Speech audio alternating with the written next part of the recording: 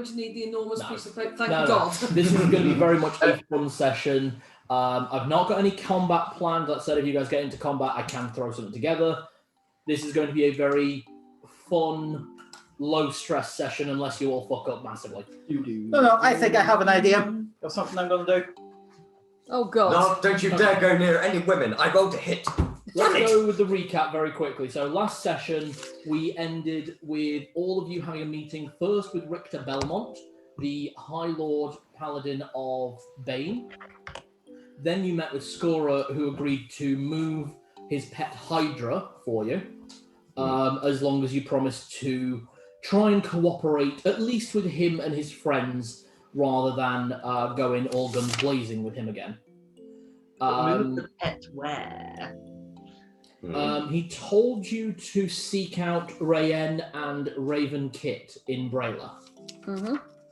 After that, and he also informed you, sorry, just recapping there, he also informed you that they would help you find Fenris. Fenris's body, the body of the god Fenris Ulfa. He's not dead. He's something. He's not alive either, technically. Yeah, what is a god if it's not dead and it's not alive? That would actually come under god. But you know he's trapped. Yeah. And to be trapped, you therefore need a body. Yeah. Oh God, what is he trapped in? There is the question. That said, you all feeling absolutely exhausted from the massive fight you had that morning with Apala and Deva, as well as 4 Paladins of Bane, which you all fucking wrecked with a combination of fantastic frontal combat line from the Cleric and the Fighter, perfectly placed 33,000 volume fireball. Thank you, Gygax. That's why I'm more exhausted, because I didn't do a lot of combat, but it was the fireball that You made me all feel a took fire damage from that, finishing up with a very sudden casting of the most powerful spell ever, Gun. Cast Gun! On this epic boss fight with a demi-lich cleric paladin and a tiger whip fighter. I cast Gun, resulting in her grabbing the now nearly dead lich and screaming, "Fuck you guys anyway," and running away. Yeah, in Jesse James style from Pokemon. Nice. Blasting off again. After those meetings, you were all quickly exhausted. You had the day, you were told you would be collected from, if anyone needed you, they would seek you out at the Cloven Wolf. But you basically had the day off while the guard sorted out what happened. I believe we've got a meeting with Lawmaster Jacobs the following day. That is correct. Yeah. They will be coming to collect you first thing in the morning. So, on the tail end of the 25th of Kythorn, what is the party doing? This is the end of the day after having had the meeting with Richter and everything, Yes. Celadine is going to go to the black market and pick up that book from the nice lady in the bookshop and then proceed to get very drunk while reading. Sargoria has the book for you, as well as other books that you had agreed on previously, and tells you, please come back anytime, dear. That's very nice of you, thank you. It's always nice to meet another book lover. Thank you. Celadine then secludes herself in bedroom with large bottles of alcohol. Okay, we will be rolling a Constitution modifier first thing in the morning. Who wants to go next? How many books can I have read? Narlock? 3. Narlock knows this city is not good for robbing because he's been here before, tried it, did not work. So instead, I'm just going to go about town, maybe pay another visit to the black market. And I am going to have a bath, first of all, before finding some appropriate swimwear to head to the beach. Are you going to the beach today? No, but I know we're going to go there, so the appropriate swimwear is just for the occasion. So he's going to go He's going to go shopping. Okay, not a problem. You ask around. You ask the bartender, Gavroche, who informs you that obviously a bath can be drawn up for you, no problem. Food can be put in, anything for the heroes of Dale. Obviously, you still have to pay for your stay, but he's happy to get anything you need. He also tells you the best place to go for a swimsuit would be the Bazaar Bargain. Colette's Cloths, will most likely be the one to get you some decent swimwear. So while you were out, we were talking about which shop would be best for that, and I actually said, Okay. Are you just getting swimwear for yourself or for everyone? I don't know their sizes. So just for yourself, knock off, let's say 15 gold for the swimwear, the bath, a very nice meal that's brought to you during the evening. Basically, as you're getting out of the bath, one of the barmaids comes up and drops off a large silver tray. A tray you actually recognise as being very similar to one that Herr Ketzler had when you first arrived. It has tea, biscuits, selections of cut meat, cured meat, just anything you possibly want. Like some of the finest cheese selection. You didn't expect this place to be able to provide this much, but clearly you're getting some kind of very special treatment at the moment. Okay, Father Zed. I noted which 3 books. Do I need to tell you, or? Yes, please. I've read What I Did to Dale. Okay. Monster in the Sheets. Okay. Yes, and basically the first one I read was the history of the Belmont family. Then I read those 2 as a palate cleanser. Good choice. The first one was a very dark read. I will give you information as we need to after this. Zed. Okay, after the battle, he's going to head back to the inn he's going to wash up, and he's basically going to spend the evening relaxing because he hasn't actually had the chance to do that for a while. He is not. And around midnight, he'll probably wake up and he'll head out and just do some praying out at the shrine next to the inn. And I think during the rest of the downtime, in regards to the beaches, would you say he's already got those vestments? A casual vestment? I would say most likely, especially with Worship of Feral Sulphur, it's expected that if you do bathe, you bathe in running water. So being in water, you'd have the appropriate clothes. You wouldn't be expected to go in full armour. It would rust really quickly. Yeah. So, yeah, I'd say you'd already have a set of very basic swimming vestments, shall we say. Yeah. So bathing and running... Oh, does that mean he actually has to bathe in the sea? Does he have to bathe in the sea? No, you don't have to bathe in the sea. It's purely okay. It's something to go in water with. Yeah. You alright? Yeah, I'm just checking something. Yeah, that is switched on. Yeah. But beyond that, he just spent... he makes sure to give Tibbles a bathe as well. Okay. Yeah, Or he's in the back and then Tibbles does... Probably that one. You can never get a dog in a bath unless the dog wants to go in the bath. So, yeah, that's what happens. Yeah. I need you to make a perception check or animal handling, by the way, with Tibbles. Is it... Natural 20! Yay! Okay. You can see, looking at Tibbles, he's gone through a lot of changes recently, and especially with that fireball that Celadine cast, it really ripped away a lot of the hair, searing patches of fur away. But then your very quick healing of it caused the fur to regrow. As he is being washed with you in the bath, you realise that the former mottled, grey, and very ugly, dirty fur he previously had is giving way to a much lighter grey, almost white coloration, particularly around the scruff of the neck, the shoulders, and down the middle of the back. Nice. As he is growing, he's becoming more and more a wolf, to be honest. Yeah, I got a werewolf dog. If he starts walking around and wearing trousers, we've got problems. He's just getting bigger, stronger. He's turning more into a wolf. Yeah. A big, strong dog. The biggest, goodest boy. Strong. Him strong. Oh, come on. He went right through the market with you, Celadine. Yeah. I wasn't criticising him. I was, him Yeah. strong. Yeah. He's going to end up looking like he's going to end up a big fluffy whopper. Okay. And Roberto. I'm going to do what Narlock's doing. I'm going to go and have a look at some of the swimwear that's up for grabs at the bazaar. Okay, do you have anything particularly in mind, or...?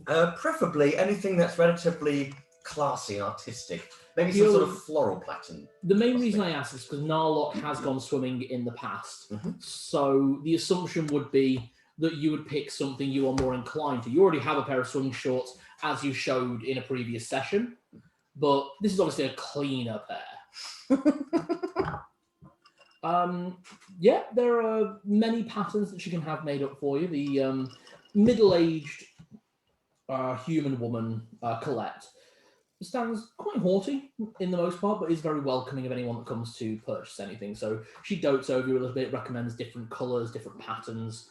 If she thinks a certain pattern would most appropriately suit you, basically by the end of it, she basically agrees to either sell you one of the ones off the rack, which will cost you about 50 gold pieces, due to patterning, style, that sort of thing, or if you'd like to pay a little bit more, closer to 500 gold, she can provide you with a custom tailored set of swimming clothes that will actually give you a +2 bonus to charisma.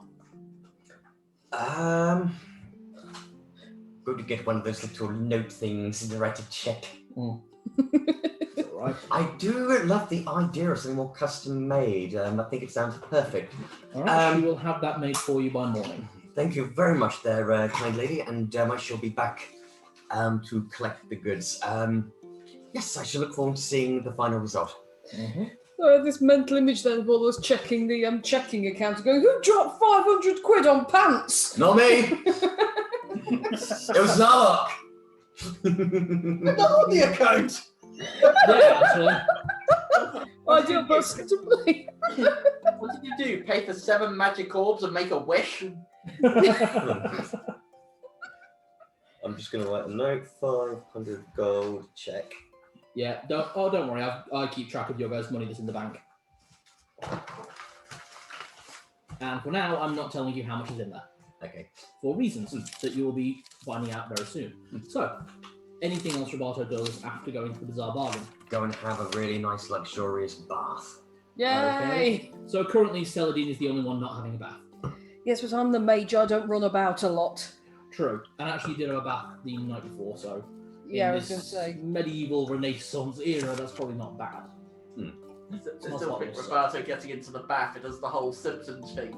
Evil! Yeah, just, Roberto descends into the bath, and as soon as his head dips below, the barmaid who was bringing, again, you this very decadent, very lovely set of food, goes, oh, didn't know you were a redhead? Your hair was so thick with dirt. Oh, no! I just literally go, just dip my head under. What colour is actually your hair? Because obviously Mibby did the artwork, it's meant to be like browny red. Is that the right kind of colourway? It's just like typical brown, so Yeah. not really reddish, but it's just like, sorry, that's dust. Yeah, yeah. You wash off the layer of red dust, you come out normal brown tones, and it's like, oh, okay, looks grey. I'm just as surprised as you are. As you get out the bath, you see this thick, like inch-thick layer of grease, dirt, old blood, yours and other people's. Hair that definitely isn't the right colour. Note to self, take baths. Where's that hair tie? I mean, I have pointed out to all of you on several occasions, and I have actually made this comment online before. I do keep track of when my players have baths in games, and I do increase the charisma DC of rolls based on that. Because if you guys fucking reek, you're not going to get a persuasion check. Is that Barton dissolving? I'm sorry for the damages. I'll give you help. It's all right. And she drags the bathtub out, probably to have it incinerated. Oh, do you know what? I feel so much better now. You feel lighter. You can see steam rising from the edge of the bath as it corrodes. Oh, God. So, the rest, the party sleeps. Has he come into Narlock's room at any point? Yeah. There is one barmaid that keeps popping in, a slightly shorter, chunkier blonde woman who brought you the food originally in the bathtub. La da dee, la da da. Oh, Are you attempting to seduce? Yeah. oh, bathing. Give me a persuasion check at advantage. You guys are currently the heroes of Dale. Oh, speaking of, how much did it cost me for room and board that evening? He's basically said he's going to settle up with you when you guys leave. Yeah, okay. I'll be very surprised if we're not comped. Potentially. 14. 14. She doesn't look disinterested, but sir, I am on my shift at the moment. Maybe later. And she takes the things away. It was a close check, I'll tell you that. Oh, when in the party, it's not the bard that seduces, but the rogue. We shall see. He's So, probably the best looking one among us at this point. you two do have the highest charisma. What is your charisma stats? I was literally about to say, my charisma is currently at 15. 11. Which, weirdly, is the second highest in this party. 9. 10. So, 9, 10, 11, 14. At least I think it's 9. Bear with me. Sometimes I believe in giving head starts to people. No, 6. 6? Jesus! Wait, your charisma is 6. Yeah. Okay, Nick, I'm telling this right now. I've only ever known one character with a lower charisma stat than you, and guess who it was? You? Fenris. Oh, When I actually played Fenris, he had a charisma stat of 3. Is it? He was raised by wolves. Yeah. Yeah. Well, you say he's not. He doesn't look ugly when you describe him in our That's his god form. oh. You're gonna be a god and like it. Oh, that was a mistake. Too late, bitch. It's probably ripped to shit, but it's just like... The thing was... To be fair, bad charisma doesn't necessarily mean you're ugly. It means you are shit at speaking to people. Fenris basically was ripped to shit, but no definition. He was physically very strong, with a strength of 18. The main issue was he had fleas, and he refused to get rid of them. Ah. And I regularly roleplayed that fact. Yeah. He would scratch himself in public. Didn't matter where or who. Blimey, what happened to you? I got crabs. What about you? I got fleas. I got fleas. I call him James.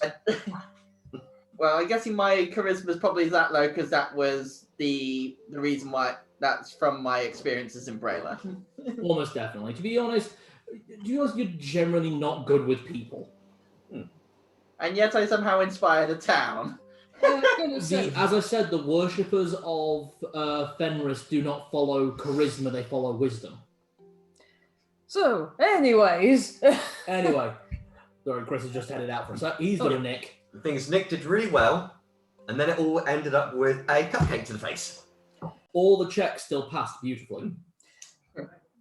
I still say I'm gonna get you for that. You shoved a few cakes down his mouth. Last session, genuinely, you guys were rolling so well. That's what fucked up that combat encounter. Every one of your attacks hit, basically. Yeah. It's incredible. I was nervous against the paladins, but with Narlock's trap and then... Ding, It ding. just all worked. It's great when a plan comes together. We rule. Okay. So, where's Chris gone, by the way? Yeah, he's just sorting something in the kitchen. All right, so can still hear us, yeah? Yep. You can still hear, can't you, Chris? Okay, fantastic. We'll keep going then. So, the party rests for the evening. Oh, information that you garner. Oh. So, what were the 2 palette cleanser books? Because I'll just tell you a basic brief about what they are. One was a monster in the sheets, and the other one was what I did to Dale. Okay, so with the I wanted to information- see if she's that good of a writer. She's a fantastic... She's an okay writer. A lot of it is written in shorthand and abbreviated notes.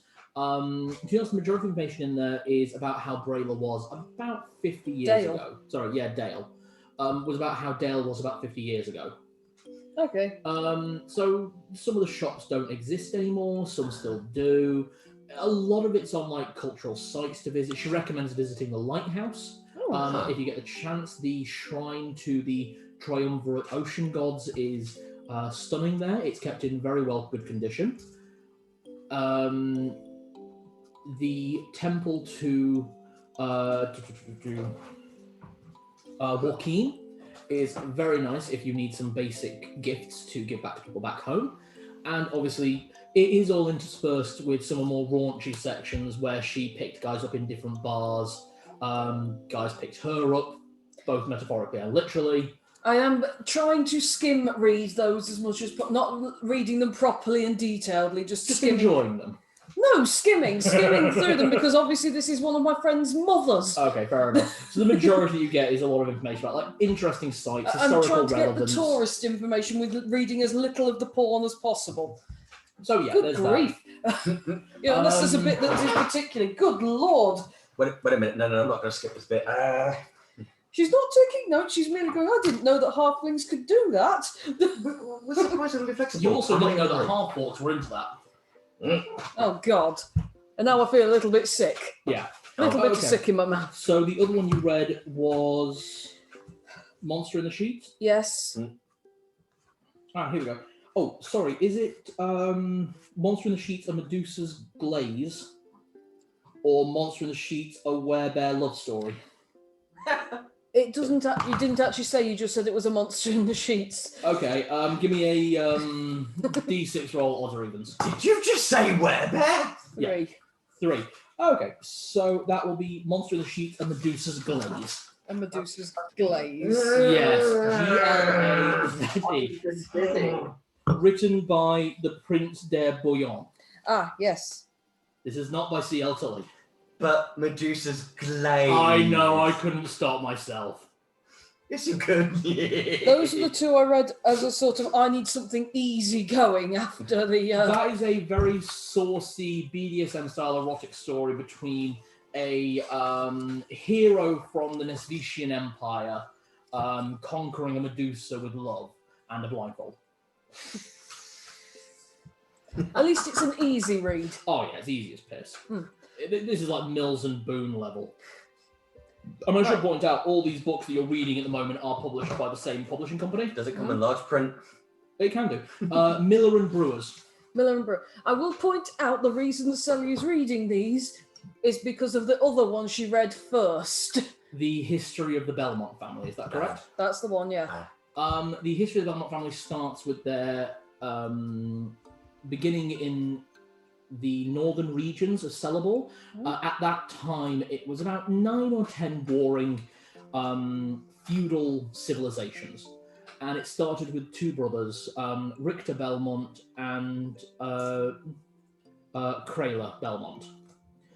While they were adventuring with a group trying to work out their place in the world, they realised too many people did not understand the worship of Bane, and too many places were ruled by weak-willed leaders who did not understand what the importance of protecting those under their power was.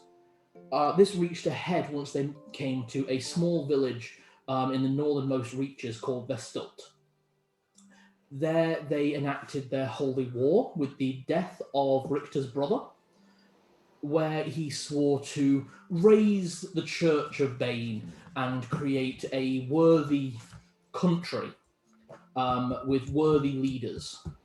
From there, the Belmont family and the Church of Bane spread out from the small village of Vestult, bringing the entirety of the northern region above the Blue Mountains under the banner of the Belmont family and the worship of Bane.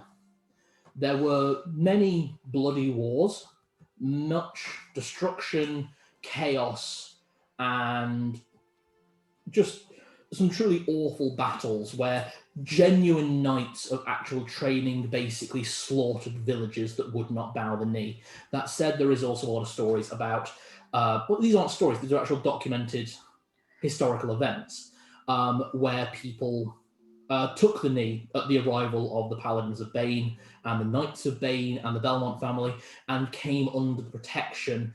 A reasonable leader was appointed, the village flourished.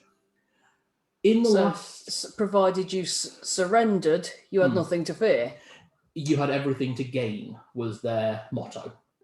Surrender and you have everything to gain. In the last 500 years, though, the expansion has slowed as giants from the north, elves from the more eastern regions of Celeborn, no, western regions, sorry, can't remember my own compass, basically said this far and no further. They would not allow any more bloodshed and no more land to be expanded by the worship of what they deemed as a dark god.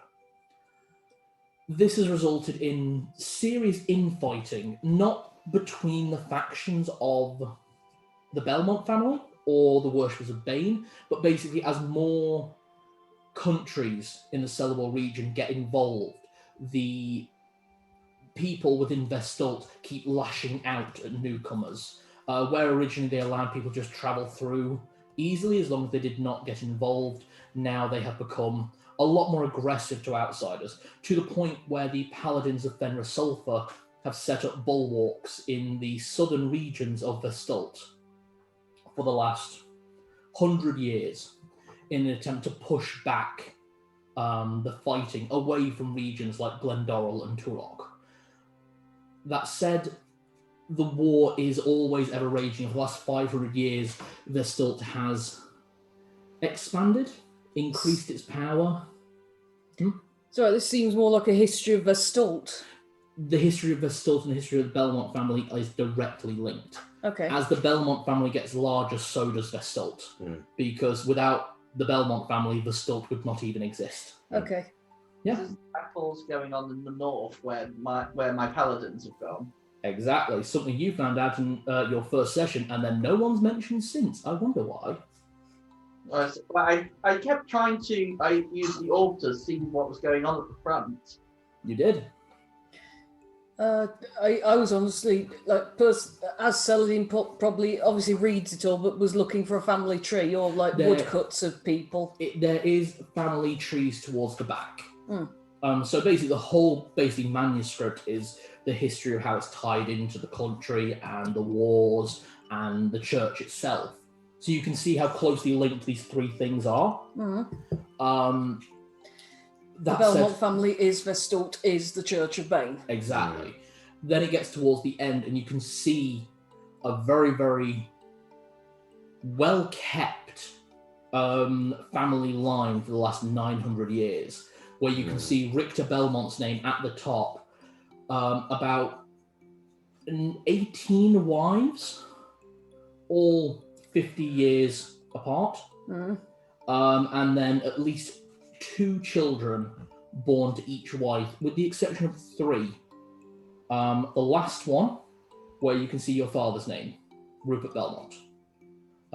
You can see another about 300 years prior and another 500 years prior, where they only had one as well. He started having fewer children. Not exactly. It was spread out. There's no real pattern to this. And you can actually see Lana Belmont on there. Right. Okay. That was it. Yeah, that's fine. As for woodcuts and wood carvings of the family, they all basically look like Lana, to be honest. The same flax and blonde hair, same blue eyes that you bear. And there is a wood carving of Rupert. The wood carving is of Richter, with his son Rupert on his knee, and Richter's 19th wife. So the only picture is of him as a baby then? Yeah. Okay, that was all. That's when she proceeds to put the book down, get drunk, and read the dirty books instead. Absolutely. Okay. Sorry about that. No, that was... I wasn't expecting that much information, honestly, Cal. You're reading historical manuscript, so I don't really know what else to do besides give you the info. That'll be vital. If anything comes up related to Vestalt, the Church of Bane or the Belmont family, I will allow you a history check with advantage. So, We'll just wait for Nick and Chris to get back, and then we'll continue. It sounds like possibly if we confront Richter again, if someone was to talk a little bit about the history, Richter will probably quite appreciate that. He'll be like, oh, okay. done our research at least. Good, you know things.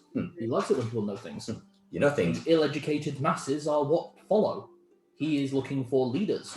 He is looking for people of power.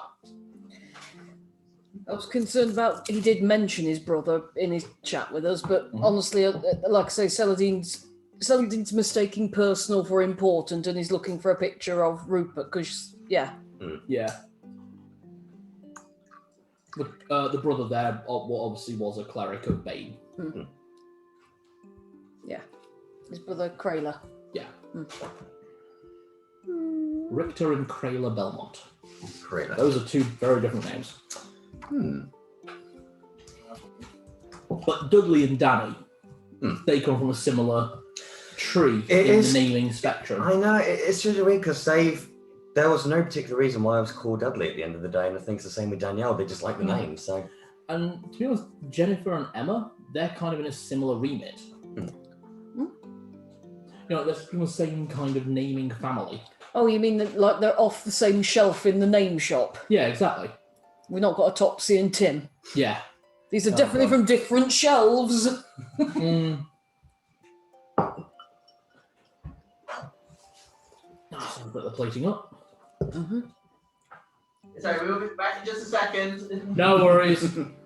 Sorry about that. I really, honestly, apologising. I wasn't expecting a block of a text. Sorry. Sorry, I know it's a historical document.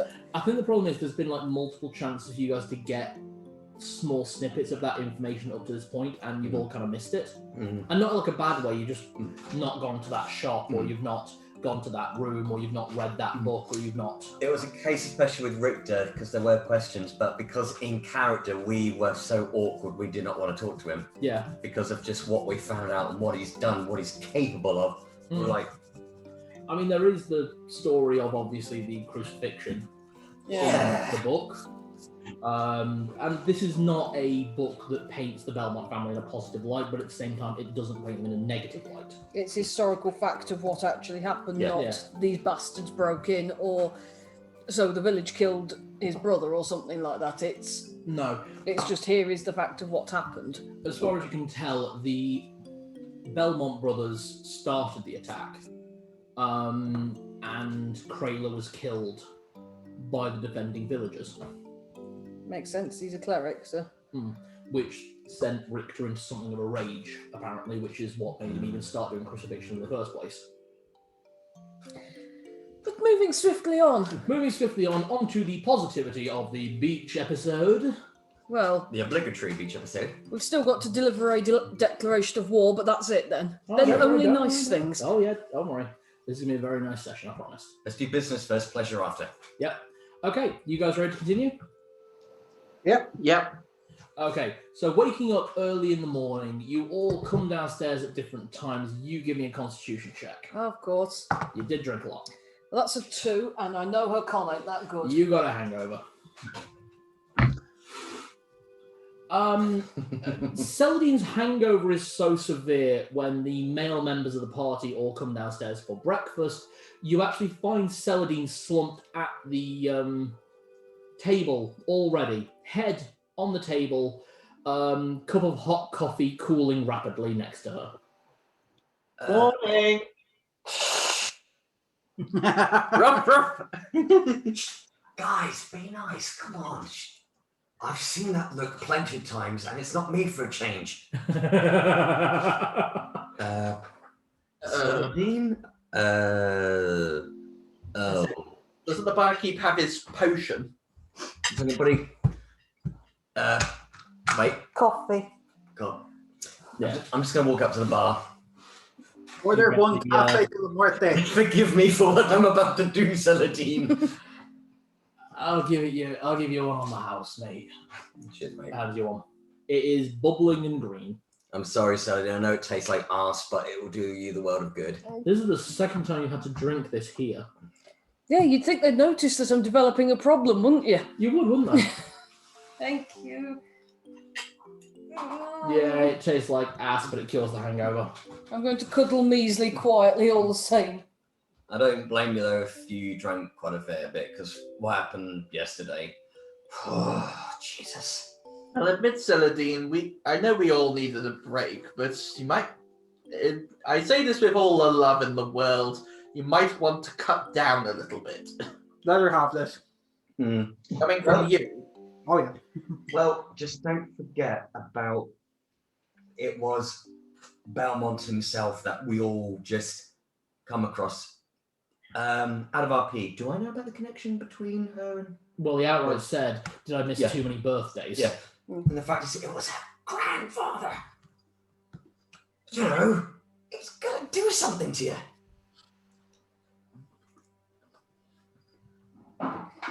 Well, we're going to do something today. We've still got... who's got that letter, that declaration?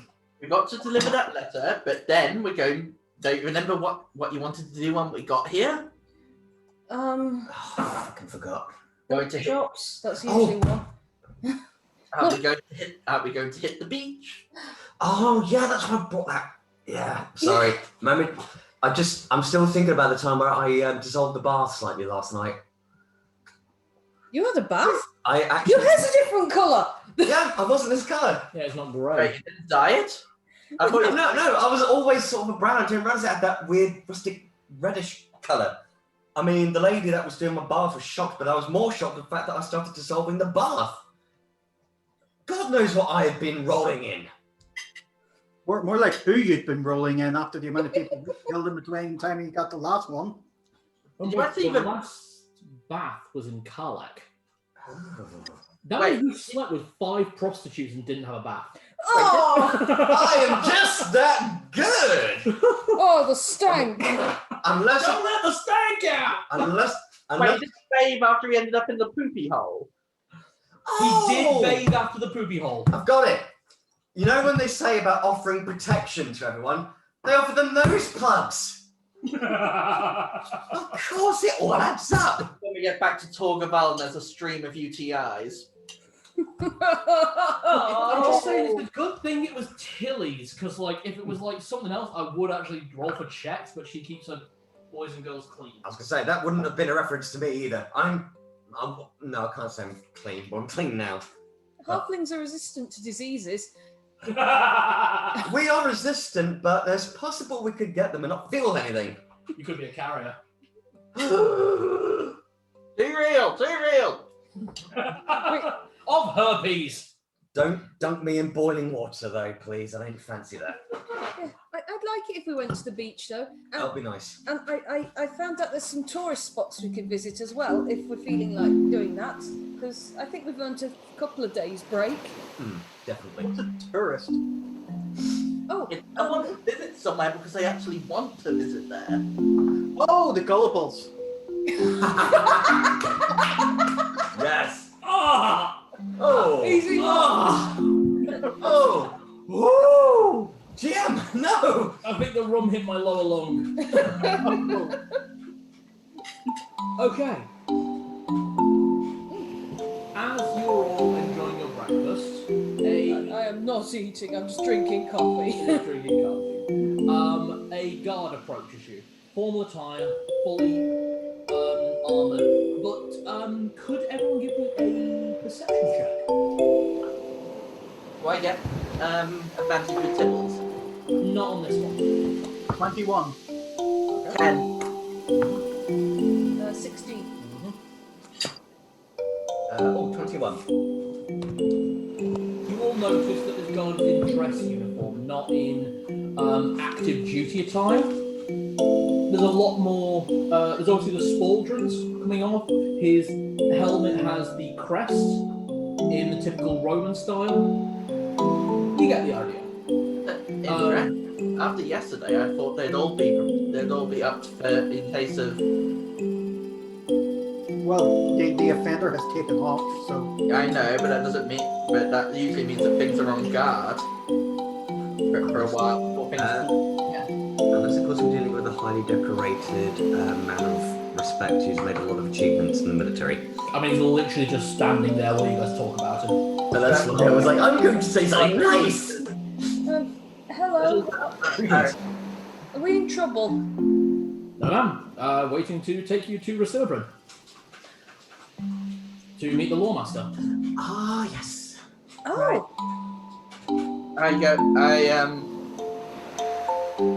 I say, bear with me a sec. I go and put on the remainder of my armor. Just, Okay.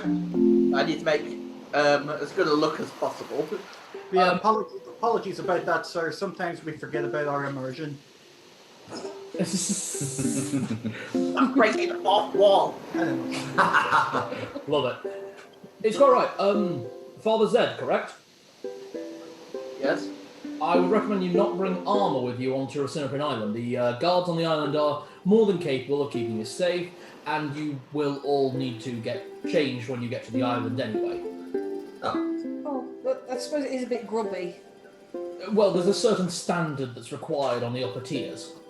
Oh. That said, the Lawmaster has mandated that you will all be fitted and have new clothes prepared upon your arrival. Oh. Okay. Oh, well, that's very generous. I do have some good clothes I can put on just for the time being. I will say that my face kind of soured when he said, but we have standards. Yeah. Have you guys ever been to Milan?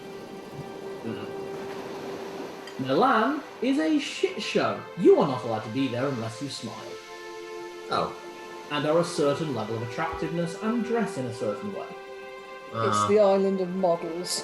Oh, for God's sake, and you've got someone with a charisma of 6! You're They gonna need have to dress you very well. You're gonna have to edit this out, but it's basically River Island as a country. Hey! You know what it is? You know that bit in Wizard of Oz where they're doing up the lion? You look worse at the end of it. We did, yes. If this is all about making good appearances, looking good, Narlock stripped down to the swimwear. What do you think? He looks you up and down and goes, we have beaches, so appropriate, but I don't think we'll go into the upper tiers, sir. He was just mad that didn't work. Were you trying to seduce the guards as well? I just say, I'm sorry about this boy, and I put a diamond collar around Tibbles' neck. Okay. Oh yeah, the diamond collars. I still had a diamond collar. Would you believe Tibbles quite likes it? But it is to start doing a strut. Yeah, do you remember Oliver and Company? Yeah, he's doing a Georgette. Yeah, just full. I mean, he's not got the tail for him. I mean, his tail's broken in 4 places, for God's sake. It is? Yeah, he's got crook. How many fights has he been in, Nick? Note to Do you self. seriously think a wild dog, after the level of combat you guys have gone against and the shit show you have put this dog through, is going to come out with an unbroken tail, an okay paw, and have the mental fortitude of a marine? Also, he's Brutus. Yeah. Yeah. Just Pretty much, that's the way he's kind of going. Yeah, but he's got a good heart. Didn't say he didn't. Feel like that, you could probably hang him up in your wardrobe. Don't tempt him. He's put one of the diamond collars on Tibbles to posh him up, and Tibbles likes it. Ooh. Is that, boy, we've got work to do. We'll take the tiny pirate costume off easily, unless he's already scratched it off in the night. He's just been sleeping. Tibbles bacon. Yeah, He he's didn't happy. wake up for you to take it off. For all you know, if you didn't know that he was basically a Fey familiar, you'd be pretty certain this weasel was dead. He does not move unless required. This is the laziest anything. He's back in my hood now, and I took his pirate outfit off him anyway. What, You know he's the awake because he starts backing with his tail. Like in the back of the neck, like scratching you. Quit it. It's meant nicely, I know. but he doesn't care if you don't accept it that way. I think the fanciest thing I have to wear is the costume I bought last time. That pirate outfit. The pirate's outfit. Oh yeah. That's basically a stolen boatswain's outfit. Or boatswain.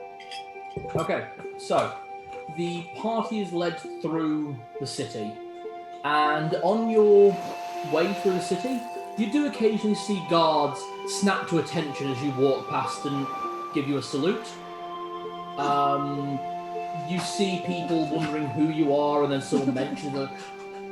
Oh, cool. Roberto's posing. Yep.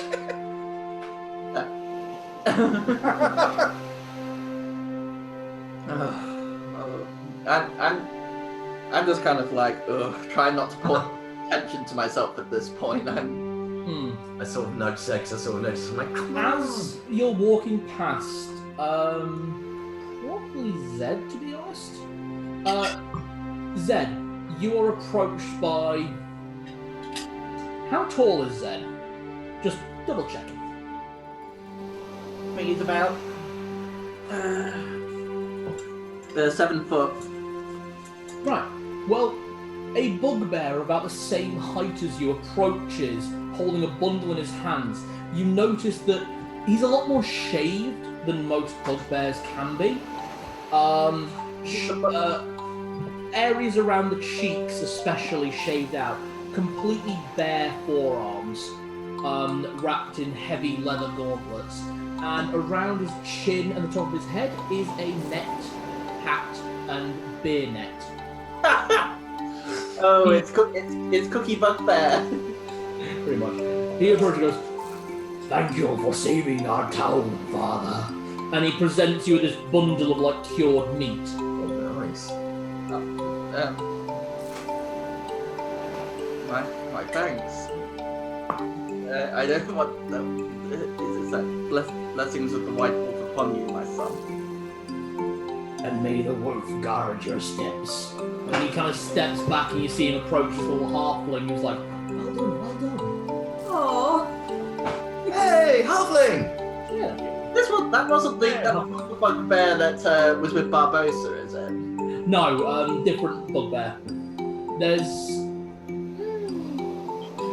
To be honest, you've actually spent more time with the people, actually. You found out that in the city there are 2 bugbears. They're not related, as people have racistly asked, quite frankly.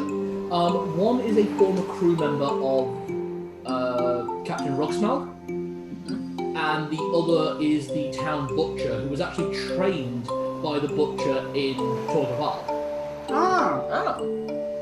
Oh, we know. Oh, We know him. we know him. Everyone knows him, he's great. You walk past, you look a bit skinny, and he throws meat at your face. While the bugbears come over there, I'm going to ask him, any chance you have any surströmming in stock? Oh, God. Oh, we have a few in the back, sir. Be happy to supply.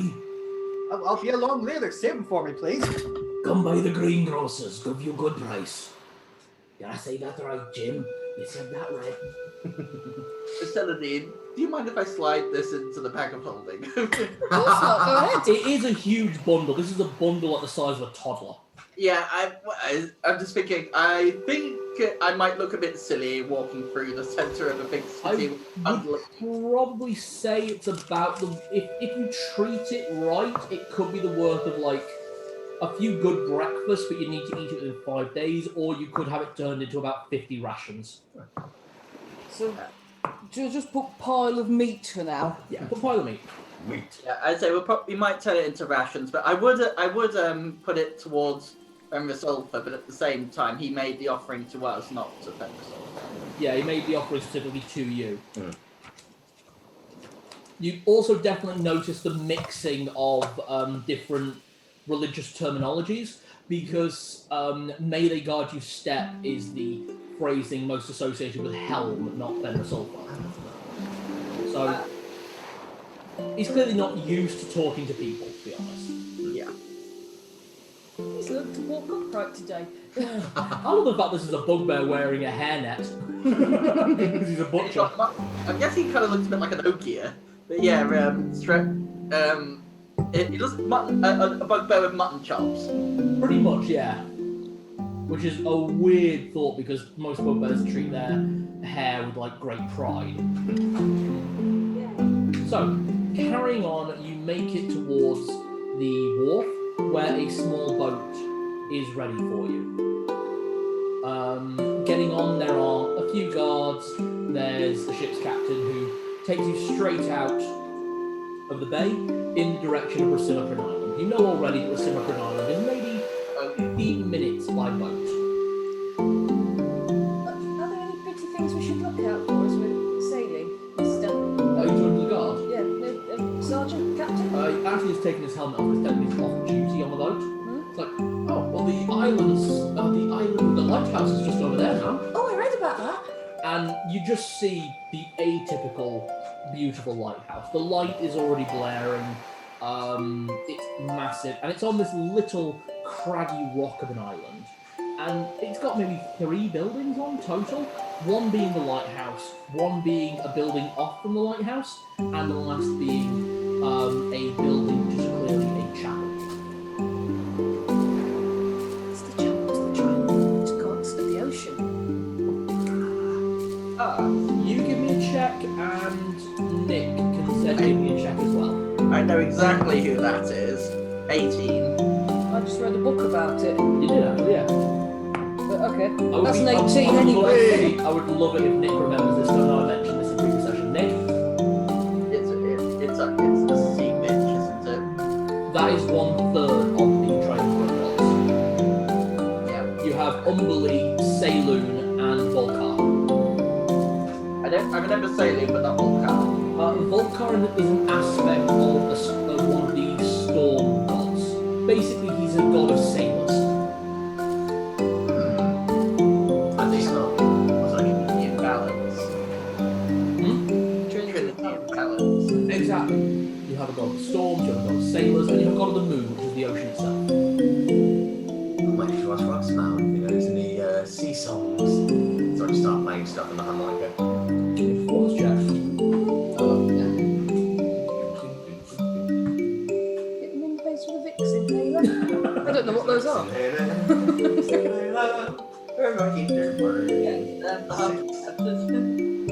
So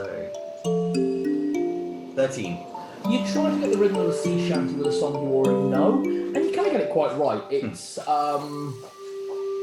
a song you remember being taught by your mother. It's called the dancing starlight comes at dawn. It's a very beautiful song. It's basically a song about the changing seasons. Probably normally a bit more of an operetta, but now Yeah. it's being sung, Yeah, being to be played honest, shantily. The kind of symphonic music you'd hear in a pub. Oh, am I trying to add more like a bit of a waltzy sound to You're it? trying to make it a bit more rounded. Yeah. So you get the idea. And you're playing that on harmonica, which is difficult enough already, but you're doing it.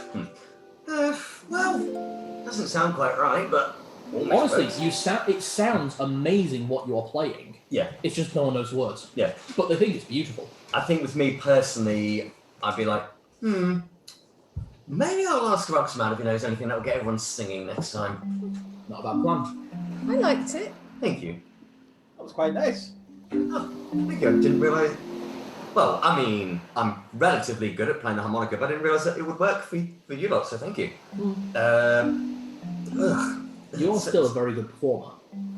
It's all wet, but so I clean it. How big is the boat? Like, The boat, not overly big. You're talking about, it's probably a repurposed fishing schooner. okay, so I would be able to put my hand over the side. Oh yeah, and touch the water, no problem. Nice. Yeah, I've got my hand in the water. Okay. You're not seasick, are you? No, just Actually, that's a very good point. No, you would absolutely not suffer with seasickness, neither would Zed. You two might. Okay. 2 landlocks, yeah. Exactly. Constitution? Yeah, go on. Is one at disadvantage because I would have been hungover? Am I okay now? You're okay, the hangover cure worked wonders. That's +2. Like, seriously, you've watched Barney's hangover cure. Ooh, not very good. Can't be as bad as mine. What do you get? 6. 7. You two are both feeling really nauseous. You luckily didn't have anything for breakfast. You bring up your breakfast. Over the side, over the side, over the side. Yeah. Zed and Narlock Oh. You two basically... Does it fly backwards onto his hand? Yeah, go on. Oh, Basically, sorry. No, you are watching with your hand over. It's like, oh, this is really nice. Oh, I guess those two are coming to see the view. It's like, what are they doing? Why are they bent over the side? Oh my god! Why is it blue? I don't remember drinking that. Clean. It'll be okay now. I feel better now. Oh god, it isn't nice up on Right. there, is it? Yeah, once you vomited, you actually okay. You feel normal for the entire trip. I'm not used to this. Try and hang on. If you put your hands and grip the bench really tightly, it's like you're not bobbing around so much. How far away from shore? 5 minutes tops. Pick a point on the on the horizon and focus on it. All right. Thanks to these two. I need to get clean. I'm going for a swim.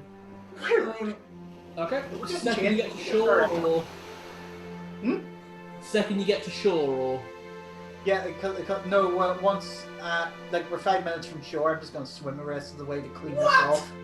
absolutely no problem. Shouldn't have had. 5 minutes from shore is about 20 minutes swim. He'll be there waiting for us. Give me. Think him. Don't dive into water and go stealth. Now, if this is 5e, I'd say an athletics check. But because we don't have that skill, give me your strength +3. Okay, so that's +5. Yep. 8. 8. By the time you reach the shore, the rest of your party have disembarked. The ship has been moored up, and the guards are waiting for you to help you back onto shore. It's like, there you go, and you've got a towel. Yeah. Did you consider taking off your clothes before you jumped in? The point was to wash my clothes. Oh. Yeah, because it was covered in vomit. Sorry about that, Nola. I didn't realise I was not going to react very well to this boat trip. That happens again, I will make sure you have something to throw up again. Just be careful, because it might end up on you for a second time round. I said, Captain. So what's the next step? The captain? Or the soldier? Guardsman. Oh, right, the guardsman. Sorry, I thought you meant the captain of the boat. Yeah. Like, he plonks his helmet back on. It's like, let's get all of you to the tailors. Oh, yeah. Just as well. Yes. You guys didn't get to have a good look at Racimapran Island yesterday because you were brought in by the coastal side, which is very rocky. Looking at it now, you can see that what was probably once a large mountain had been hewn into 3 massive steps where houses have been built on these flats. This entire section that you guys are currently on, this almost like ground floor, is just covered in very fancy cafes, coffee shops, taverns, bars. Lots of food and drink and lots of decadence is how you feel. Literally the smell of really good quality food and drink is just wafting over you right now. 2 halfling raised up. Yeah, you two are loving this. I can smell rosemary chicken. I can't stop salivating. As you're led past these buildings by the guardsman, you're brought to a little shop. It is very little, but it's then attached to a much larger building. No name on the front. This is the kind of place where if you have to ask what somewhere is, you don't belong here. And you're led in. The half-elf behind the counter looks up and goes, "Ah, you must be my 8 o'clock inspection." Half-elf, male or female? Male. Very handsome, quite aged. Imagine, imagine Gok 1, but a half-elf. In fact, just imagine Gok 1. I can imagine that, but he's got slightly pointy ears. So, let's get you all fitted some decent clothes for the upper tiers, shall we? Oh, okay. I just thought you were going to make us wash our things. No, you're getting a full treatment, dear. Ha! I'm not complaining about that. So, let's get your measurements. Does anyone have a preference on colour and style? You see what I'm wearing? Something like Yes. You like black? No, it's not black. It's the outfit that I had on in the picture. That was it was black. I thought that was. There's lots of browns and blacks and greys. Somewhat drab, but I can make it work. You, dear, yours is very colourful, very nice. Do you want something much the same? I like blue, yes. Not a problem. I'll have something beautiful made for you by the time you come out. And I show him the robe of Leyspark I'm wearing. This doesn't come off. Sorry. A copy. Oh, I recognise that symbol well. That looks like a Leyspark. Oh, Yes. your grandmother must be. You must be. Well, you're not Eldor, clearly. No, he's my papa. So you must be the granddaughter of Lady Leyspark. Lady. Oh, she's a lady if you ever meet her, dear. You should know well. Well, Nana, yeah. Yeah, that's the one. Don't worry, I'll have that matched up perfectly. Is there any fucker I'm not related to? This is literally your grandmother, I know. and she is known to be one of the best seamstresses in the country. Welcome to Leyspark, the inbred planet of the universe. Oh, hang on, actually, just as I don't know. Should I have a collar for this and just pull the wheels? Yeah, something I can do with that. Should we have a collar or something? Well, I'm sure I can make something work. Should it be blue as well? Do you like it in blue? Hmm? I don't think it really matters. He's going to hate it no matter what. Let's make it blue. You, and you, sir. Oh, it's because you're on a refill or? I'm alright, don't I? I just kind of sigh and just say, anything silver will do. Fantastic, I love the colour. And you, oh my god, you're a grown adult. I thought you were a child, I'm so sorry. That's the normal thing that happens when people address halflings, but no offense taken, it's fine. Good, I'm so sorry. It's okay. Don't suppose you could do something for me that's red, but kind of like a very smart jacket sort of style. I'm sure I have a doublet to fit, I'll just have to take out one of the children's. Yeah, that'll be okay if it fits. It will. The child's small. Very Well, smart. a child's large, he's a halfling, hearty meals. Very smart children as well. I am impressed. Okay. The four of you are then led to the larger building that you saw attached, which is a magnificent bathhouse. For the next 2 hours, the Travellers of Leyspark are pampered, primped, oil treatments for hair, massages for aching muscles. Sorry. just It's getting alright. to roll. I'm enjoying it. Get in character. Oh, yeah, lower. By the end of this, Zed is going to look like Shrek in that third. You got a problem, little laddie. Somebody's just growing ever more awkward as people try and do things to make her prettier. Well, someone does ask you if you like your makeup done. I don't think there's a lot that makeup could do. Yeah, let's give you a nice oil treatment. And just very, very nice hair This oil feels treatment. Yeah. Basically, like I said, for the next 2 hours, you are fully pampered. And when you're all brought from the bathhouse, does anyone want to do anything while you're in the bathhouse, I should ask? Is there anything specific that... I don't normally go for pampering, but I will say it does make a better appearance. Can you do something about the beard and hair? A quick trim, neat and tidy? Absolutely, sir, not a problem. And fully trained professional barber gives you a really nice, exactly the kind of beard that you could want. Like a Turkish barber kind of thing, hot towel and all that. Oh, hell yeah, full bore. I strangely feel as far from clean as I've ever felt before. Oh god, they're doing Tibbles as well. Oh. I mean, they probably pumped and pampered him. He probably walks out looking like a corgi. They do actually, fuck it, why not? They provide pet care as well. They don't do much with Measley, sorry, because Measley always looks like the perfect weasel. He's a weasel. What are you going to do with it? Brush it? I mean, Well, yeah, they try, but he bites someone. no, naughty. Sorry, he doesn't like anyone very much.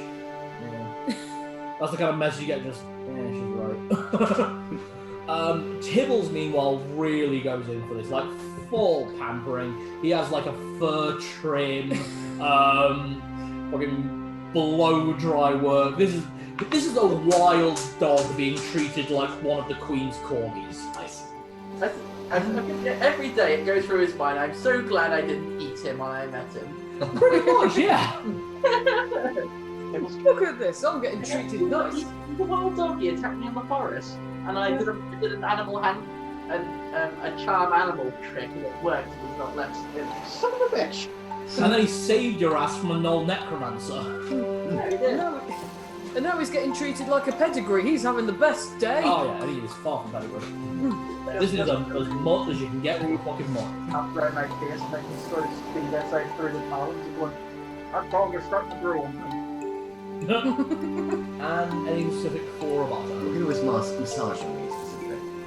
What would you like massaging? A very nice, attractive lady. Doesn't matter if it's elven or not. Non-elven this time. Okay. So let's give you some diversity, otherwise you're going to look like a racist.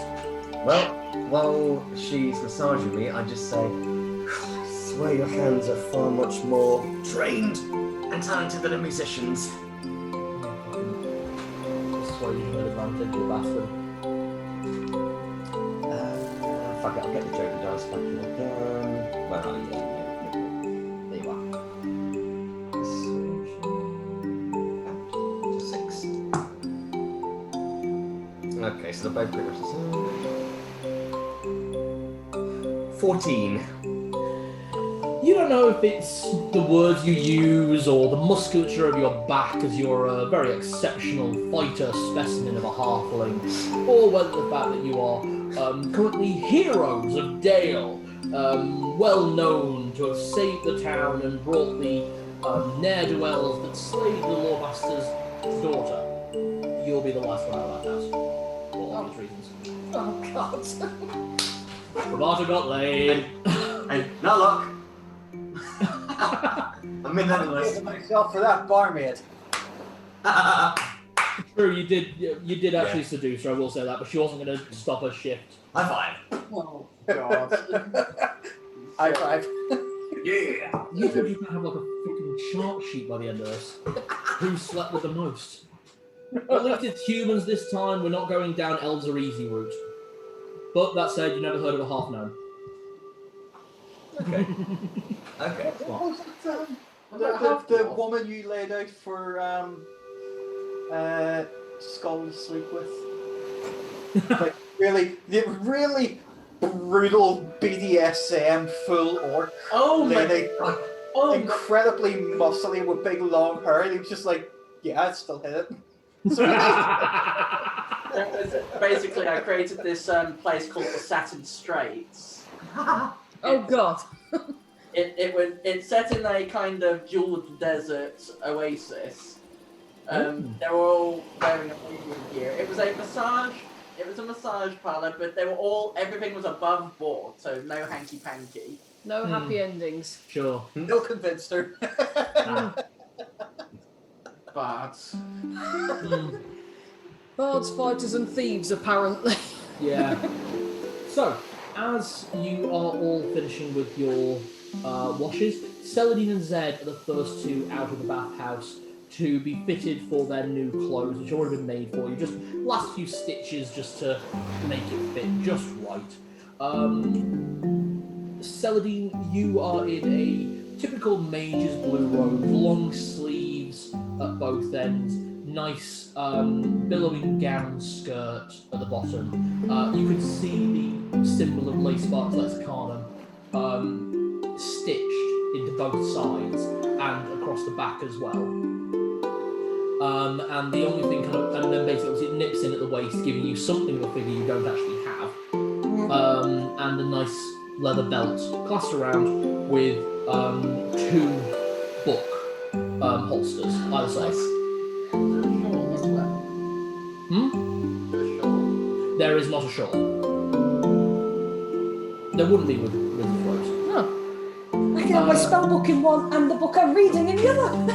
Zed, It's a gun holster. the clothes that you're presented with are closer to your own vestments, but much fancier. There's silver filigree stitched into them, has markings of wolf and moons, just tapered all the way down the inside. It comes with a large scarf that you can wrap around your shoulders to mark yourself out as a man of faith. Yeah. My cloak. They don't get to replace the cloak. No, as soon as you have done this, you throw the fur cloak over the shoulders, and it fits so well. The silver vestments just billow in a way that just give you that air of authority and power. Are these to keep forever? Oh yes, dear. It's all been paid for by the Lawmaster, don't worry. It's just so overwhelmed. Narlock, you are the next to leave, and they present you with a very well-fitted black and brown waistcoat over. To be honest, in most circumstances, this is called dockhand wear. You're wearing a very nice shirt, trousers, and then the waistcoat, but they have been done up with that mixture of browns and blacks that blend so seamlessly with darkness. I'm kind of thinking of, you know, Orlando Bloom's posture outfit he wore in the first movie, the first Pirates of the Caribbean when he went to the house to Yes. protect the sword. That's exactly it, actually. And in fact, to be fair, you do also have the long socks and slight high heels. He's actually I kind of dig this. This is great. Thank It you. looks bloody good. We are talking like 1700s English attire. They even offer you a powdered wig. You look like a page boy. Just for that. That's Thank not you very nice. much. He looks really nice. You It do as suits. well, actually, Zed. Oh god, he's put the wig on. He's got a fucking wig on. Hey! That was completely in character. I'm stating right now. Somebody's going, oh no, he looks really nice, and so do you. Zed. Oh god, he's put the wig on. That's when we all hear. It's when we all hear classical Beethoven. Yeah.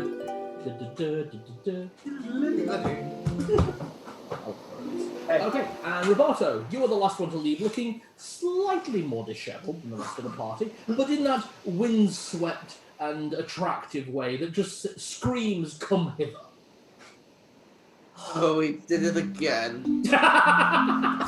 What are you referring to, my dear fellow? Did they not do your hair for you in there? Sorry, I Yours ended up... looks like it's gone sort of flat at the back. Well, I kind of asked for the slightly ruffian look, so they kind of ruffled my hair a little bit after I dipped it underwater. Oh, okay. What did they do with your beard, by the way? Because did you have the Turkish shave as well? I think I did have a bit of a shave, so it's kind of a little bit more defined, so the jawbones... Probably close to what you have now, actually. Yeah. Yeah. Okay.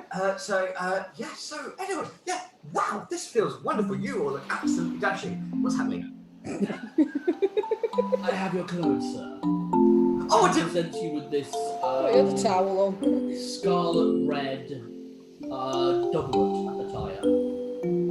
Again, like with Narlock, it comes with the short trousers and the long socks, and the slight lifts to the heels that bring you a few more. These are high heels, I will say. This is to bring a halfling into a bit more of an appropriate height. I can always pass as a dwarf. If I just had the beard. Excellent. Oh, and I should mention, by the way, Narlock, yours is open chest. Just no scarf to cover there. Yours, cravat. What's the name for them? It's cravat and a ascot. Ascot, yeah. Where's the changing room? Because everyone's going to see. Right there, sir. Thank you, sir. Okay. So, strip. All right. Oh, God, I love getting to play. I love getting to play dress up with my party. did he manage to do anything for Measly? What was that? I'm saying to Roberto, what's the matter? Too many bite marks?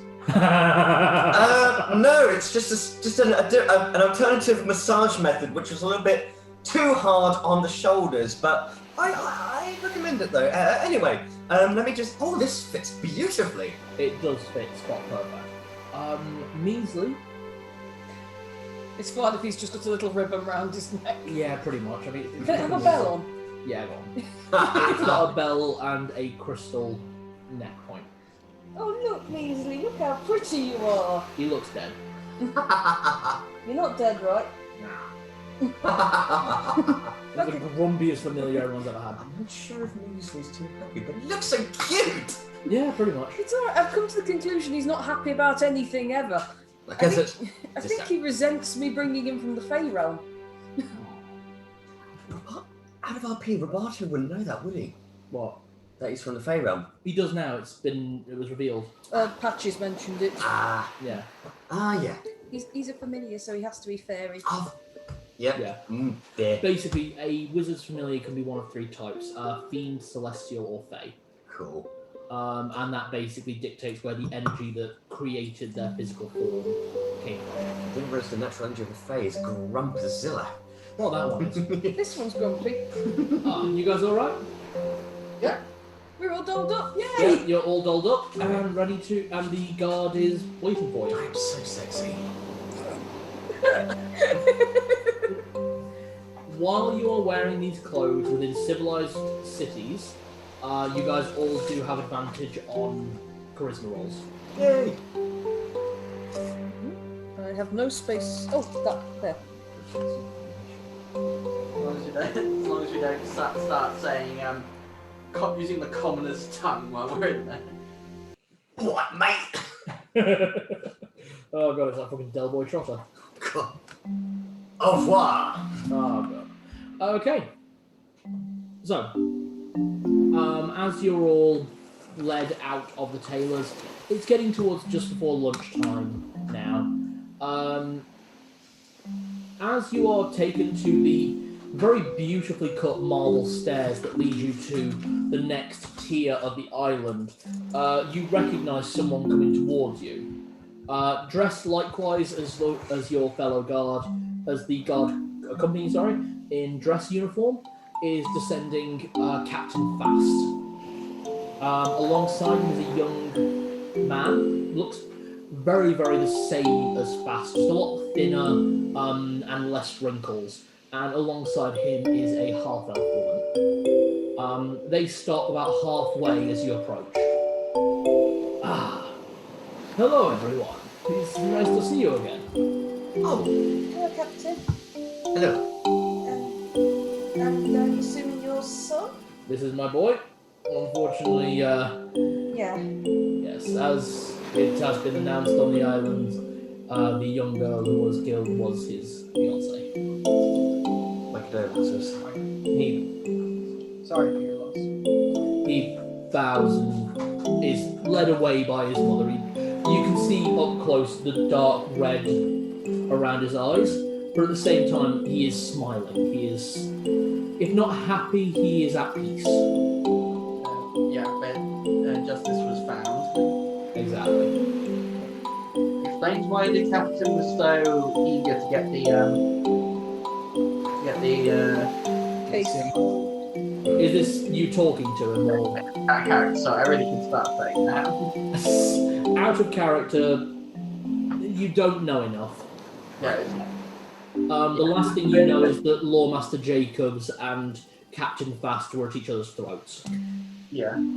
I assume that you and the Lawmaster aren't at odds anymore. We have never been at odds. It is a way of making sure that people will come to me freely or will come to him freely. Only under a Simmerprim can we make like friends. Oh, I see. So if people don't like something he's doing, they come to you instead. And if they don't like things that I'm doing, they go to him. Right. But you actually are still communicating, so everything gets solved. Exactly. It's far more simple than it's far more a simple way of dealing with things.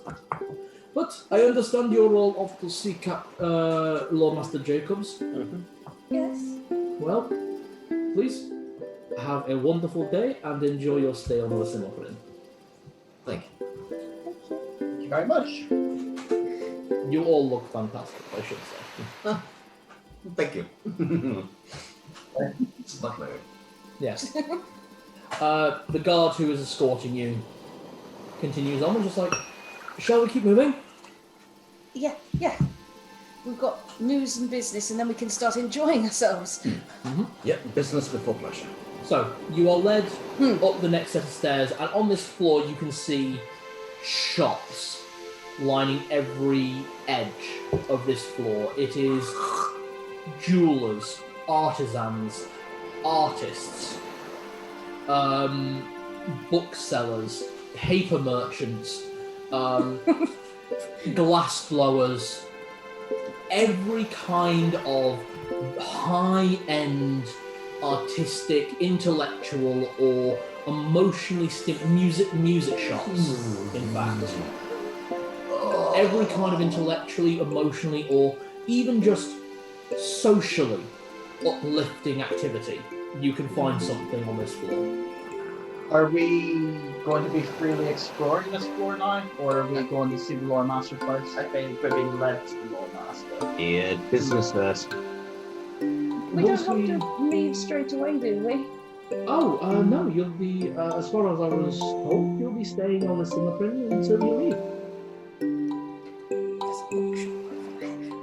It might have the person you're looking for. It might cost you your new outfit to buy something there, though. That's all right. Books are more important than pretty dresses. Play it cool. We're heroes. You never know. We could get discount. Or they might just at least give us reasonable prices. Better act like we belong here. Where's the nearest bar? Ground floor. Zed feels so out of place here. To be honest, the majority of you do. This is... Tribes. He comes from a nomad tribe. This is... Yeah. Honestly, this is aristocracy. Yeah. But it's aristocracy you can buy. Even that sounds intimidating still. Okay. I definitely want to come back via the bookshop. There was enough of these pellets wandering around for me to get some idea of how they talk. Oh, are we not talking right? I was going to say, how do they talk?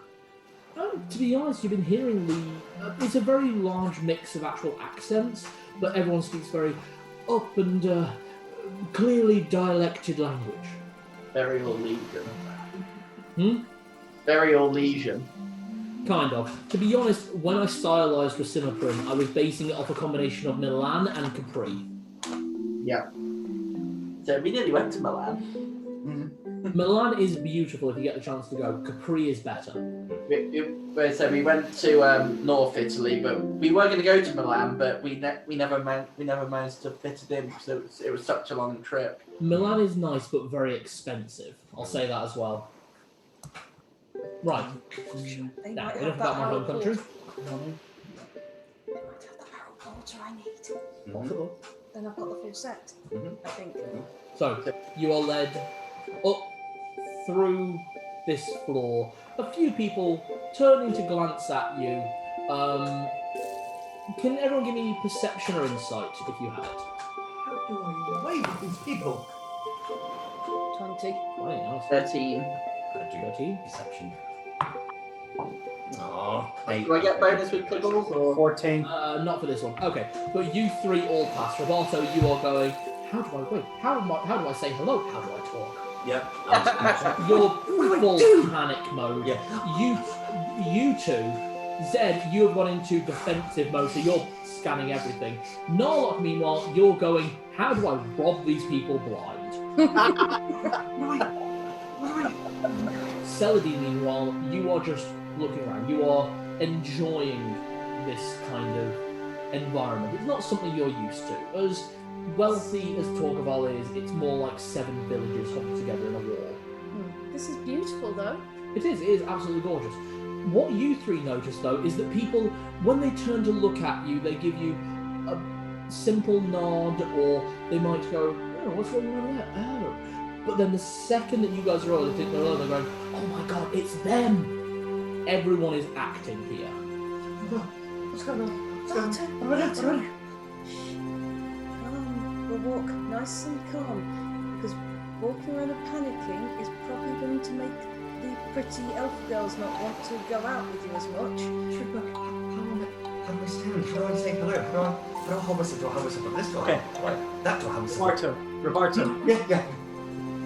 Stand up straight. Arms back. Yep. Speak calm, but firm, and never show emotion. Hello, I am Roberto.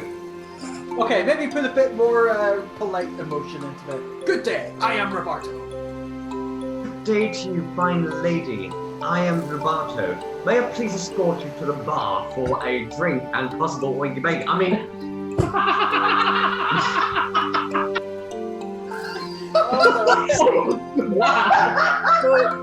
My wife, everyone. I mean, a nice romantic stroll on the beach. You're right, Will. And then polish off with a wee bit of rumpy pumpy. I'm sorry, but I am intimidated. Sorry, can you say that again, Dan? I said, well, I'm finished the evening with a little bit of rumpy pumpy. Yeah, go for it. It'll take time to do the same. Quick toilet break. Said, just remind me, do I need to roll my arm?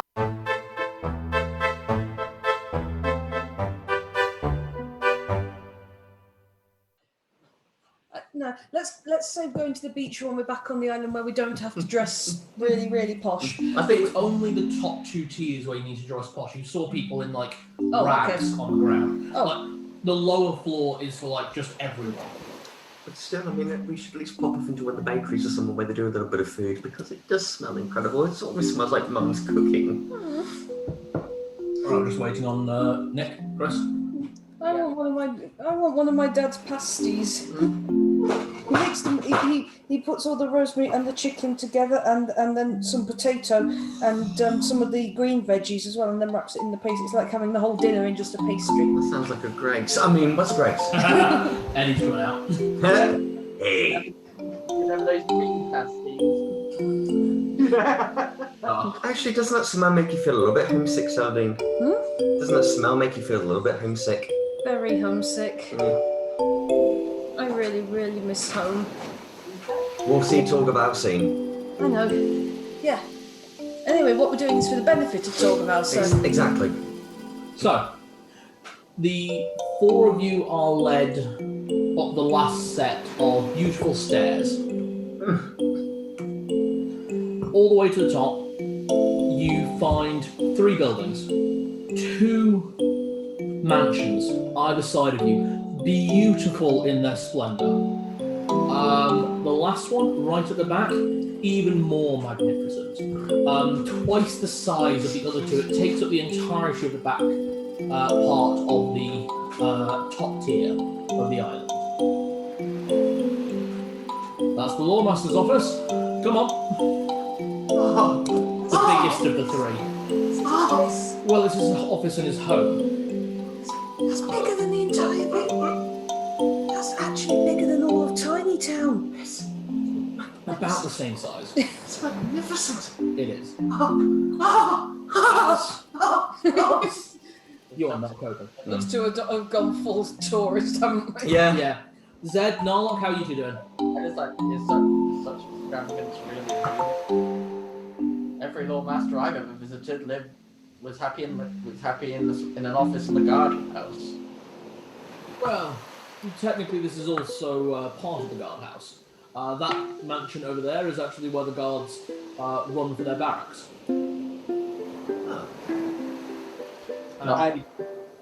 Yeah, he points to the one on the left. And you can see like 2 really well dressed. I mean, these are not guards that see regular combat. These are very fancy guards for the sake of it. Oh my goodness. Norlock's thief-o-meter's probably going up. It really is, but he quickly hands a little note to Zed that just says on it, "Don't worry, I won't." He knows this. Yes, there is a lot of good stuff here to steal, but there's also a lot of very good guards to kill him. Yeah, don't forget the last time you tried to pull something, I went to jail. Yeah, that's just in the time. What's it True, gonna actually, yeah. automatics? Do I overhear this conversation? No. We're busy It's being not in our tourists. I've never seen a house that big. I mean, May of Lexington sometimes is that big, but usually he knocks the walls down by mistake, so... And then he rebuilds it? Yeah? Is that not normal? Well, doesn't happen in Harpton very often. So, you are led to the largest of the three buildings, and the guard knocks on the door very casually, and the door is opened by a gnome in a very well-fitted doublet, black suit. So goes, these would be the guests of Lawmaster Jacobs. Like, yes, they are. Can you show them to the office? Like, absolutely, come with me. And he leads you all inside. Thank you. I feel very underdressed suddenly. I feel very sexy, but I'm still scared of everything that's happening right now. The hallway that you enter is beautifully decorated. Paintings of this very haughty and strong-jawed gnomish family line every wall as you are taken to the farthest back room along the entrance corridor. Can everyone make perception checks for me? 23. 15. 15. 15? Sorry, what did Zed and Narlock get? 23. 15. Okay. Narlock and Roberto, you see nothing. You are enamoured with the beauty of the building. I'm feeling too awkwardly underdressed again. True, but at the same time, kind of at home. This is, although it's very well designed, it is obviously a gnomish home. Roberto and Narlock, the pair of you take stock of everything in here. When you start looking closer at things, although things are worth a lot just in terms of sheer value, the artisanal quality is actually what makes it worth things, not beads of jewellery or scraps of intricate metalwork. It's more important here that things are worthwhile, well structured, well built, well made. This is a family that emphasises artisanal craft over shiny baubles. I just sort of nudged Narlock. Everything is flawless. This place is not coming down anytime soon. Even if they did attack here. This, you are right there. It's almost like they've designed this place to be as beautiful as possible, but still, like stand up as some kind of fortress if need be. So everything that we see, whatever happens, it isn't just for the aesthetics. It actually offers exactly what it looks like. Yeah, well, look at those buttresses in between each of the pillars here. I mean, those are iron supports, and they look amazingly well designed. But that is going to reinforce the ceiling. That is a finely shaped buttress. I just look down at Tibbles and just exchange a look. Doug, can you try and keep your head to this side, actually? Oh, because the shit. microphone. Sorry, I didn't realise. Yeah. How was Dudley's pickup there when he was leaning that way? Actually, quite good. Okay, that's fine then, never mind. Okay, I'm just gonna, It just was a new microphone. right, I'm just gonna literally say I was in character, so. That was absolutely fine. I'm not going to break your character. I will advise them get that with these microphones, get a pop filter. Zed, something you notice as you're walking through, one of the side rooms, the door is open, and everyone within is in morning clothes. Black dress, black suits, food laid out. Majority gnomish guests, but a few humans, elves, dwarves, many races that you can imagine. All, some crying, some supporting others. It looks like the funeral for the young lady happened this morning. She was human, wasn't she? She was known. She was a gnome. Yeah. She was the daughter of the Lawmaster Jacobs.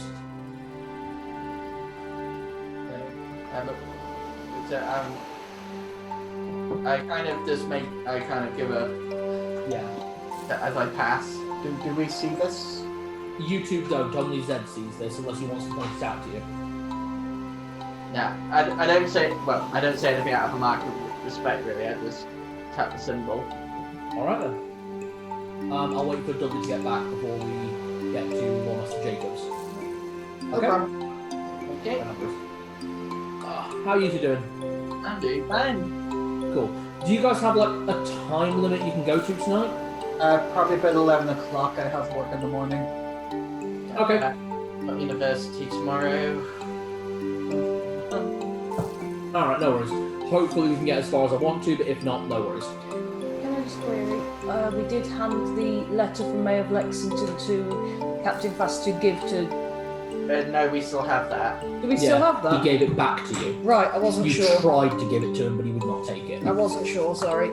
So we've got 2 letters for him. Yes. Oh boy. Alright. The butler leads you to the farthest back door. A small single door. Well made, but alone in itself. And with a knock, a voice comes within. Enter. And the door swings and goes, please, be with Lawmaster Jacobs as long as you require, and I will escort you out when you are done. So, the 4 of you walk into a very beautifully made but well-structured office. There is a single medium-sized table at the back. There is a table to your left with food and drink on it. Nothing over the top, just a few bits and pieces for a few select guests. And at the back of the room is a gnome. Getting towards his later years, a large fluff of brown hair strikes out in every direction, almost triangular in shape. And as he finishes the table, he looks at us. Now y'all must be the what was it again? Travelers of Leyspark? Yes, that's this, sort of. Fantastic. I understand you brought the ne'er-do-wells that killed my daughter to justice. We're swapping to no trade quick. I'm very sorry for your loss. It's a sadness that has caused, but much easier to ease the past. I don't know. Is there a Irish gesture greeting, a bow, a shake, or... Really? Actually, gnomes live very closely alongside the dwarves, so they tend to share a lot of culture. I just get a very playful about, trying to be as gentlemanly as possible without freaking out. Absolutely. Sorry, internal standards of the gnome. yeah, pretty much. It's a really good accent, I just wasn't expecting. No, I knew you weren't. I was setting up for it.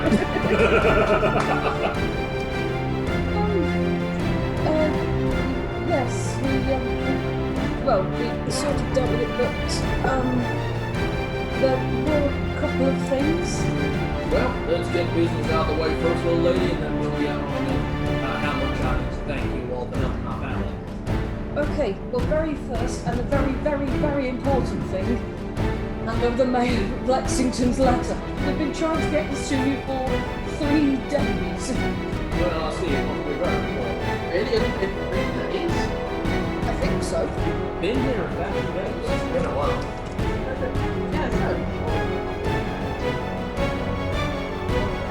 Let's see, we were here the first day, then we were here for the day that the girl was murdered, and then we were given the next day after that the fact that the murdered were, and then the day after that we went to the island, and then so we come back the next day.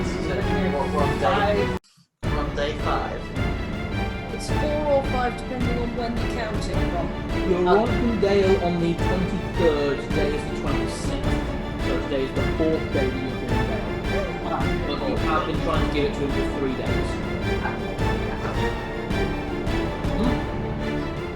Okay. Okay. We've been trying to get this to you for 3 days. Well, I think we'll go with the later. Let's see what he needs. Yeah, that's sort of no problem. He needs some forces, ammunition, and equipment, we can get that to them no problem while still defending our own walls. I'm curious about enforcing my fast. Mostly. I know Dale has, from what I've experienced, undoubtedly probably the greatest ever amount of guardsmanship. Well, thank you very much. I do like to keep my guards well on their toes and well trained. I understand that cannons are part of your artillery.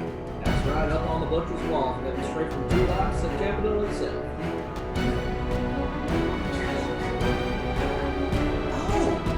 Because I was just wondering if perhaps cannons might be last in the offer, maybe, because just in case more aerials are reading Tell you what, let me and Anyway can deal with the finer details.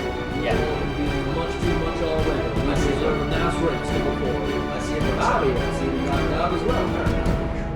So, unfortunately, we have another message to deliver. That sounds a lot less fun. I kind of back away slightly, intimidated, slightly scared. It's handed it to us and they left the city as fast as they could. Why would we hand it to you for? Because we were coming. He heard we were coming. I don't know what it was, but he seemed interested in having a conversation with us. He wasn't threatening or bearing weapons, or but he would prefer, he just sort of preferred it if we delivered the message to you personally. I think it may also have to do with the fact that on our travels we have been quite a thorn in the side of the plans. Yeah, that too. Well, if you pour a bit of thorn on his side, that'll make sure to be an even bigger thorn when he decides to come next year. Next year? Next year. At least there's time then. Yeah, he's declared war for the 1st to the 4th next year. April Fool's Day. Hold on. But That's alright, it doesn't line up with the book. It lines up. it might It's a month before. guys, if you don't mind, but I need to kind of sit down for a minute. Well, if you need to sit down, feel free to take as much brandy as you could want, young man. Thanks, sir. It's all there right ready for you. I think I'll Same just... with the food. More than well. It's most gracious of you, kind sir. Make sure she's put that really sweet. So, just to remind the party,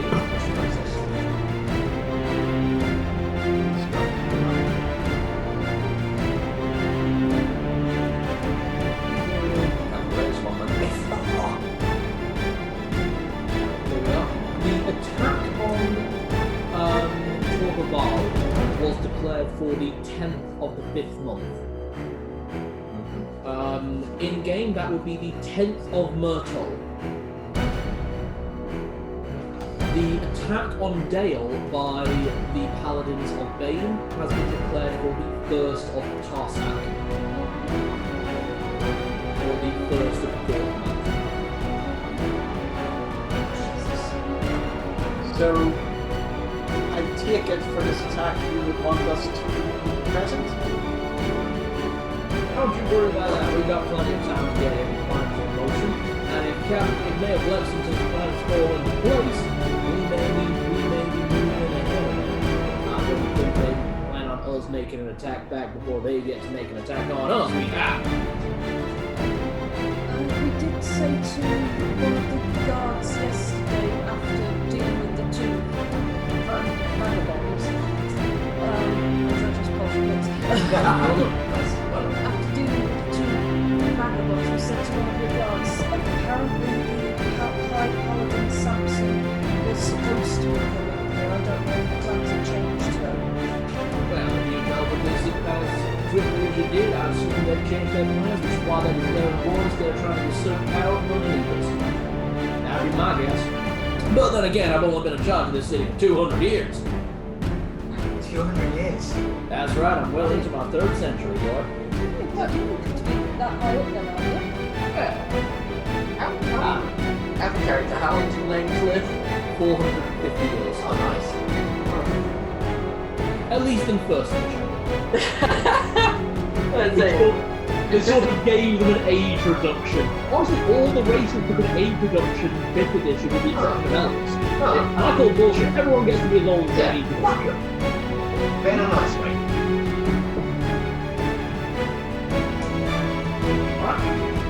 Okay, what's that? Now I know that, I know what I need to be prepared for. It seems Richter sees Dale as potential threats very war, just like that. If I was going to make any summation of a guess, he'd want to take Dale before the attack on Togaval, so they've got a vantage point. If they're making an attack plan, they'll be going through the Blue Mountains, so I'll get contact out of the Blue Veins over the mountains, and we'll get them sort of black. So a geological advantage, but also military by the device. Oh. Well, if we know they're coming, and if we know how to deal with them before that date, it doesn't need to come to that, does it? We're not...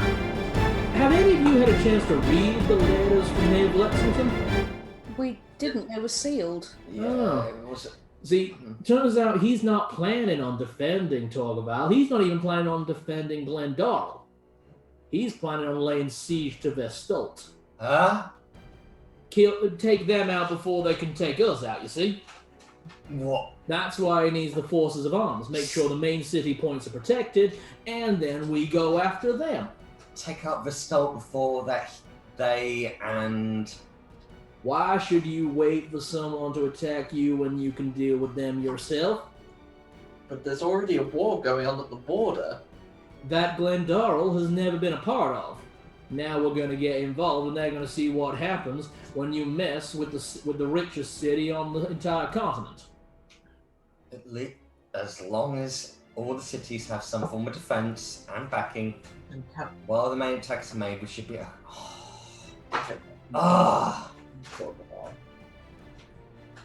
Strike first, of course. So I just see the look of...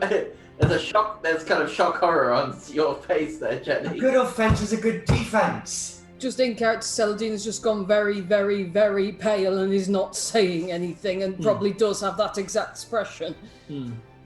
Strike Celadine, first. if it comes to it, that we can defend Torgaval ourselves, we will stay and fight to the last man.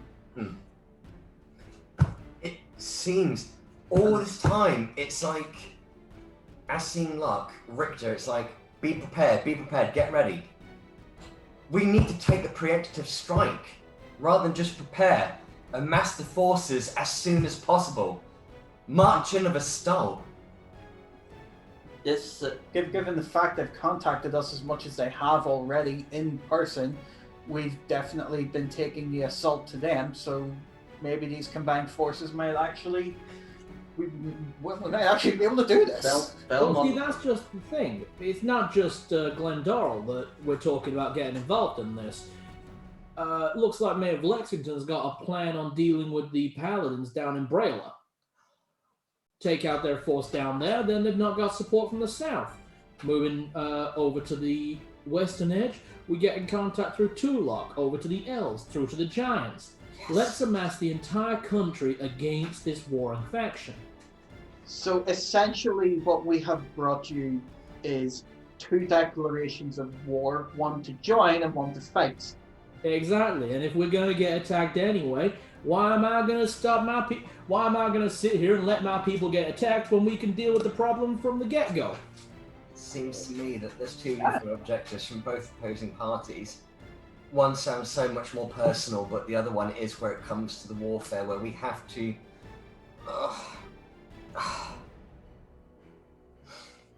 I am not liking this one bit. Well, absolutely fine. This is for people who have accepted this level of responsibility to deal with. You 4 have already done more than enough for my fair city, so I'd like to talk about what it is that I'm going to give you. That's most kind of you, sir, but... I think I just need another brandy just to take this in. Feel free, take the whole bottle. Out of character, is that one of Jenny's candles burning there? Yes, it is. Oh, which one is it? Celadine. Weirdly. What does the room smell like? Very heavy vanilla at the moment. Yeah, Ooh, kind of vanilla, a touch of careful because that'll be red hot duds. You're right. You can, it's just it'll be warm, so. Yeah. Vanilla, a touch of rosemary, and That's there's fine. something else in it. I'll say bergamot. No, it wasn't bergamot. That'd be too heavy. Yeah. Lavender? No, cinnamon. It was chamomile, rosemary, and a tiny drop of cinnamon, and Yeah, that was vanilla. Yeah. And vanilla. These the oils that you added into the paraffin. Yeah. It's soy, not paraffin. Yeah. Burns for ages. That thing is burnt currently for about 48 hours. Straight. No, not straight, but like on and off. Ah, nice. Just down to there. That's done well. Pretty good. It looks so sparkly. There's some glitter in the bottom, yeah. I don't think the glitter's quite worked, but hey, Just now a we little know for bit. next time. Okay.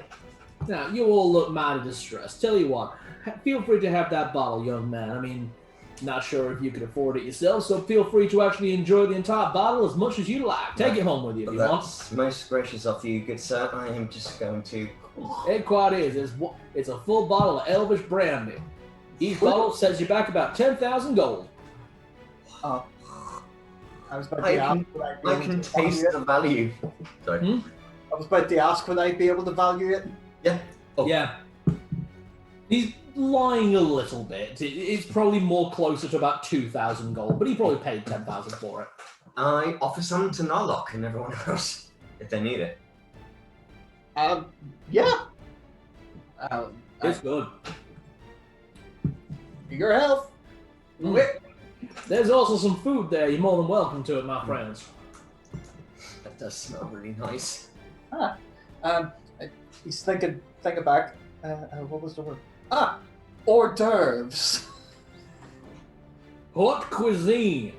I just, He is not as fancy as this house.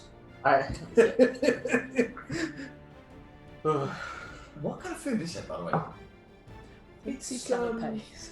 no, it's small pastries. You know, it's like empanadas, small pastries, nice simple food made really well and then made to look fancy. So like tiny mince pies full of spiced meat. Oh, that's good. That reminds me of Halfton. It is gnomish and halfling cuisine for the most part, but it's like gnomish finger food. Oh, this feels like home. Try some celery. Yeah. It's nice. Just eating one of the mince pies, just like, this is the greatest thing I've ever eaten. It's so good. It is very tasty. So, I understand that you four will be staying in our fair city for a little bit before heading back to Torgaval. A few days, yeah. Staying for anything in particular? Well, there's shops, there's also the beach that we were thinking about going. Oh, You- and sorry, go on. we agreed to meet someone on a certain day here. Oh, what day is that, if you don't mind me asking? Oh, we've got the celebration coming up on the 28th. I believe it is a celebration. The Traveler's Day. That's right, yeah. Fantastic. If you're looking to find out where that's going to be, with none of y'all being locals, that'll be based in the main town square outside the Traveler's Respite. That's an actual on the main island. Yeah. Don't you worry.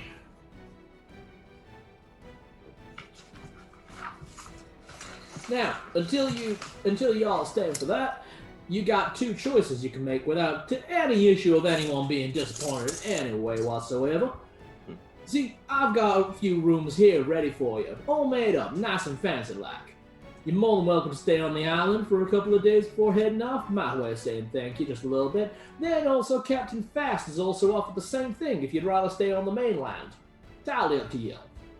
Wow. Wow, thank you. Well, you've done our fair city and my pleasure.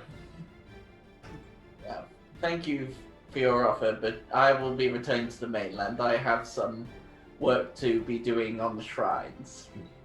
Perfectly understandable. The man of the cloth needs to be close to his flock. I do have something I need to pick up from the that fabric tailor's shop. Yes. Yeah. Well, boats travel back and forth every half hour. On top of that, you're more than welcome to take one of the chartered boats so you can come and go as you please. That's incredible. Thank you, sir. And if you want to stay in one place and you want to come back, more than feel free, anytime you like. I believe, at least for this day, I will stay here. Not a problem. Just tell my household if you want to stay here or if you're going back to the island. I'd like to stay just for a little while at least. I noticed bookshops. Yeah, wizards. Understandable completely. Sorry. No, I was just chuckling to myself. So we're split the party. Okay. No, I'm not heading back straight away. Okay. As much as I'd like to stay, but I would like to get back to the island just to pick up, and I kind of need to have a bit of a moment to myself. Not a problem. You take all the time you need. Thanks. Okay.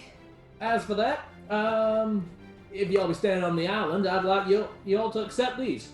And he shows you little medallions, little medals that you can put on your lapel. Yeah, your Witcher medallion.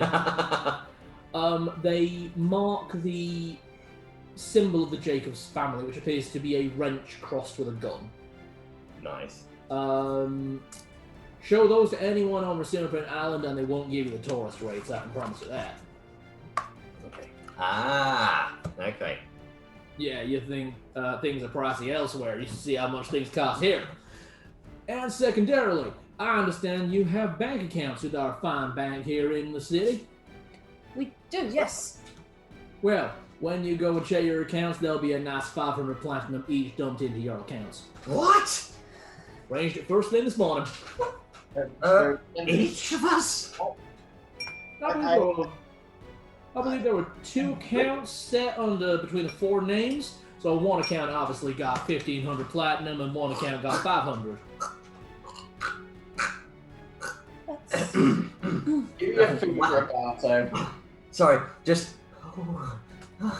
That's very generous of you, Lord Master Jacob. Thank you. Yeah, what else can I do for the people that help my family personally? That's incredibly generous of you. Yeah. Now, even y'all don't mind, I need to get back to my family. We are, unfortunately, we cremated my dear daughter first thing this morning. So I'd like to get back to them. Please, stay here in my office for as long as y'all like. And if you have any questions for me, please direct them through Captain Fast. He can contact me fairly quickly. Thank you. We say you have much more important priorities to take care of right now, but thank you so much for your generosity and for your kindness and for the information, the support for Torgaval. Much appreciated. And if y'all get back to Torgaval before my letter can reach the mayor, please inform that he will have my full support. Thank you. We'll let them know. I think you're all mad, but thank you. So does he just leave us in the office? Yep, the 4 of you are left in the office alone. I'll just take another swig from the bottle. Okay. This is not raving mad. Are you the only one that has decided to stay the night, or? I need to return to the shrines, so I will be returning back to the mainland. I'll go back to the mainland because I need to pick up some swim shorts, which are quite expensive. But I need to have some moment to think. I'll tell you what. I'll stay on Simmerprin for the night because I want to go book shopping anyway. So me and Nala can stay here and get a boat over to the mainland first thing in the morning. You said he's stark raving mad. What? Because they're going to attack Vestalt. I've been reading up on Vestalt. It's a fortress. They've been at war for hundreds of thousands, virtually since Vestalt became a city. They have been at war. If they weren't good at it, then they would have fallen by now. And Torgaval and everywhere are just small, tiny little towns. This is... they're mad. If you want the 7-year age run, please go for it. Sometimes the only way to kill the devil is to storm the gates of hell. I agree. It's just sometimes they might be preparing their forces. If we are able to make a preemptive strike while they're still preparing, we might catch them off guard, get us advantage.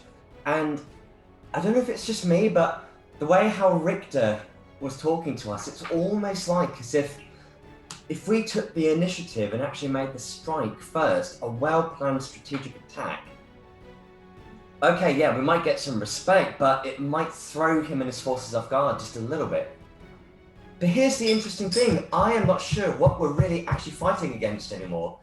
Are we now fighting against a place which wants to dominate because of the will of a god, where they want strong leaders? Or are we now fighting against someone because they can't say no to their mum, even though yes, of course, he has some kind of respectful mutual ground with us, but what are we really fighting against? We've now got two different things. And the thing is, as far as I'm aware, I know they've had some sort of interaction together, but I don't think that their forces, Asim or Richter, are truly aligned. I could be wrong, but as far as I'm aware, they've never actually mentioned about the connection with each other. They've not mentioned each other once. I could be wrong, but they haven't. There has been mention that the two are aligned, Right. but they have not said anything individually of themselves. Yeah, they have not mentioned anything individually. All I am hearing here is that a lot of people are going to die one way or the other, and a lot of those people are the people I care about, and everyone is someone who someone cares about, and it just seems really stupid to me that everyone is so keen to get involved in a big fight when you could just... I mean, could they not just sit down around a table and work this out? If that was the case, it would have happened years ago. It can't be this difficult. Sorry. Just to make everyone be friends, it can't be this hard. GM, how much do you know about wizards? Not a whole lot. Okay. I mean, a lot of your magic was druidic by nature, Okay. so closer to a cleric. Fair enough. So, Celadine, do you still have the orb with you? Yes? So, would you mind channeling through it? Yeah. So, Alright. so he's holding it. I put my hands on. I'm just going to guide the thoughts. Okay. So, because I know me channeling it is not good. It's I see. I'm putting the magic in it, but you're telling it where to go. It's been repaired, so it can still crack, but it will still work. Yeah. I don't want to see that thing I saw last time. I'm picturing the paladin in my mind. Ah, okay. Ah. Do you remember their name? I'm pretty sure I had it written down. I am happy to give you the name, just...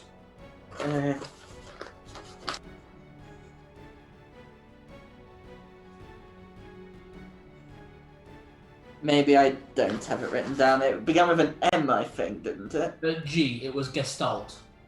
Well, her name was Gestalt. Her name was Gestalt. Oh. Okay. Yeah. You just hear me muttering under my mouth. Gestalt. Show me Gestalt. Okay, He's not channeling, I'm putting the magic in, he's just guiding it, so... Jenny, make me I guess the Arcana? I don't With think advantage. I've actually got Arcana. Just make an advantage check. That's an 8. You can see it's an 8. Okay. We never have luck when we roll on that thing, do we? No. You don't, do you? What am I trying to pick? Can you describe whoever it is you... Maybe that will help. Honestly, I'm happy with the check. Oh, okay. You rolled enough, because this is someone that Zed is very closely connected to. Oh. The orb mists, and then the clouds fade, and the four of you in there can see a battlefield. Mud, slick, there are bodies piled up in the mud. Knights in armour, two different types that you can see. Ones that Zed recognises instantly as the paladins of Fenris Sulphur. Close-cropped helms held close to the head. Fur cloaks fighting alongside giant wolves. Going into battle against knights on horseback. The same that you saw with the paladins previously, the paladins of Bane. The utilitarian bucket helm, simple cloak to hold off against the cold, heavy chain and plate intermingling, and The battlefield is a mess. Horses are slipping in the mud. The wolves can't get traction. The paladins are getting really battered. Both of these types of paladins fight in a very similar way, like true knights. There is no noble conflict. Many of the knights have broken weapons that are discarded, and at this point are just punching each other in the head, trying to knee each other as hard as possible. This isn't noble knightly warfare. This is a melee. Out of curiosity, with the description of the paladins, their cloaks and the rest of the time, what colour is it? The paladins of Fenris Sulfur or the paladins of Bane? Bane. Bane, it's a very simple grey-red tabard. Got it. Nice. Whereas the ones that the paladins are wearing are the same as mine. Yeah, it's cloaks made of wolf fur. The image fades. I don't see her. You looked through her eyes. Ah. Oh. Okay, and that's... At least she's still alive. But things are still... It's like that there's no change in the situation. Saladin just quietly puts the orb down on the table and is walking out of the room. Okay. Do you know, it's kind of scary in terms of conflict, fighting, honour. But they were fighting with their not bare hands, but they were not using swords, they were using their fists. They were going all in. What is this? That's the war on the border. Saladin has left the room, by the way. I picked the orb up and put it into my pouch. There wasn't even a speck of magic, they were just going all in. What were you doing after the... Oh, I'm assuming the butler was waiting. Yeah. Hi, myself and Mr. Narlock will be staying the night Very good, madame. at separate rooms. I was just going to go out for a little while to go do some book shopping, but is there a time I have to be back by? Or? Anytime you wish, but if you'd like to join the master and the family for dinner, dinner will be served at 7 o'clock. Otherwise, we can have something brought up to your rooms. I think that might be best. I can't speak for Mr. Narlock, but I don't think I should intrude on their morning. Very good, madame. Thank you. Okay. I've handed the orb to Narlock because he asked for it. Okay. I follow Saladin out, and have I seen her with the butler? You saw her just after the butler, so she has spoken to the butler and is continuing walking. Okay. After I've arranged for whatever room, I'm just going to catch up with Saladin. You do easily. Saladin, maybe let's go shopping. Maybe that might make you feel better if we can just. There's a lot of questions to be asked, a lot of points to be made, but maybe right now, if we just take our minds off things and remember this is a time to relax. We did a good thing here. Let's feel better. I saw a shop selling artwork and painting. Shall we go have a look? Yeah, all right. We'll go do that. I don't want to look in that thing anymore, Narlock. Yes. That thing. Yeah. I wonder, can I look in it? I don't know. I don't want to look at the future, but it might be a curiosity. I don't think it shows you the future. I think it just shows you what's happening. Basically, it can be used to look through a reflective surface at or through the eyes of someone you're thinking about. When I looked, obviously this time we looked through it and saw the war front, which was horrible. But the time before that, remember when I passed out in the village? Yeah. I saw Richter. And Bane. And, well, I saw this huge eye with claws, and you know when you know something shouldn't be able to see you, but it was looking at you anyway? Yeah. Yeah. It's, I know it's going to sound stupid to say that, but when I have been hiding from someone in what is the most inconspicuous of places, and they are looking in that direction at something else, but you still feel like they're staring right at you. Yeah. I think Bane saw me, and I don't want him to see me. Well then, we'll give him a reason to fear you. I don't think you can make a god fear you. Oh, watch us try. Shopping. Mm-hmm. Oh no! I am not having Bane turn up on Recimaprin Island. I'm telling you that right now.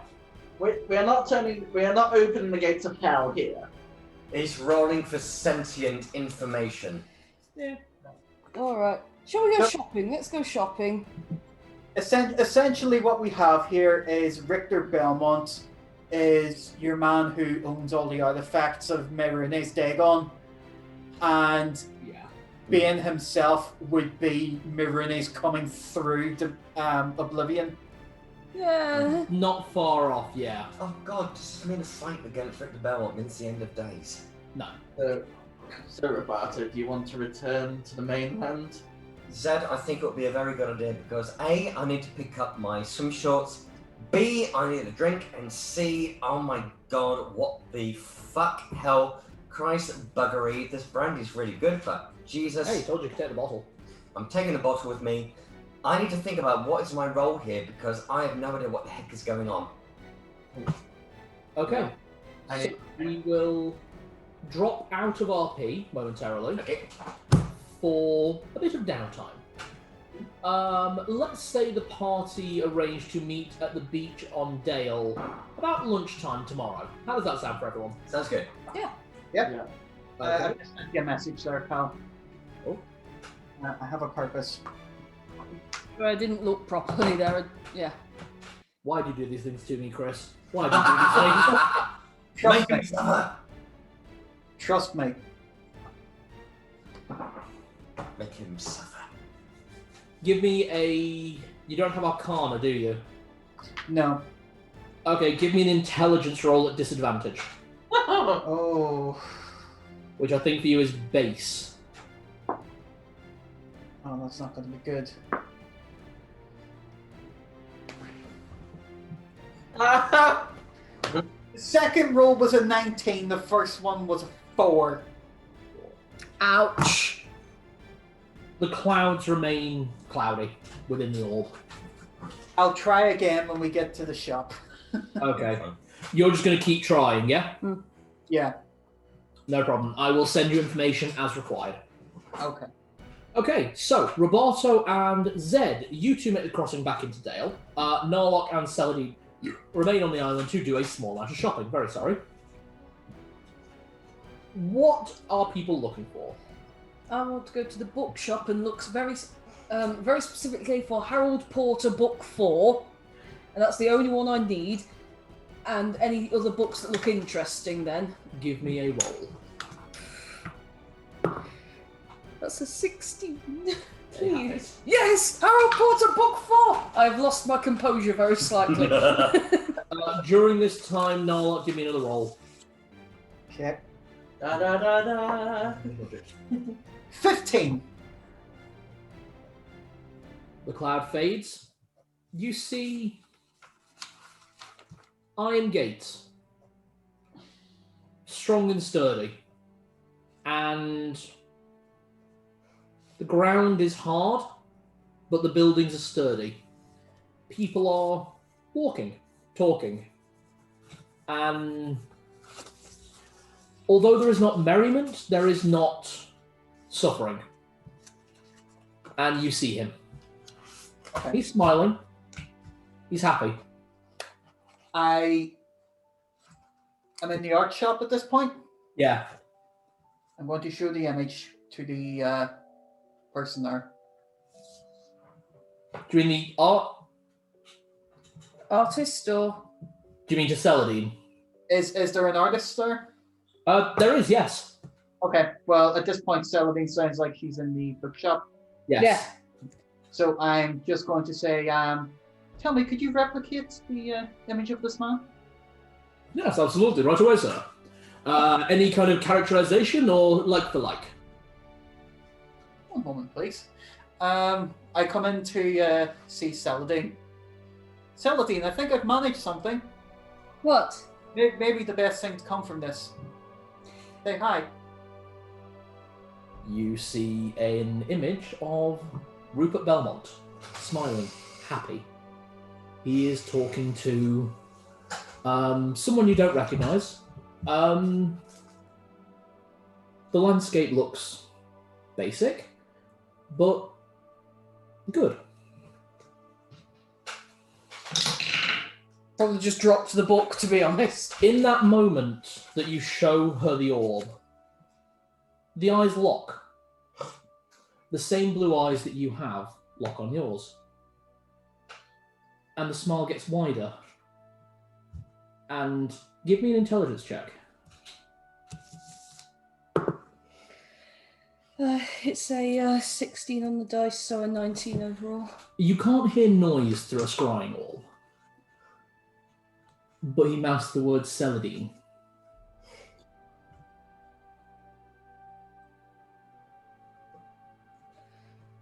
Oh.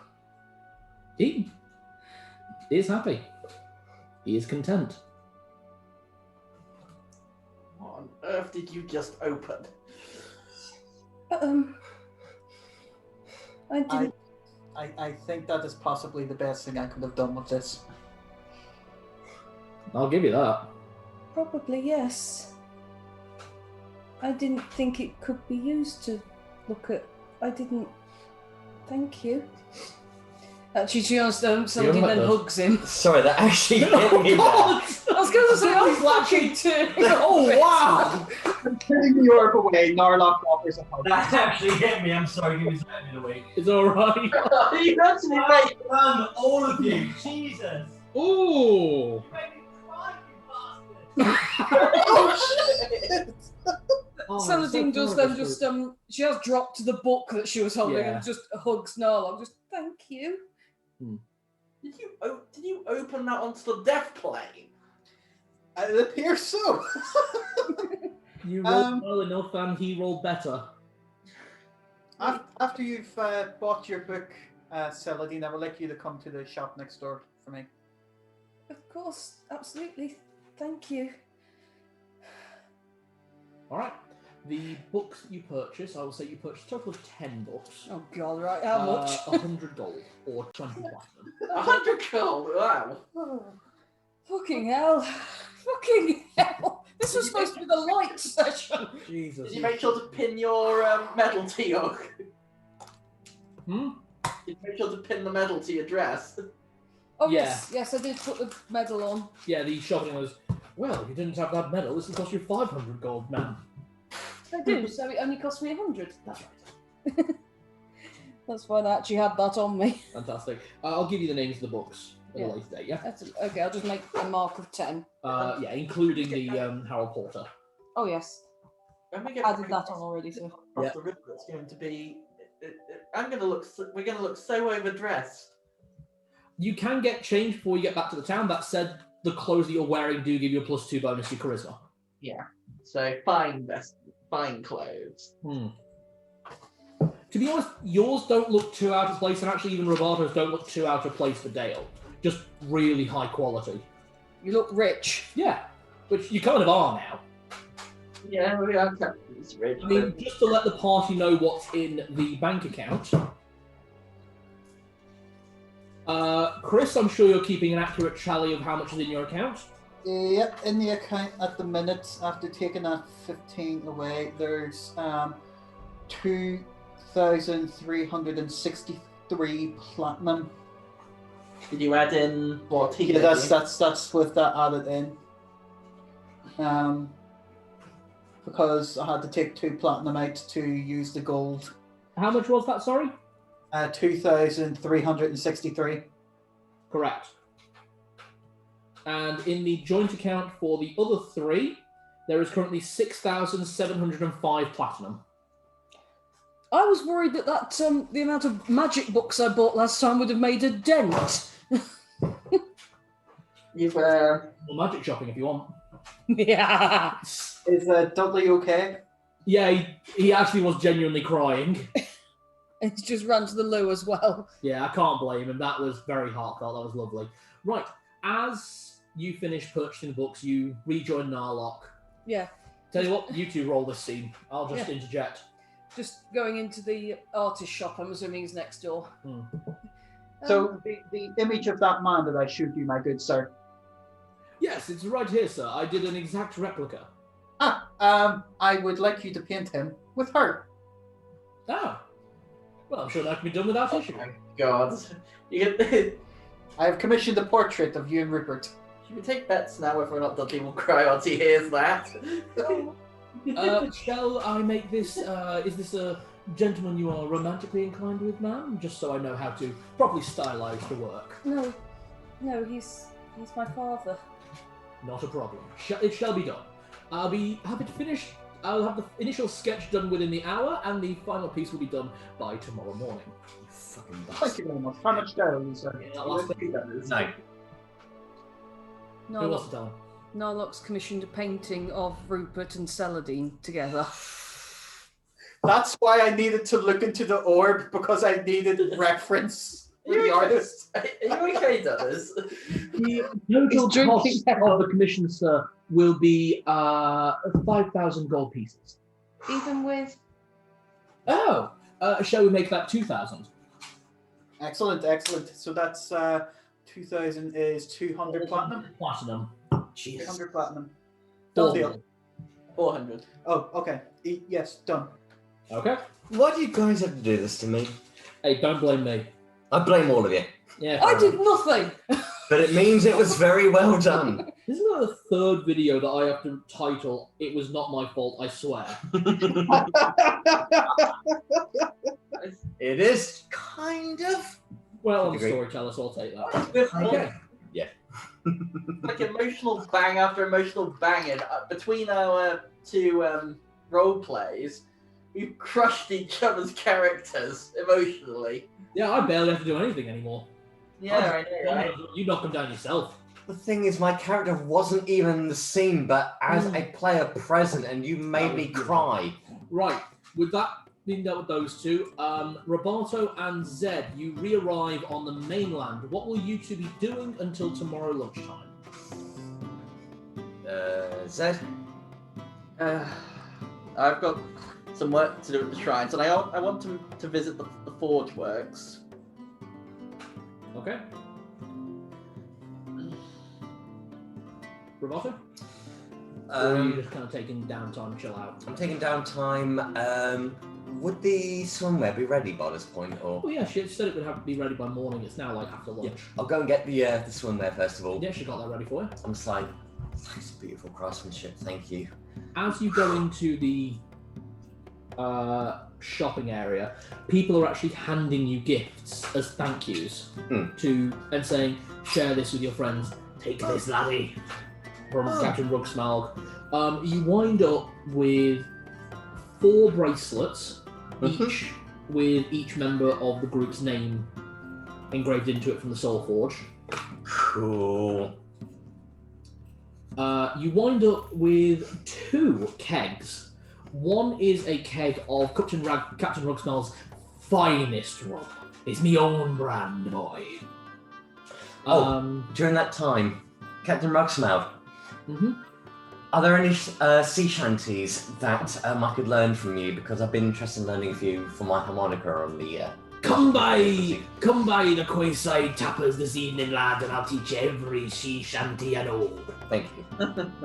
So, you've been invited out for drinking with the actual sailors. Awesome. You head past at Sujani's Spice and Sand. You're handed a selection of fine spices that will flavour any food or rations to taste as great as they possibly can be. Thank you. Wow. And the other keg that you're handed, you are currently walking back like that because of these 2 kegs. Why is everyone so generous? You wind up getting a keg of freshly brewed quality, basically microbrewery ale. Oh, I've got to share this with everyone. And the last thing you wind up getting, you get a nice pat on the back from this weird-looking human. And I mean weird, he looks like skeletal with this crazy red hair out in every direction. It's like, thanks mate, you did a great job. You see him just disappear into a furniture shop.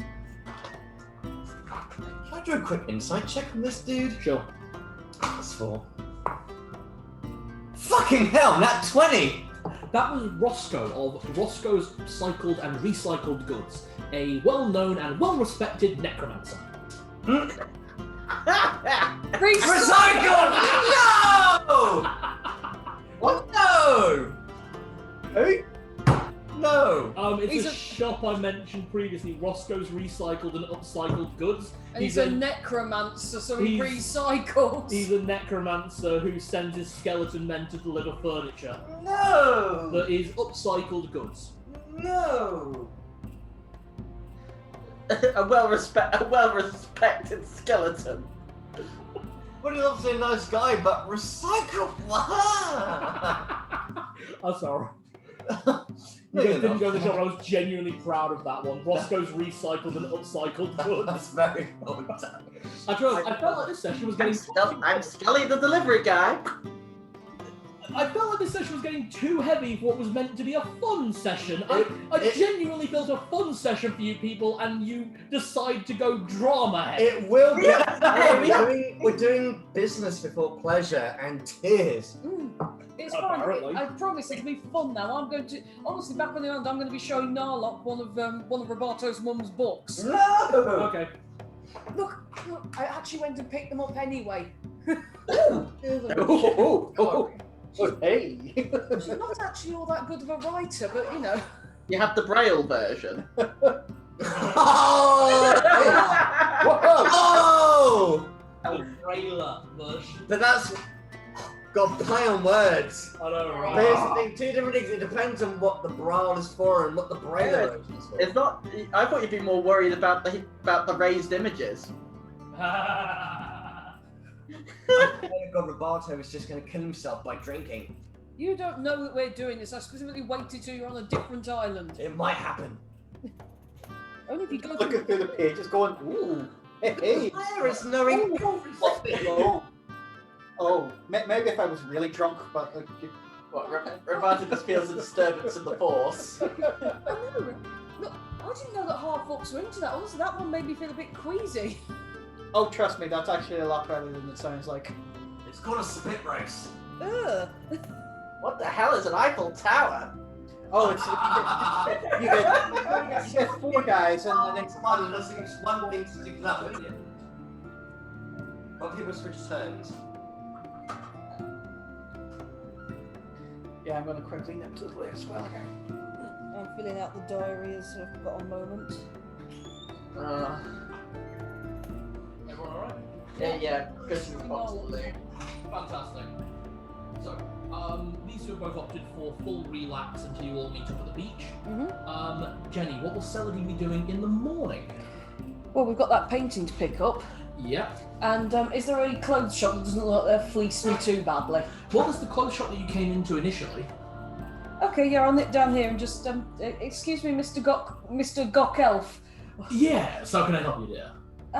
Well, my friends and I were going to go swimming at some point today, and I don't have anything. Let's get you something perfectly good. Are you Okay. thinking 1 piece, 2 piece, 7 piece? What's a 7-piece? No, just little keep all the bits covered, honestly. Okay, well we have something that's slightly more revealing, but look very nice on you. Or we have something that's complete coverage. I actually have no idea. I don't know how to. Tell you what, take my advice and I'll make it free. All right.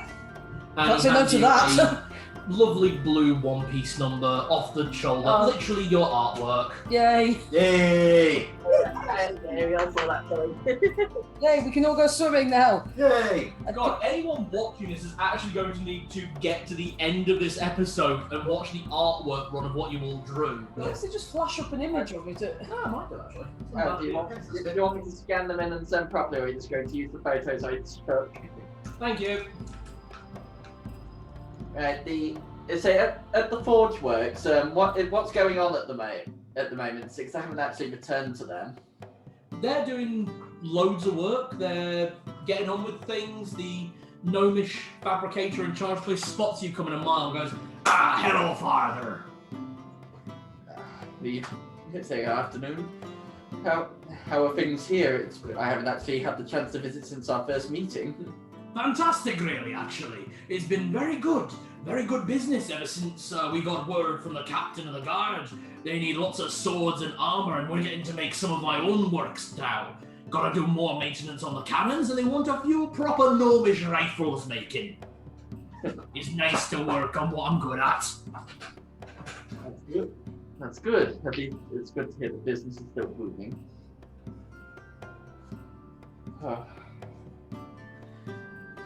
So how are the horses and the mule? And are the horses and the ponies okay? Mighty fine, your father. Father Zed. Mighty fine indeed. Kept him well fed for you, ready whenever you need him. And tell you what, gotta be honest with you, after everything that's happened, I was gonna make it free anyway, but now I can tell you ahead of time. Right. I'm very grateful. We'll be leaving in about 3 days. Fantastic. You're staying for the Traveller's Day, I take it? Yes, we're actually meeting someone. Have you seen a Riddler? Do you know a Riddler who turns up around? Very strange. His description was he garbed in black? He was in green. Yeah, garbed in green, very... Very funny, Father Zed. You're gonna tell me next you met the Traveller while travelling? I'm not joking. Oh! Well, sounds to me like you've had a little prank played on you. Why so? Well, the Traveller never turns up for Traveller's Day. It's a celebration. It's a party. It's a hootenanny of the highest order. Well, what would happen if you did turn up? Well, I suppose he'd join in. Oh. Well, that would be interesting to see. It's an exhibit, but if what the priests of the Traveller say, I doubt you'd recognize him anyway. True enough. But we made a promise that we'd stay and meet this person, so got to one of the promises. Exactly, got to keep your promises. Speaking of, you remember to come back here in when you get the chance. Hopefully I'll have that armor ready for you. Many thanks for that. I promise I will do it justice. If it's worn by you, justice has been enacted, Father. Thank you. I'll leave you to your work. And I'll leave you to yours. See you at the Shine this evening. I will see you there. I spend the rest of the day. I don't actually have anything that I need to do. So when I'm at the shrines and doing the preparations, I try and reach out again. Because the Hydra has been moved. I don't know if my job was to remove it or to kill it. Because You're commune with Fenris Ulfa about what you should do about the Hydra.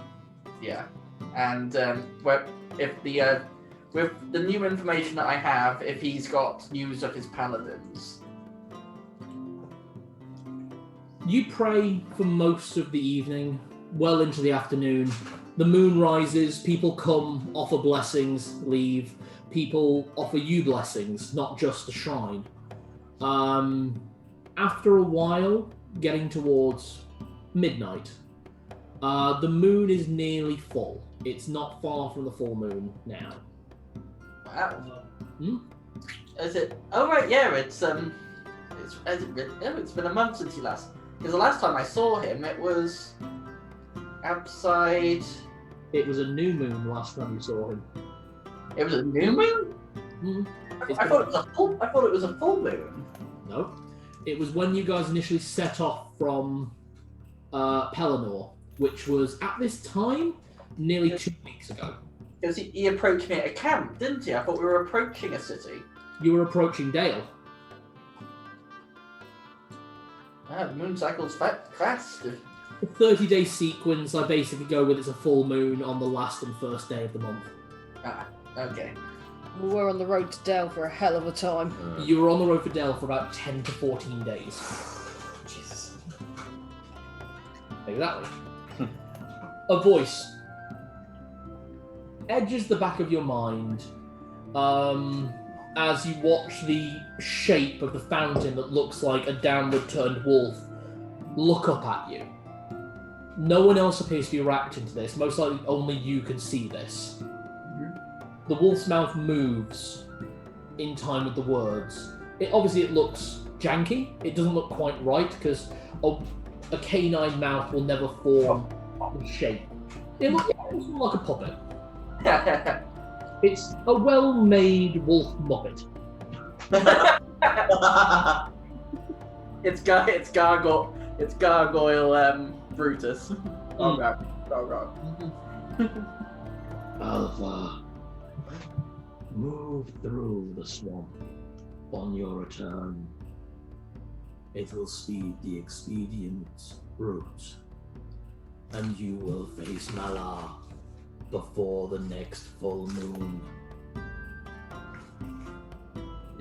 Does he remain in the city? He is strong in the city, sturdy in what he is doing. He has chosen a champion, and that champion is enacting his cruel destruction against the pack. Ixom, protector of the city, has flown in fear, taking protection in her mountains. She fears what waits in the swamp. The swamp? The creature in the swamp is gone, is it not?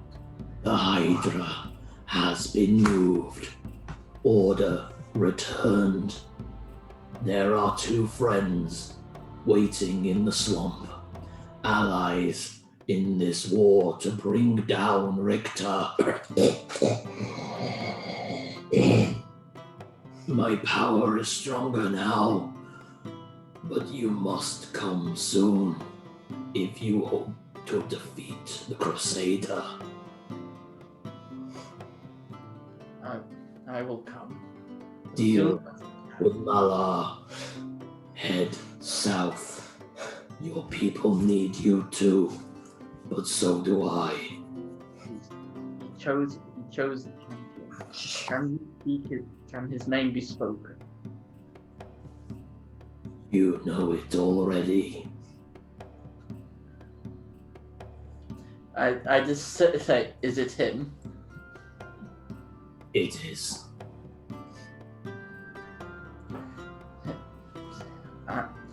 I kind of cracking my knuckles on the ground. Yeah. Yeah, I will come. Soon, once this blasted day is done. Good. And the voice fades, and the shape of the white wolf on the wolfen statue fades.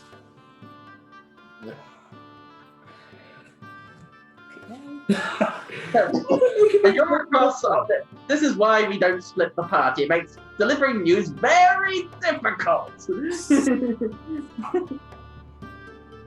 Oh, fucking Why am I being so emotional this evening? Jesus. It's awesome, isn't it? You nearly drunk a whole bottle of port to I'm still gonna fucking drink it, I don't care. Can I have some? Of course you can. Port is gorgeous. Port is incredible. There are several bottles in this house, but 1, I can't drink it because I can't, because it's Lent, and 2, because they belong to my brother. Okay. That's what you 2 were doing, because you were just kind of relaxing. You had a great night with Captain Rocksmell. You got hammered. Yep. Like, hammered by only pirate standards hammered. You are having a great night. In fact, make me 3 rolls. Wonderful. On your charisma. Charisma. Oh. Thank you for not making him roll on the boat ride back. You're kind of used to it now, and to be honest, this boat was a lot easier. +2. Okay, 16 for the first one. Not as good for this one. 5 for the second. 19 for the third. You black out at one point. You remember nothing from the night until you wake up the next morning. Head, fine. Clothes, gone. Woman under each arm. Oh. Fuck it. Dwarf woman and an elf woman. You're happy. Has the dwarf woman got a beard? Yes. Well, kind of ringless. I'm just kind of like... Only one of you decided to party with your downtime. Roberto! Whoa! Zed! I assume they're staying in the tavern and didn't take Captain Fast up on his offer then. Zed, don't come in. I'm getting changed. Got to... Look, those two are going to have to leave that room at some point as well. So. Zed, what do you do? It's late morning. I thought we were meeting up with Narlock and Celadine at the beach. Hurry up! It doesn't take that long to pull on what you bought yesterday. Okay, I'll be there in a bit.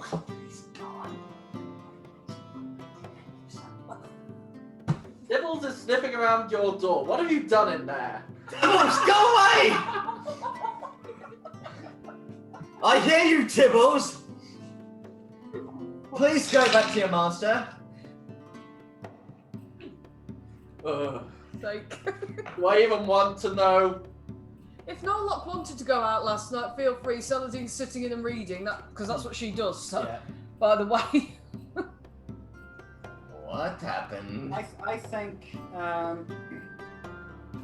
Narlock will have. Let's see. There's not that many bars here, are there? Not really. It's a really classy place. He will have gone back to the bathhouse, because it seems like the upstart thing to do here, to the upper class thing to do, to be seen to each day. Spa day. So he's gone back, and this time he is going to try and seduce someone. Oh, Fantastic. Oh, good. Right, I'm going to get you to a tally chart at some point. Sounds like a good plan. Let me think. 2 this session. Okay, give me a check. On Persuasion. This is going to end up like a Peralta Santiago bet, isn't it? Whoever can get more bangs by the end of the campaign. it is 18. What would you prefer, male or female? Wow. Yes. Bit of both. You don't pull any of the bath stuff.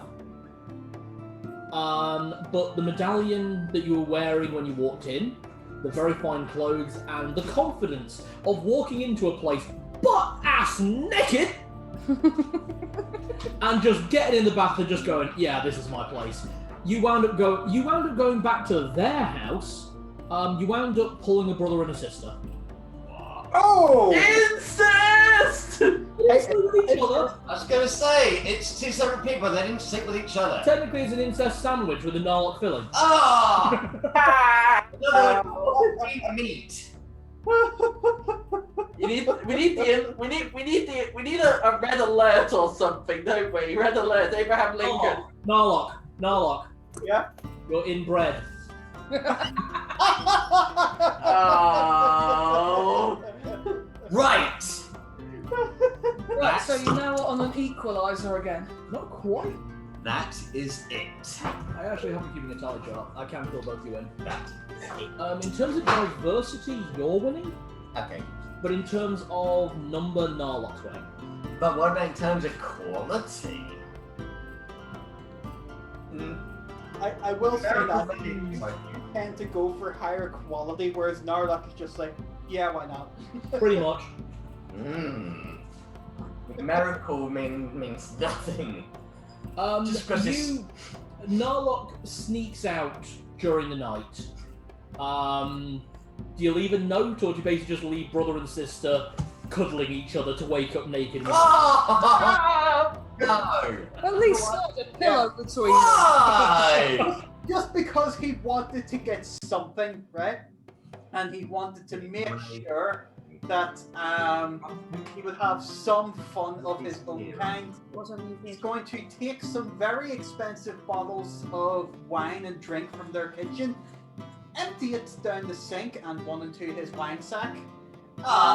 Going to leave the bottles scattered about to make it look like they have imagined Narlock was actually there. Oh, dude! Oh no, so make it look like they have fucked and I only wanted the power! Chris, don't take this in the way it is not intended, but I love you. No! Why? town crier the next morning. Let it be known that these siblings are sick as shit. I am so glad that when I am GM not playing a game, I can rely on you to sow the same chaos that we share together. Shame! Let's have the beach day now. Yes. Yes, please! Save us. I've just walked back to the group that was made up for me. And So, Celadine and Narlock, you go by the art shop in the morning. Celadine, you're surprised not to meet Narlock in the hallway as you're leaving. You actually meet him at the front door. You're up early. yes, I am. Did you have a nice night? I know you said you were going out. Yes, I went to the golf house again. I just decided that, well, it felt nice. So I decided I'd go back again and just, it's not often you get a chance to get cleaned up and shaved and properly taken care of. I suppose. I mean, also I found it a bit awkward, lots of strangers touching me, but,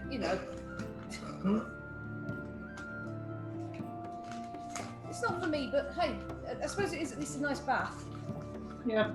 I think I'm going to get changed quickly into my ordinary clothes. I know this is a very uppity place, but I would rather not have to change into my clothes when I get back to get changed into my swimwear. So I'm just going to prepare myself here.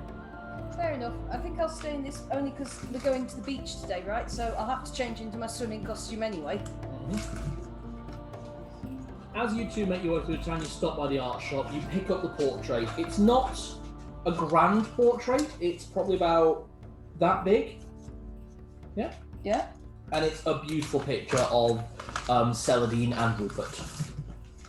On a closer inspection, the background is the background that you saw in your vision of where Rupert must be now.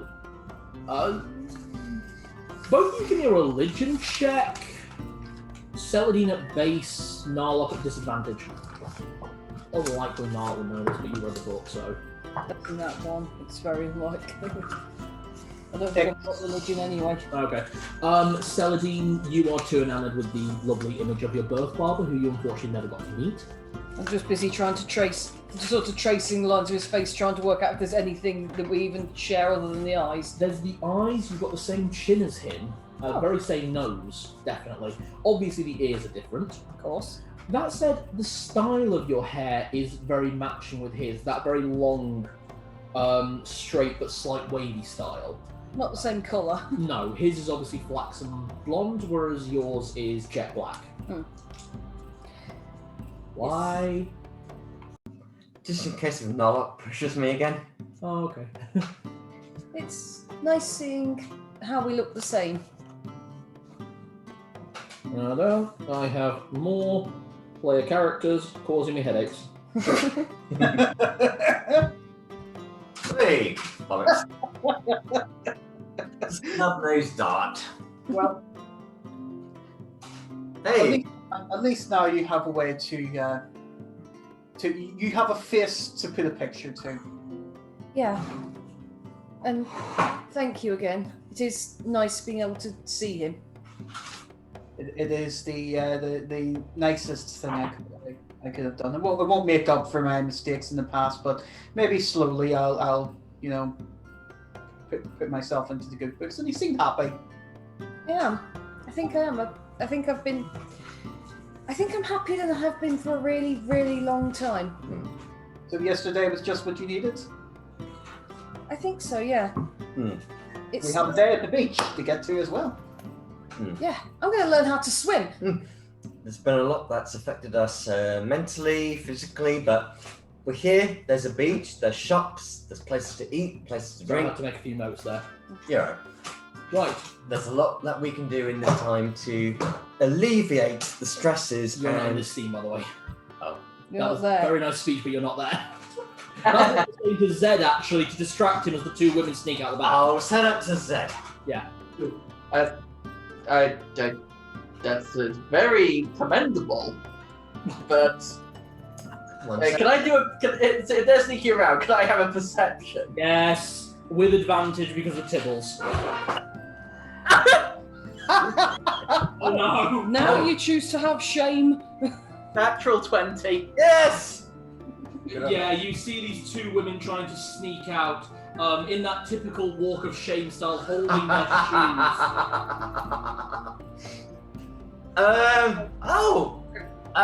You don't know. Okay. So I just like. Absolutely fine. Just that's all right. You don't know that Zed's seen this yet.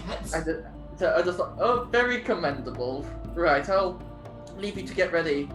Blessings on you, ladies. And just walk away. You hear blessings, Zed. Sorry, I didn't realise about my volume. No, it's all right. It's okay, sorry, you know I get weird about sounds. So. Sorry, Jess. No, it's alright, it's not you, it's... I swear, because it's not always that bad, it's just occasionally. Sometimes, for some reason, my hearing goes hypersensitive, it's weird. I think I've kind of got a little bit too sort of like drunk at the minute.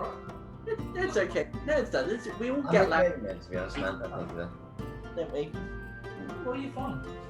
Okay, so you guys actually get there before the events transpire with the women at the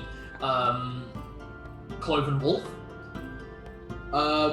So basically, what was happening with Zed and Roberto, that actually went up to 11 o'clock. You guys arrived back in Dale around 10ish. So you've got about 2 hours before you meet up. Is there anything you want to do before that, or are you just going to mull around until you meet up? I think probably I'll mull around because I know I can do more book shopping, but we're here for another couple of days, so Exactly. Okay. I'll probably drop off all my excess shit at the room. Actually, Probably, that's it. Oh, And the party all reconvene at the beach. Unless, was there something said? yeah. It's just a point of reference. When we were taken into the bathhouse and that, were we all taken to separate cubicles and that? I'm going to say no. It was a communal bathhouse, male and female. You could wear a towel. Okay, thank God for that. Yeah. Speaking of, are we able to borrow towels from the inn? Because I'm guessing we don't have any. Yeah, pretty much. We're the heroes of the town. They'll give us anything we want. And then just like when I go down to the beach and I'm wearing the bits, I wore a tunic throughout at the bathhouse. Absolutely fine. Yeah, it was only Narlock and maybe Roberto. I mean, were you guys bollockast naked? Or were you wearing towels? I know Narlock was bollockast naked. I know, I was wearing a towel. I was actually being respectful for a change. Towel, very definitely towel. You got a few weird looks from other wood elves. Oh, the wood elves give me weird looks. Yeah, because wood elves typically jump in water naked. This one doesn't. Only half. The human half is very uncomfortable. Oh shit, I've just realised, going along with that means that everybody in the party has now seen Narlock naked. Yes. Are you okay with that? Or would you rather say that the second time you went you were naked, the first time you had a towel? No, I'll just go with that he's just like, it's not exactly no shame, it's just, when in Rome. It's not, Yeah. Honestly, I've never seen before. Celdine's only comment is she does have a younger brother who's a half-orc, it's fine. Heads, I'm fine. Tails, slightly intimidated. What the fuck am I doing? Intimidated. D6. Alright. Roll a d20. Nope. Use a chocolate coin, you're fine. Right. These are double Tails. coins. There were tails, what the fuck? Just roll odds or evens. Terrible Two. chocolate company. Why did I drink so much? Evens. You are not intimidated. Yeah, I'm fine. Yeah. You stand proudly next to him, hands on hips, and you're both in that pose. Ta-da! I'm just very much like, Narlock, nice to see you don't have any shame. Well done. Okay, the party arrives at the beach. You have everything you need. There are changing cubicles. You tell me what you do, and I will fill in the details. Zed isn't wearing his armor and bits. He's just wearing general clothes, and he gets changed into the tunic and into those fancy vestments. Yes. Saladin, when she comes out of the cubicle, has still got the towel wrapped very tightly round her. She has got the swimsuit on, clearly. Yeah. This is the least amount of clothing I have worn in public ever. Are you sure that someone isn't having a laugh with me? Right. Give me a perception check, Saladin. 19. You can see that there are people wearing far less. There are people who are actively naked jumping in the ocean. Holy shit. Clothing optional.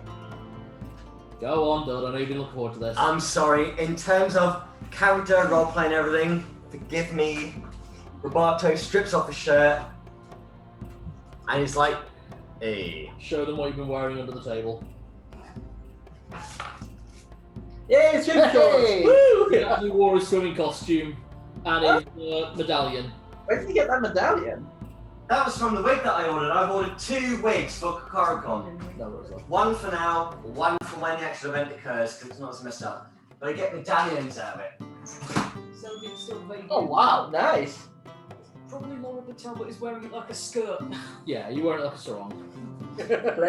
Yeah, this is the barter. Basically, it is that drawing that I did of you, isn't it?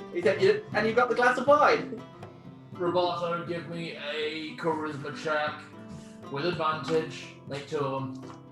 2 of them. Yeah. 21 for the first. Fucking hell. Fucking hell. 26 for the second. 26. You don't get to swim today Okay. because you are too busy sleeping with too many people. I've got to ask, is Roberto straight by what's going on there? He's straight. Okay, you managed to pull 3 ladies. One drow woman, Yay! picture, a half-elf woman, and a human woman. But eventually you are driven from the beach in fear as you are chased down by 3 very loud, very gay men. Oh shit! Look guys, I'm flattered, but I'm not that kind of interested person. Well, that's what happened to Roberto for his day at the beach. I'm flattered, but I'm sorry! The tale of Roberto. Ding! Narlock, what did you do at the beach?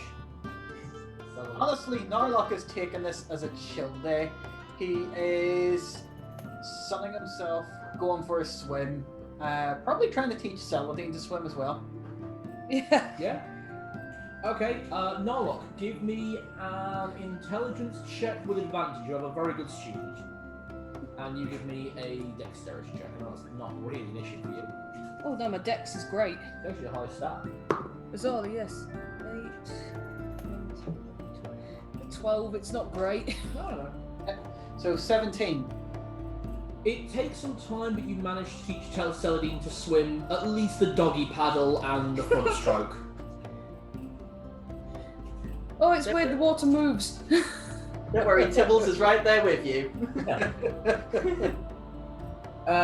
Zed, what was your day at the beach? My day at the beach, he was meant to, after the news of last night, he was trying to chill out a little bit. He made a sandcastle until it was wrecked by a very... I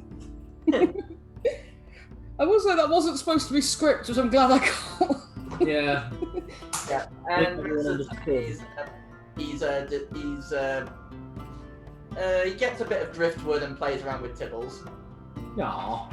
Okay. Oh no, when done learning how to swim, just sitting and reading. Enjoying good. Tibbles is a dog. Reading in sunshine. Absolutely fine. So, should remind everyone, the day that you go to the beach is the 27th. The following day is Traveller's Day. Yeah. Yay!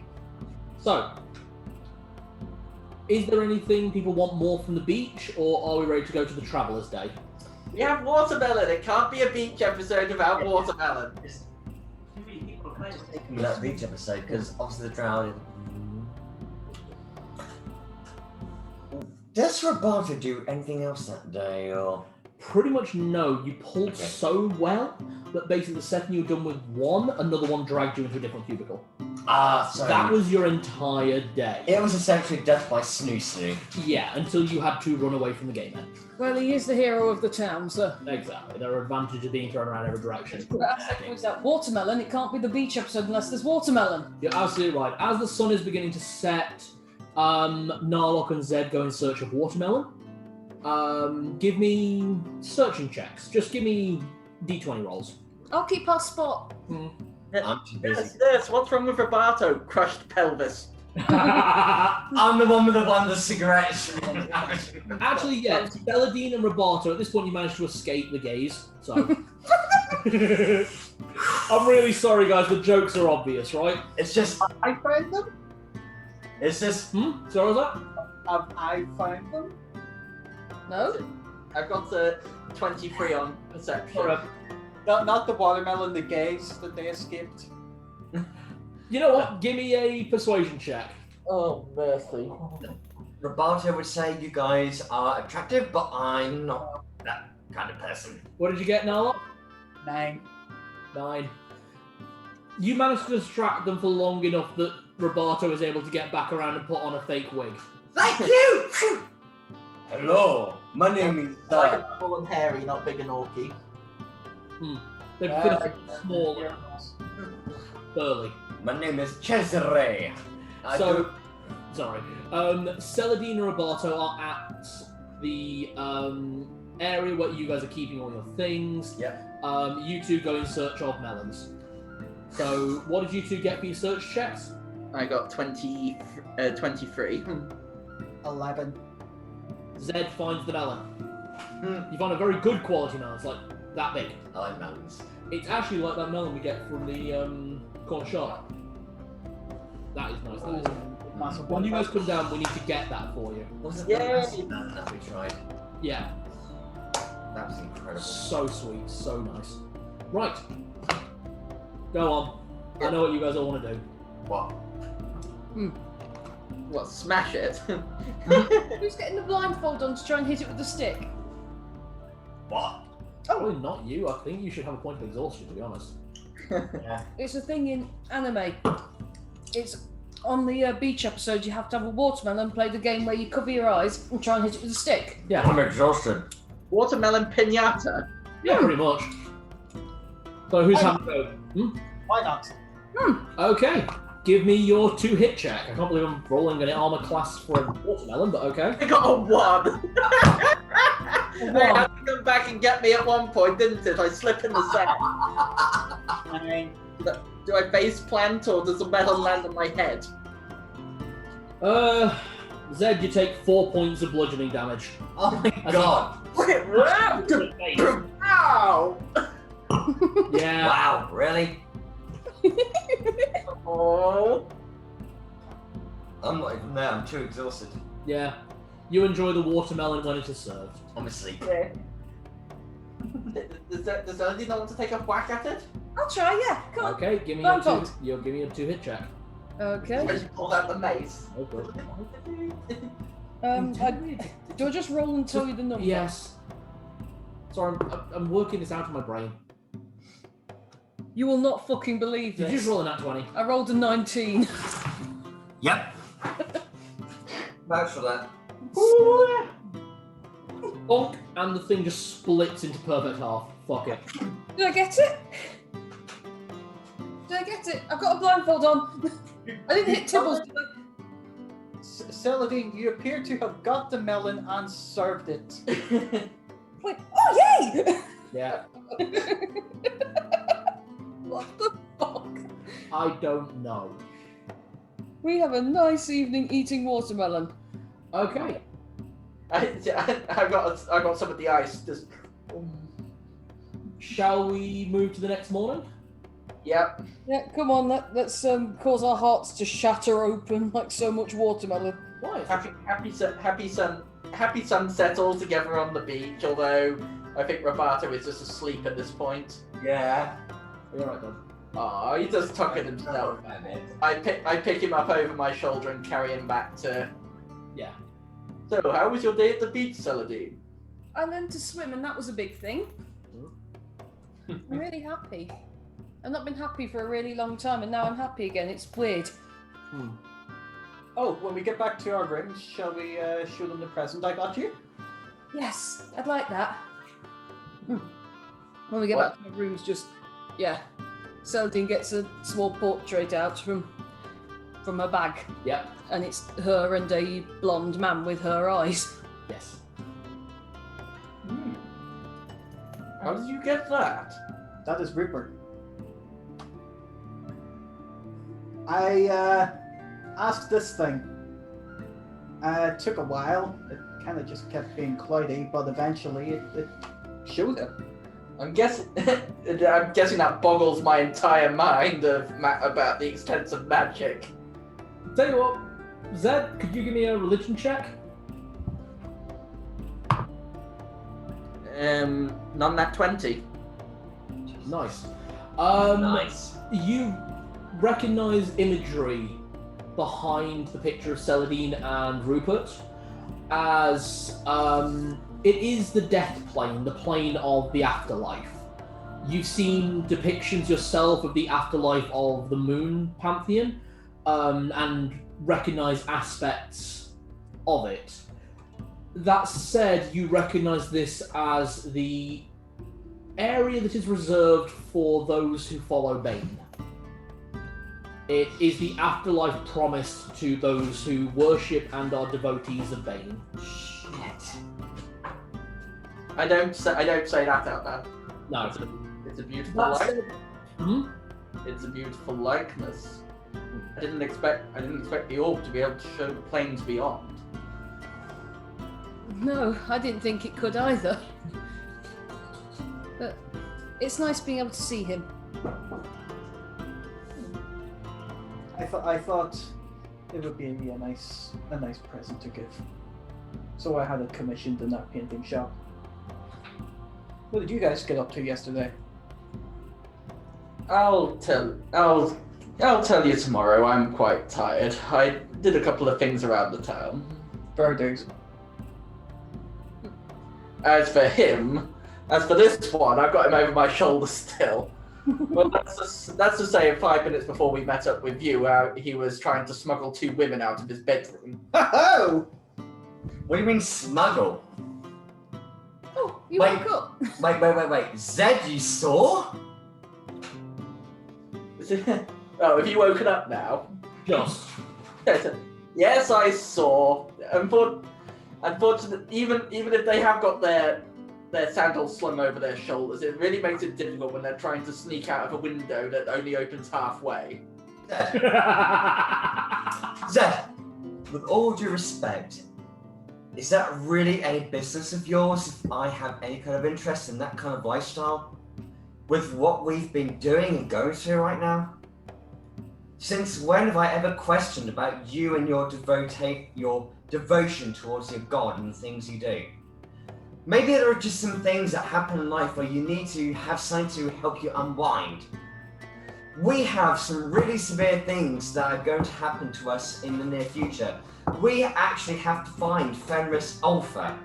We have just had Richter Belmont, who is probably the most scariest kind of guy I've ever come across. What was that? Sleep. Bleak. I sleep. Oh, you cast sleep on him. Nice.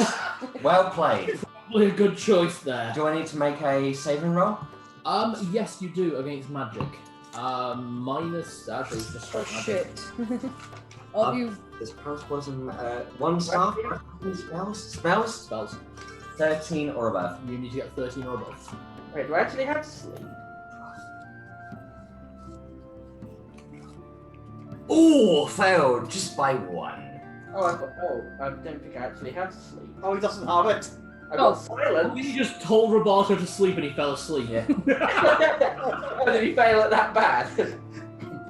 Make me a deception check, Zed. I only failed by 1. This is going to be really weird. Deception is charisma, isn't it? Yeah. 9. I'll say, I mean, Dudley, it's your character. The truth is, I feel tired, but I've just been I know what you're trying, Zed, but I will take the nap just for your benefit, mate. You've gone from ranting about a subject that was not even raised to, you're a friend. Exactly. I'll sleep to make you feel better. Exactly. I like it. Thank you, Zed. I think I touched a nerve. To be fair, to begin with, he had a point. Maybe I know you find it really deceptive what we get up to, but for guys like us, it's kind of one of our only reliefs that we have. You think I've never indulged? You know nothing about me at all. I wake up, Roberto. Wake up! I just, as he wakes up, I put him down and I open his room and just throw him onto the bed. Sleep tight. No, I'm going into the room past him. Okay. Can I please not be involved in whatever's about to happen Absolutely. to Roberto? Can I just ask what the fuck is going on? Roberto! It's done it! What? Sorry. What? You could have had Gurgle somebody's giggly goop! What? I don't understand you, mate. Zed's had sex. He said what? Zed? Sorry, Jenny, I don't mean to be too loud. Okay. Zed? Really? Knew this was gonna happen. Did you? Come on! Did you? Tibbles is just growling at you. Say it! Now who's prying? Door slammed on Narlock and Roberto. Oh! Geraldine, actually, never mind. I'm stood in the hallway still staring at this and very uncomfortable. I'll be You're honest. with Zed. Oh, sorry for being very loud. but- Zed's gone into his room. No. Zed slammed the door in Narlock and Roberto's face. Narlock and Roberto were in Roberto's room. Oh, fine. You two were in the hallway. I'm sorry for being loud, but I think he did. Night, Celadine. I head off to my room. Night, Father Zed. You totally did it. My friend, to be continued. I'm going to my room. Have you? He's gone back to her room, extraordinarily uncomfortable with what just happened there. How?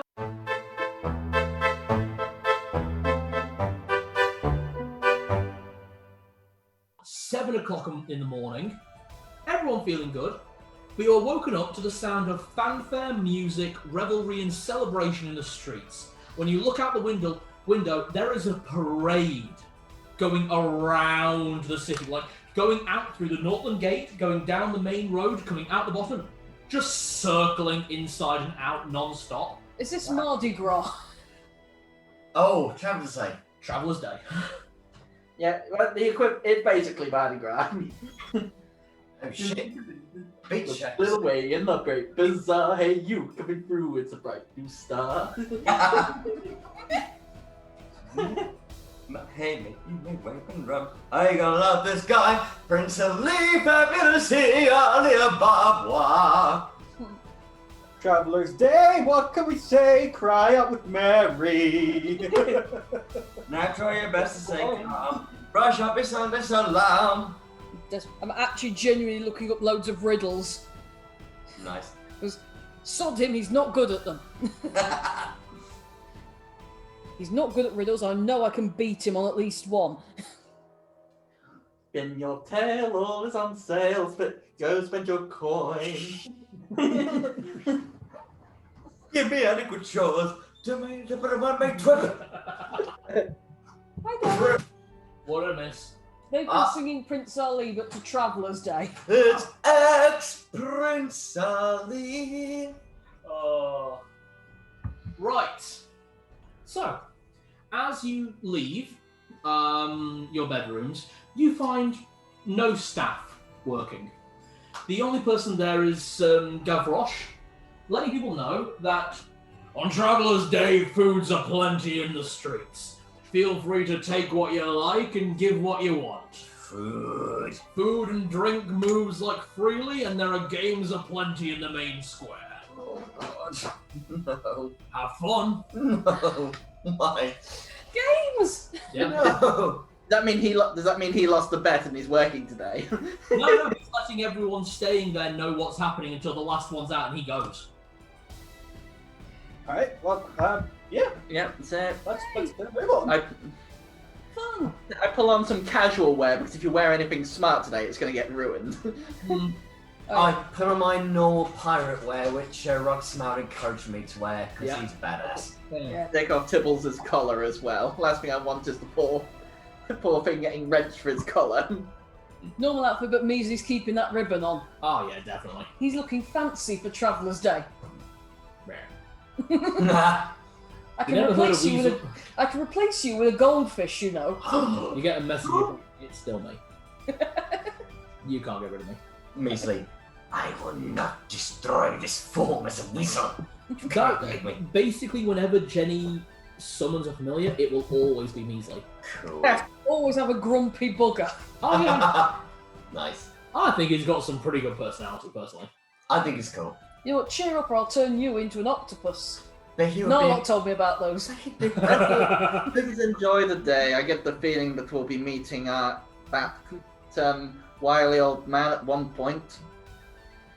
Hey, but in the meantime, let's really enjoy ourselves, because I kind of do want to go win some silly presents at the fair. Let's go and see what's going on. Is this when you actually come back with a goldfish? Okay. I won a goldfish once before, and it died in the bag because a whole bunch of horrible things attacked Torgaval. And kobolds. Yeah, exactly. What do you think I was calling the horrible things? Yeah, weren't we in the middle of a festival or something at the time? Yes. Yeah, it was the founding festival. Yeah, that was where the story actually started. It doesn't have to be a goldfish. It could be something better that lasts longer. Or even a present or something for Weasley to wear. Congratulations, you got the gold star. Here's a great white shark. Yeah. So, leaving the tavern, you actually line up with the main parade, which is taking the central square. It is full of music, people dancing, laughing. There's comedians or want to be comedians on every street stall telling bad jokes, good jokes, intermediary jokes. There are musicians of all quality making revelry. The city is so different to how it was yesterday, where it was quite calm and solemn. Yep. I've still got my white violin in my inventory. You do. Can I at least have a go at playing and trying to outperform these losers? Do it. You actually have training, some of these jackasses don't. 16 on the dice, plus your modifier. Oh, wait, sorry, no. Plus my modifier is 16. Oh, it's 16. Okay, yeah. 16. You play so much better. Some of the people are very well talented. There's someone who's pulled like a piano out of a house and is playing that. He's really good. You wind up joining him and like two others. You form like a mini band for like an hour. Nice. You hop on top of the piano and just sit there playing your fiddle. People throw money at us. Yeah. That said, people regularly come over and hand you a drink. Hey, thank you very much. His liver is going to be full of holes by the end of this. What the fuck is this? You guys keep playing, I'll just go and see my friends over there. Yeah, there we go. He rejoins you already pickled. Hello, friends. It's been 1 hour. It is 9 o'clock in the morning. I'm sorry, I don't know what it was. I should probably do this before he actually kills himself. So what is everyone else enjoying? By the time you get to the main square with the parade, you find every shop is closed today. That said, there are fair games aplenty. donkey rides set out by the forgers. It's everything you can imagine from like a village fair, but it's a city. I use slow poison on Roberto. Fair enough. To sober you up a little. Oh, thank you. It's sort of like It'll prevent him from. It'll slow any alcohol before it poisons him. yeah, fair enough. I want to have a go on some of the fairground games. Absolutely. I want to try and win a shit plushie. I was going to say there are none that are doing animals, That's fine. so no goldfish, I'm afraid. That They said, would there are almost certainly lots- die. So. Okay. There are 3 games available to everyone, and everyone's allowed 3 goes at every game before you have to pay. Okay. So, there is a dart toss, Okay. there is a small archery field, and there is a ring toss. Honestly, I kind of want to have a go at all 3 because Give me 3 dexterity checks, these will apply for the whole day. Okay. Can I do the same? I'll join her. Okay. It's a bit of fun. Narlock? I'm going to go to the archery one. Okay. Okay, so Alright, so it's 3 checks, 1 for each of them, because they all run off a dexterity check. okay. Really? Oh, I am probably just going to go and see what else is going on. Might play some stuff. But truth is, it's literally going to be how I am now. Drinking, seeing what's going on, playing. Seeing I could at least get laid. Okay. I made my 3 checks. One was a nat 1.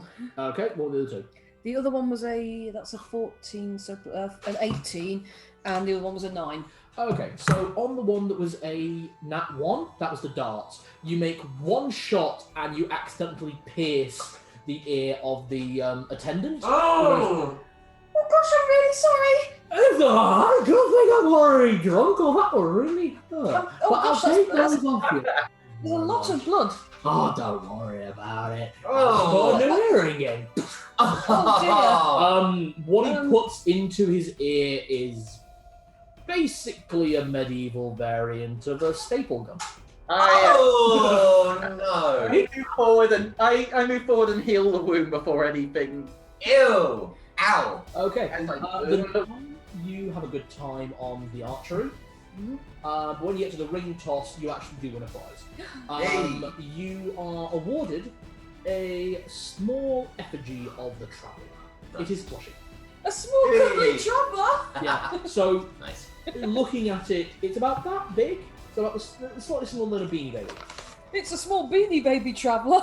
And the image before you is a green cloak with a big smiling grin on his face. Look what I want. Look. Oh wow, you want a prize? Okay, Zed, your try at each game. Yeah, I got 9 on the first one, non-nat 20 on the second, and a 5 on the third. Okay, so the ones that's giving away the effigy of the plushy effigies of the traveller, that doesn't do so well. The darts competition, the guy is so hammered he forgot to put the flights on your darts. You make a couple of good shots, but not enough to win anything. Oh. The archery, though, you do spectacularly. You're more proficient with crossbows than you are bows, but you do a good job with this. And you wind up coming away with,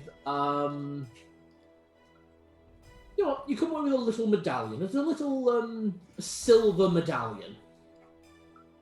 Yeah. Where will It has the symbol of.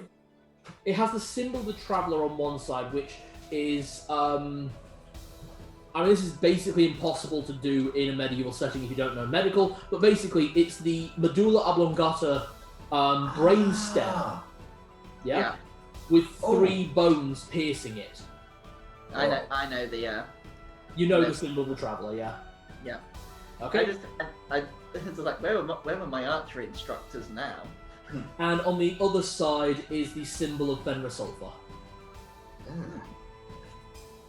Oh, the 2 of the city. Exactly, the 2 primary gods of the city, alongside Joaquin and the Triumvirate. Oh, goody. now I can do a 2-face. Wolf or... Wolf or medulla oblongata? Wolf or brain? Wolf or brain? Narlock, you were going to use all 3 of your chances for the day on the archery, is that correct? Yes. Give me 3 dexterity rolls. Give me 3 dexterity rolls in sequence, because the DC will go down each time. Okay.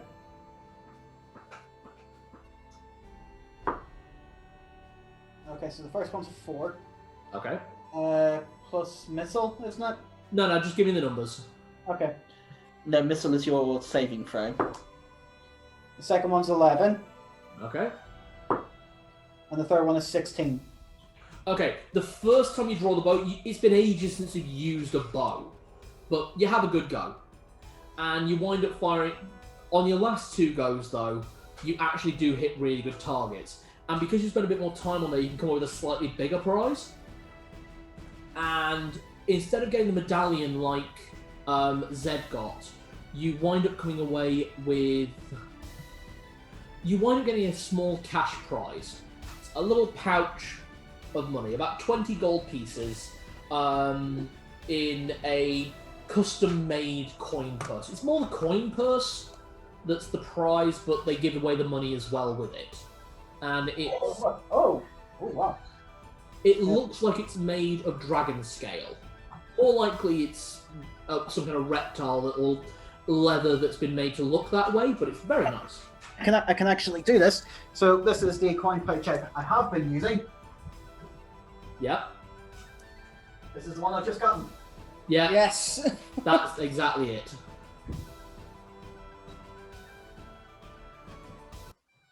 Okay, now we come back to Roberto. Okay. Okay, so you have spent the day, rather than going on the games, you've kind of gone to see what this day has to offer for you. Do you want to refill any drink now? I'm okay, to be fair, man, because I've drunk quite a fair bit, to be honest. I was going to say soft drink. Or like a pint of water. A pint of water might help. Water might actually do shit. Get a pint of water, then we'll keep going, yeah? Cheers, man. Do you want me to get it while you're... Is that alright? Of course it is. Do you want Right. ice in it, Dubs? Please, thank you. Are you feeling okay to keep playing? Yeah, no, I'm fine. Because we've all said that we can probably keep playing until midnight. And there's a story point I'd like to get to. Oh, that's fine. I'm fine. It's just that stuff's been bothering me, and you know, I had a bit of an emotional moment before the whole D&D. That was lovely, to be honest. That was so in character. That was so perfect. Well, that's kind of this is the thing, because for the D&D sesh, I did have a bit of a moment where I was actually quite upset, but it's just life stuff that's been going on at the moment. And then D&D role playing was great. Stuff that went on, connected with Roberto, got upset, got emotional. It's been really good, but I am sorry about how I'm acting right now. I'm just being quite true to character at the minute, so That's fine. You are in character. You are hammered. Drink your water, you'll feel a lot better for it. Exactly. So Take some painkillers before you go to bed tonight, yeah? agreed. So while Roberto is enjoying the festivities of the Traveller Day, obviously having had a few to drink, probably doesn't want to have a go at a game where he has to throw darts, rings, or use a bow. That's probably not a good idea with the state he's in. So instead he goes and sees what the day has to offer. Obviously there's the sort of marching bands and all the parade that goes on throughout the day. Otherwise, in the main market stall, there's like this massive banquet table that people are just allowed to go to and take whatever they want and just enjoy themselves to their heart's content. You wander around there, you take in the sights, the smells, you get handed drinks throughout and food throughout. You just have a great time. You really enjoy yourself because the food is good, the drink is great, people are constantly talking to you and you're talking to them, and it's like you have like a 10-minute really intense conversation with someone you have no idea who they are, and then you both just part ways and have a chat with someone else and just keep going. And you said you wanted to see if you could possibly pull someone, yeah? Pretty much. Give me a charisma check. Fucking hell, nat 20. Oh, fuck's sake. Bards, man. Towards the end of the evening, the day has been full of revelry, merriment. It's been so relaxing, so chill. People are so free at the moment. You wind up getting invited by someone to go somewhere else. And you know what? I'll just fill in the blanks of the details. You wind up getting taken to the to the major suite of the Merchant's Respite, the main tavern, where of which there is an orgy going on. Oh. And you're invited to join in. Do I need to roll for dexterity or anything? Not really. You can roll to try and decide not to. Nah. Okay. You have disappeared. No one knows where Roberto is. You're pretty certain he'll turn up on a drunk wagon by morning. They know where he's staying. And to be honest, he's still under the effects of slow poison, so you know what. Well, the thing is, second breakfast occurs any time of the day. Well, you're going to get plenty of fish supper.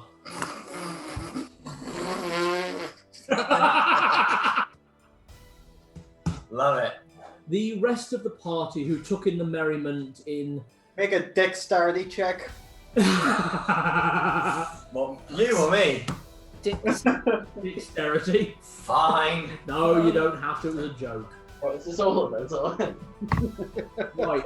The three of you have enjoyed the day, you have partaken in drink and the delicious food, but you have not done anything to excess. You have enjoyed the day clearly in the way it was intended, as a respite and a relaxation, a amusing aside to an otherwise busy and dreary life. And as the three of you are wandering your way back to the tavern, tired but well rested, relaxed and enjoying yourself, you come across a familiar figure standing not far away from you. Green cloak, eyes covered. Just until we spot him, Yeah. I am actually waggling my traveller dolly about and having him ask riddles. Ah. When is a door? Not a door. When is a door? Riddle me traveller. and then as I lower him, it's just, oh fuck. Yeah. Hello, it seems you enjoyed my day. Well, we said, well, you did invite us. I did. I hope you all enjoyed the small rest. And if you're ever in town again, don't forget to stop by. Bye.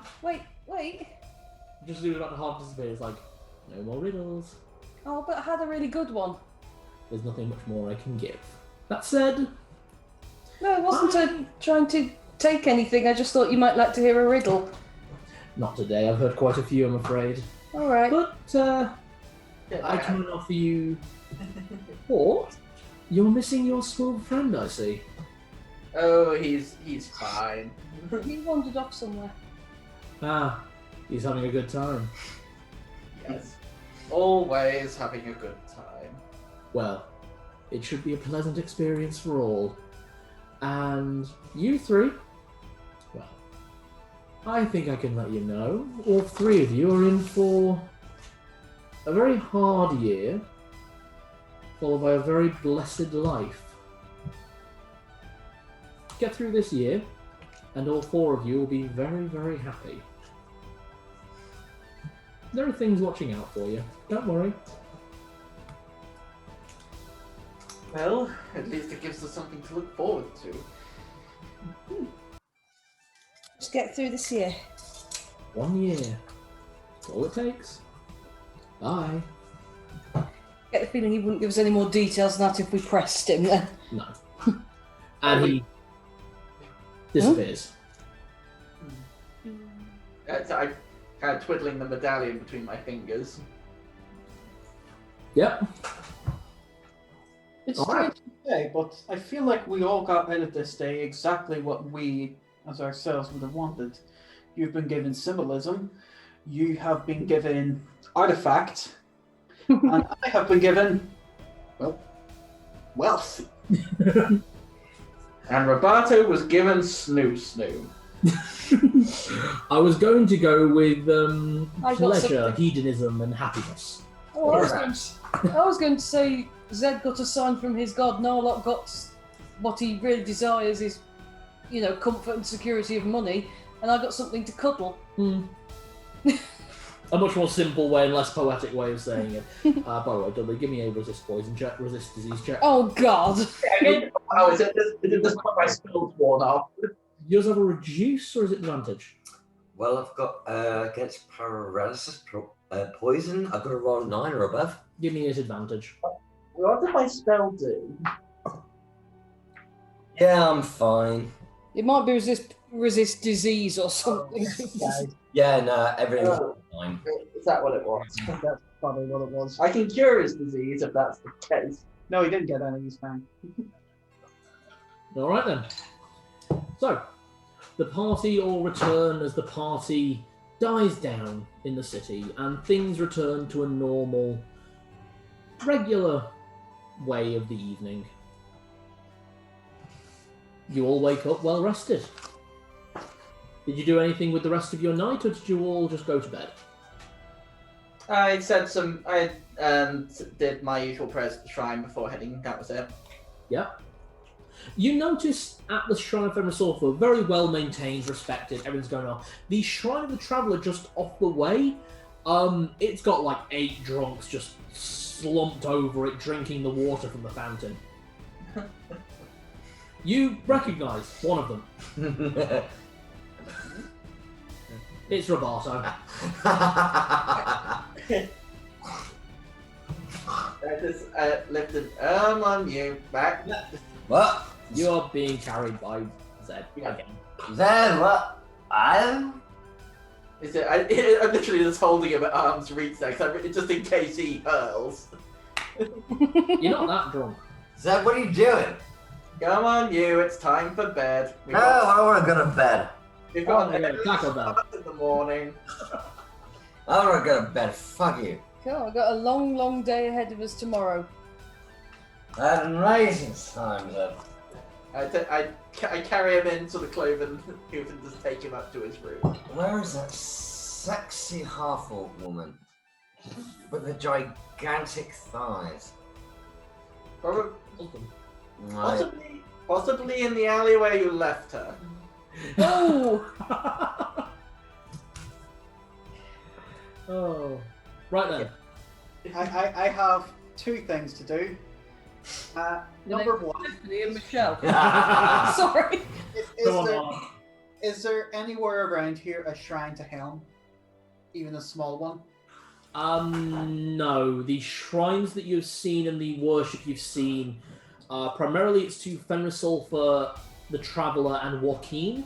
There is a shrine to Mask in the Black Market, and there is the shrine to the Ocean Triumvirate on the Lighthouse Bay.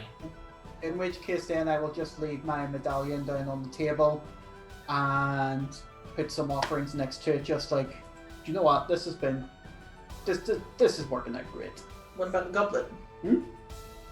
Yes, and the goblet as well. Leave them as a sort of temporary shrine until I'm leaving. And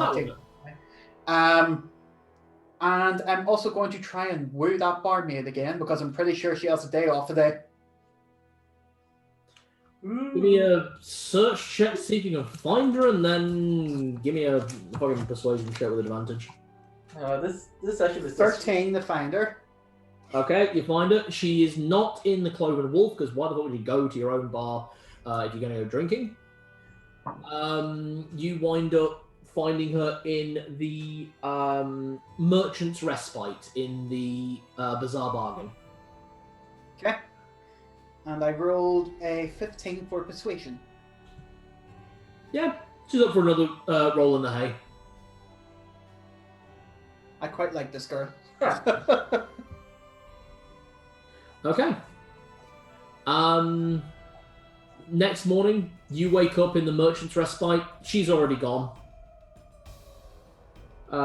Very nice rest, breakfast included. For those of you back at the Cloven Wolf, you come downstairs to find Gavroche has already prepared your breakfast for you. Oh, thank you. You've been ordering the same thing for the last few days, so you're welcome to it. And so while we're at it, I would like can I settle up? Are you leaving today? Yes, we need to be on our way back to talk about today.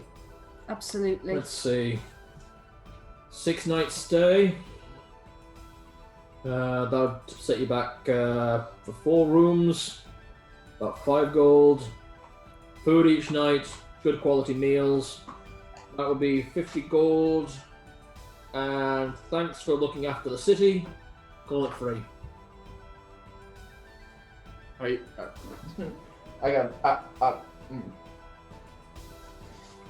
Are you sure? Dumped enough money in this city that we can all say thank you to you. I'm sure you'll do a little bit of shopping beforehand, so we're not going to go stingy on money for saying 50 gold as thanks.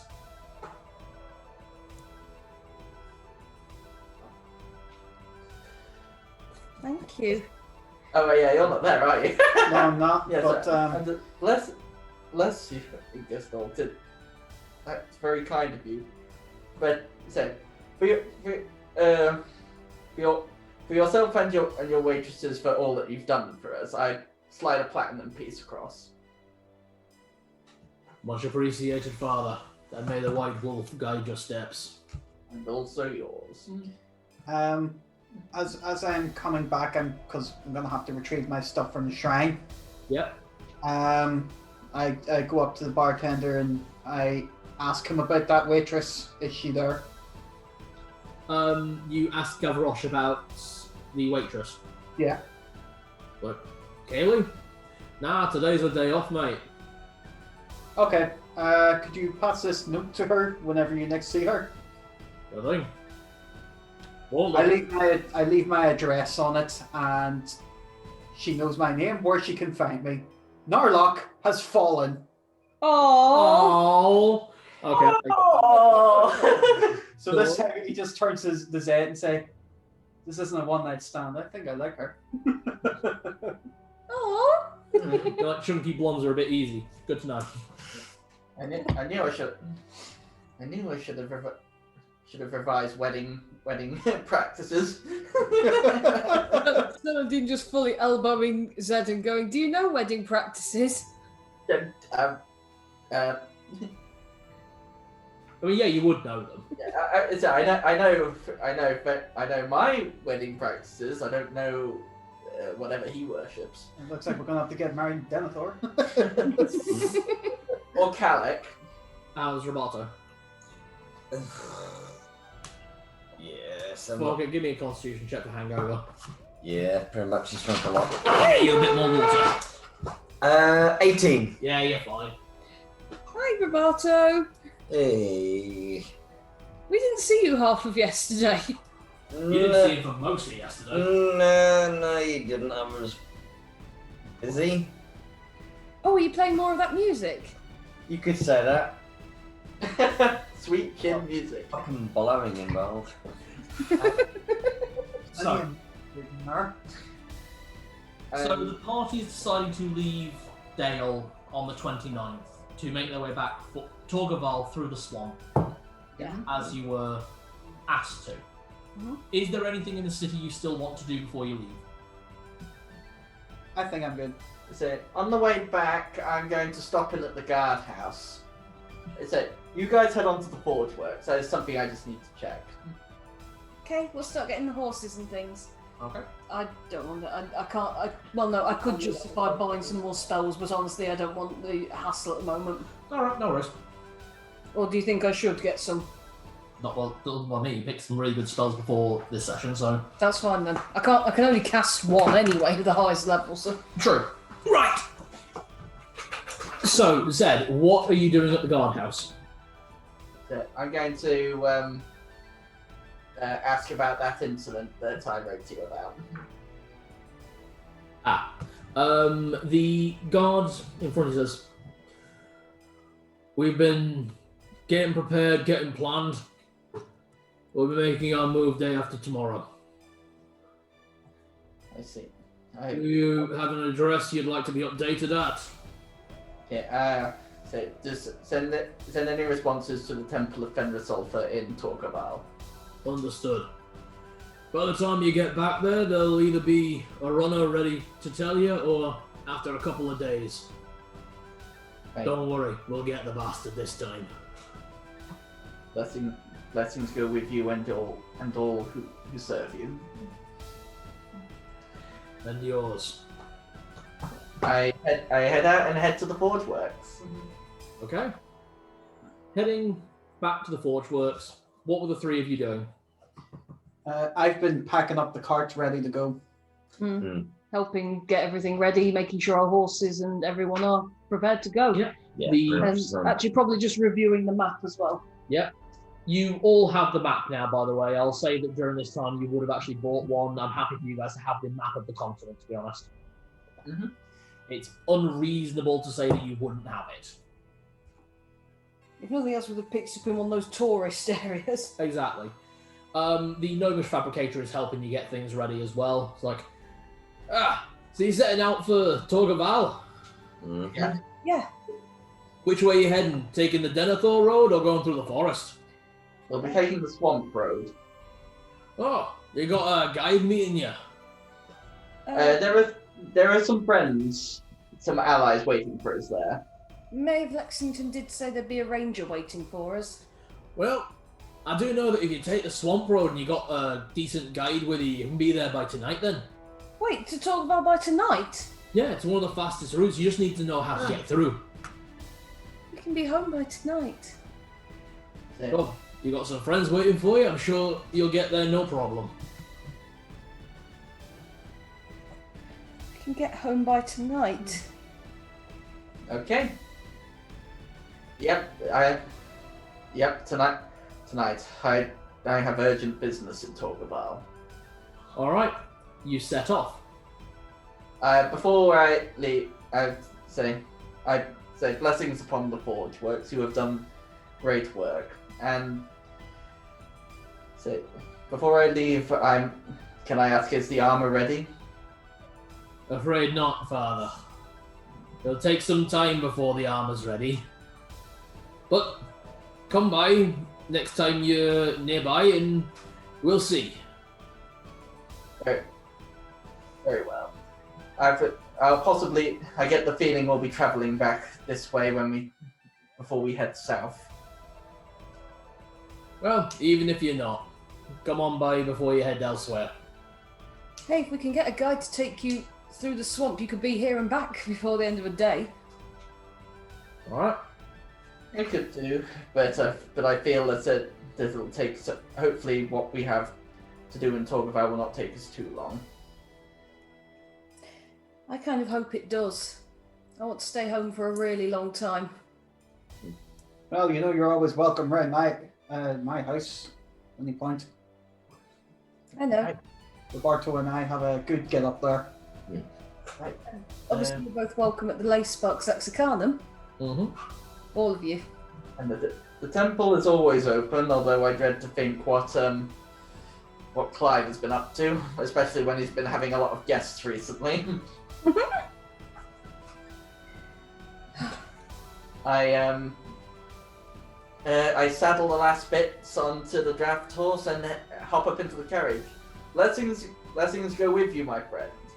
May the White Wolf guide you ever longer. And may the White Wolf protect your back.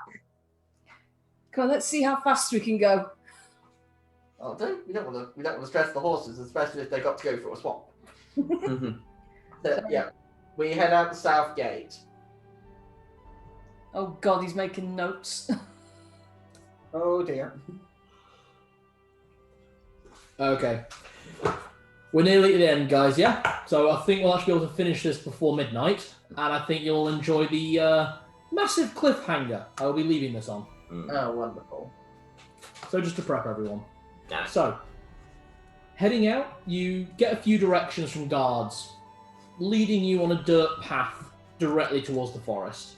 Where you can see the forest from here, no distance whatsoever.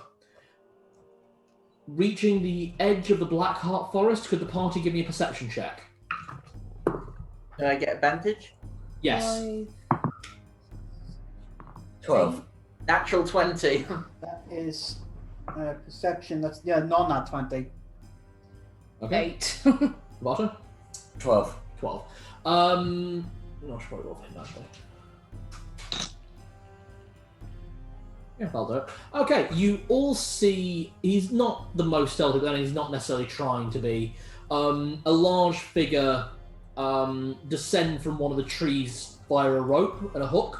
And as he gets to the bottom, he flicks his wrist, and the hook kind of lands back in his hand and stifles. Stepping out from the forest line, you recognise, you especially, recognise Andalgrim. So Hey, silly, you're back. So just jumps down from a horse, runs over, throws her arms around him. He has his arms limp and decided, yeah, fine. Andal. Missed you too, little sis. Big sis. Yeah, not in height. Everyone remembers who Andalgrim is, right? Yeah. Yeah. Your half-orc little brother, isn't it? Yes. Yeah. He's a grumpy teenager. I'm to be your guide, leading you through the swamp. Yeah. Yes. We need. Ideally, I hear it can get us back tonight. If we can get any quicker, it'll be better. There's I can't believe I'm actually doing this. There's some people that would like to meet the four of you on the way through. Some people. Well, people. Okay. Oh, hang on. I've got so much to tell you. Save it till we're home. You're gonna want to see what's happened first. What's he done? What's wrong? What's who done? The skull. As far as I know, he's just been up and at 'em and messing with the girls like usual. Why?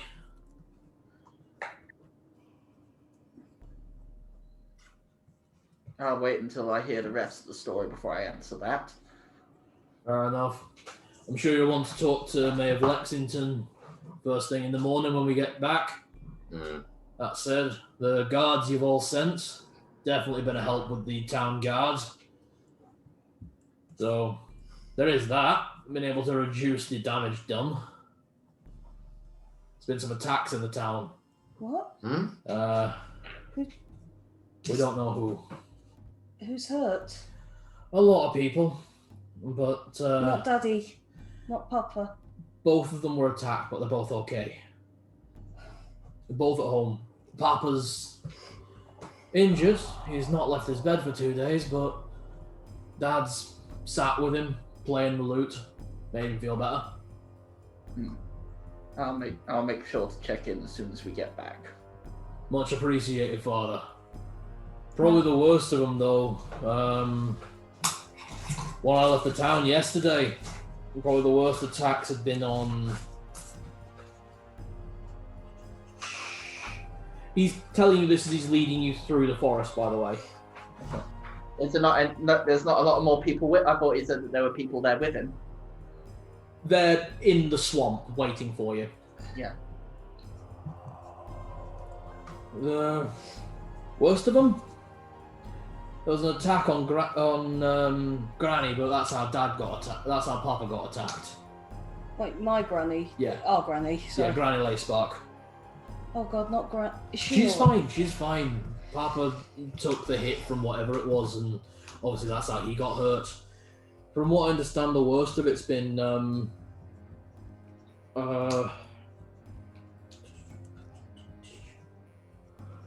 Lady Illeril.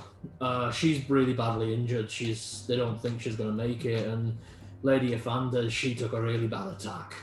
Vanelle's been with her for a while, but no idea what's going on there. And then there's Minty over in Halftown. She's been badly injured. Those are the three worst as far as I heard of it. What's attacking them? You know what's attacking them? No idea. That said, we have got a major culprit in the jails, but the attacks ain't stopped since he got taken in. Oh, Minty was one of the people that helped and served me. How are they being hurt? What are the injuries? Scratches, bites, worse. I don't reckon this is our friend that, well... You see Zed's hands clench on the reins. Yeah? Buddy, we'll get them, whoever it is. Speaking of, Narlock lifts up his crossbow and he's just keeping an eye on the trees because obviously the situation seems to have just got more dangerous. Good idea. The Hydra, no idea what happened to it. It disappeared about 2 days ago. Then the new inhabitants moved in. One of them's coming with us, one of us staying there. We definitely can't move them further than they want to be moved, but one of them wants to talk to you for. I'm not happy about it personally, but I told Mayor of Lexington I'd take you via here. Tell him, don't trust a word he says. Okay? Mayor of Lexington or... No, the ones you're meeting. I don't trust either of them as far as you can throw them. And that's not very far. Oh, I hope it's not Patches. Trust whatever we meet. That's right. Can I ask, the ones injured, how long ago were they injured? Lady Offenders, she was hurt about 2-3 weeks ago. She was one of the first attacked. Has there been any change in her personality, or any change in her? Not as far as we know. We're in the Rangers. We're not really dealing with the medical side of things. The medics, the clerics, and all them, they've said they're doing all they can, and everyone still seems like who they are.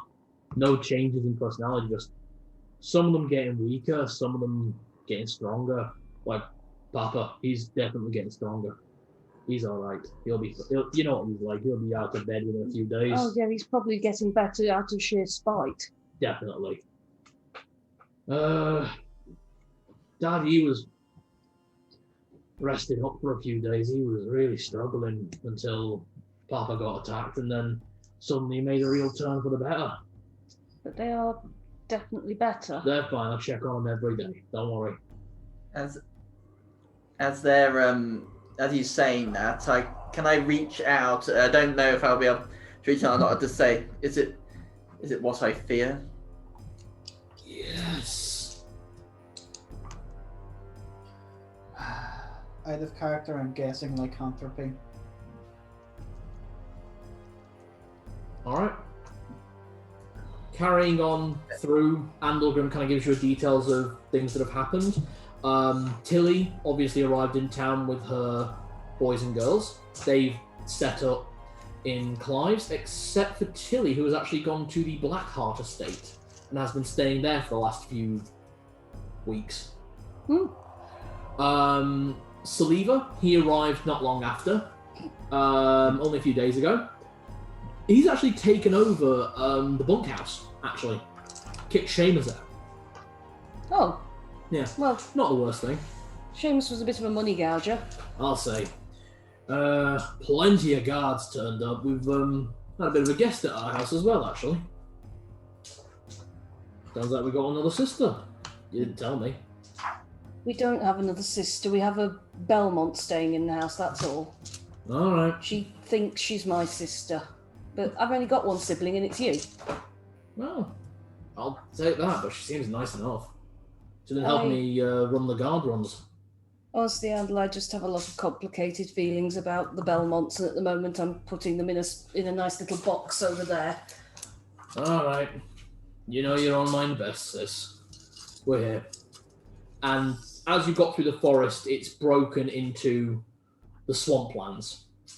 The swamp is not overly long or overly large, but it is this desolate swamp area in the middle of the Blackheart Forest. Fantastic for gathering supplies. Could the party give me perception checks? Yes or no to me? Yes. 14? 15. 17. Okay. The three of you... You're right, bud. I'm gonna have to call it, guys. I'm really sorry.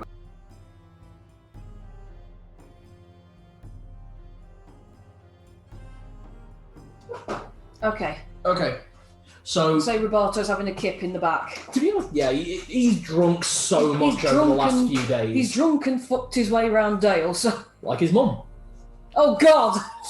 Ooh. Okay. Oh.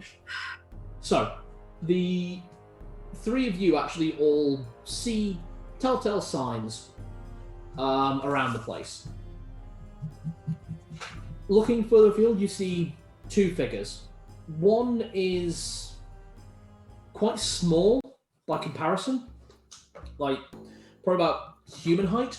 The other one stands head and shoulders above any of you. This figure, as you get closer, you realize is probably close to about 10 feet tall.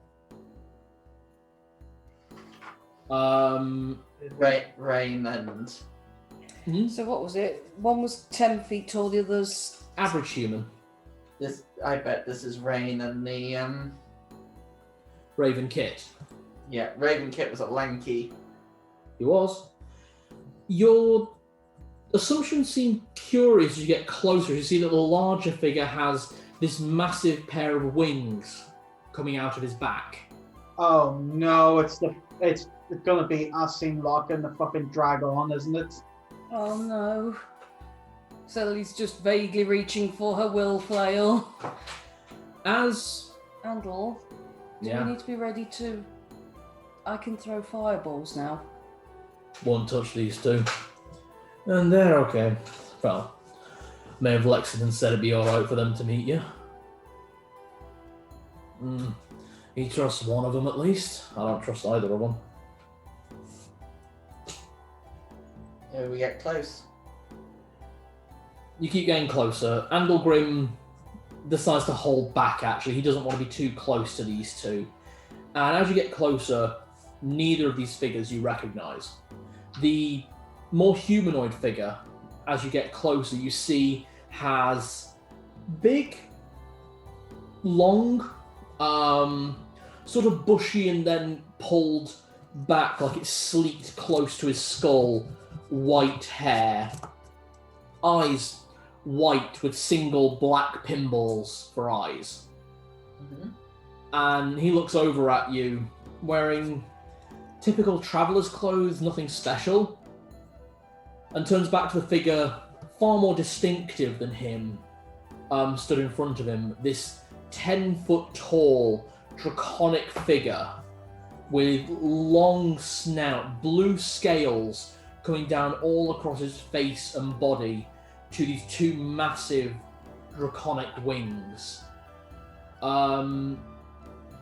As you approach, the two of them look at each other, and you overhear the human say, "You sure?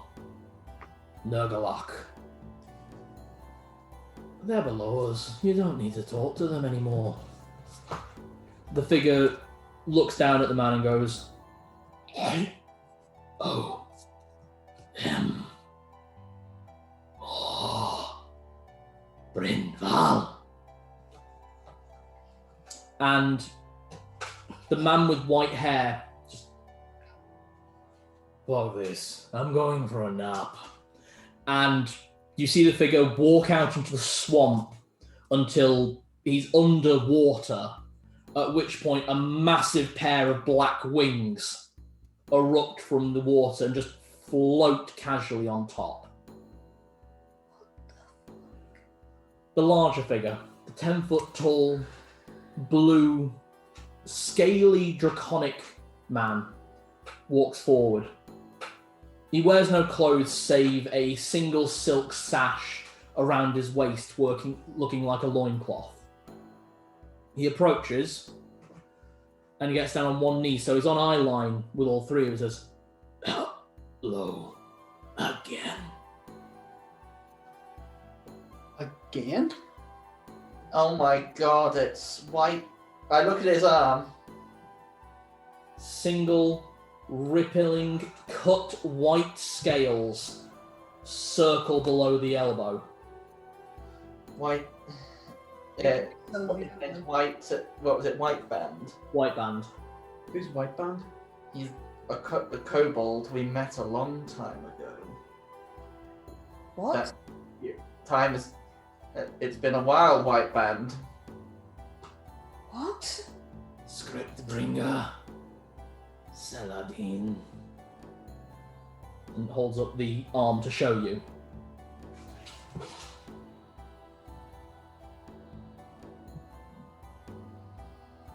Hello. Long time. No. See. it appears much must have happened to you since we last met. And More than can be said in this form. Oh, And- hang on. No, even in Draconic, Oh, okay. this form for him is physically uncomfortable. And as you watch, from where he is, his face stays there and just expands, and behind him forms the body and shape of an adult blue dragon. Miss. Much better.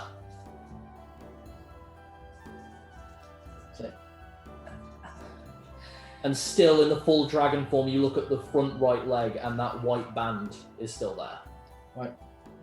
White band evolved. You're the thing that's made Lady Ixon go away, aren't you? Me and Brynval. A black dragon's tail just splashes the swamp water. Grimval. Isn't he another one that we met? No, you didn't meet a kobold by the name of Brynval. So this happened to you when after we left you and you took your tribe south. Many changes have occurred.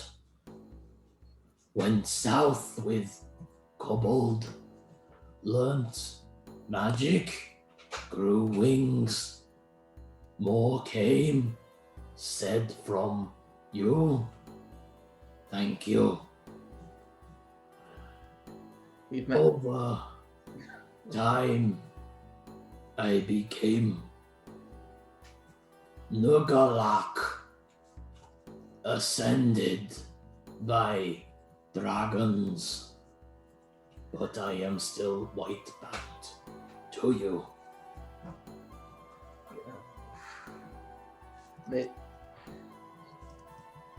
So, why do you stay here in the swamps? Brynval find it comfortable in swamp. Him black dragon, him been uncomfortable in the deserts for so long. Instead, him staying here until Silver talk to us. Silver Lady Ixon. Yes, You want to talk to her? yes. She Why? think we are here to attack, to take the territory. We are not. Brynval wants swamp for now. I want somewhere for my people. We here. You are at war with dragon slayers. We are. Come to help with a small army. And as he says that, kobolds start popping up. Just everywhere. Just across this entire swamp. They must have been under the swamp water or hiding in the trees. You can't count how many there are. I put my crossbow away. Yeah. Good choice to know, friend. Thank God. Narlock. Yeah, actually, should explain. This is. He was a kobold when we last saw him. I can imagine Rabata just sits up, looks around, and goes, "Oh, I'll stop this. Fuck, Rick. I'm going to continue being passed out. We want to talk to Lady Ixon. Everything good at talking. You have the necklace." Well, yes, but This- Before necklace, you're good at talking. You offered me help.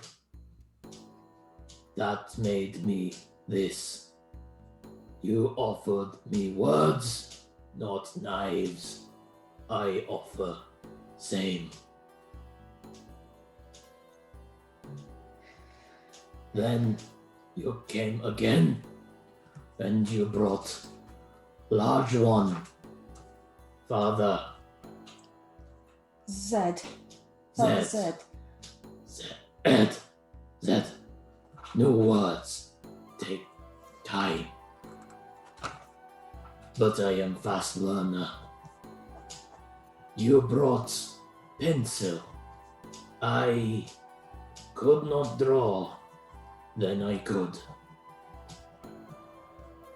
We have started to write. And now we want to help. And he turns back into that half dragon, half human form. Have you guys played Mortal Kombat? No. Many later games? I kind of get the impression of what you're saying, though. Yeah, but big. I mean, he's 10 foot tall. I'll say that right now. Do you know what I'm thinking when I see him? Yeah? Ridley from Metroid. Kinda. Dragon, about 10 feet tall, actually. Yeah, actually, not far off.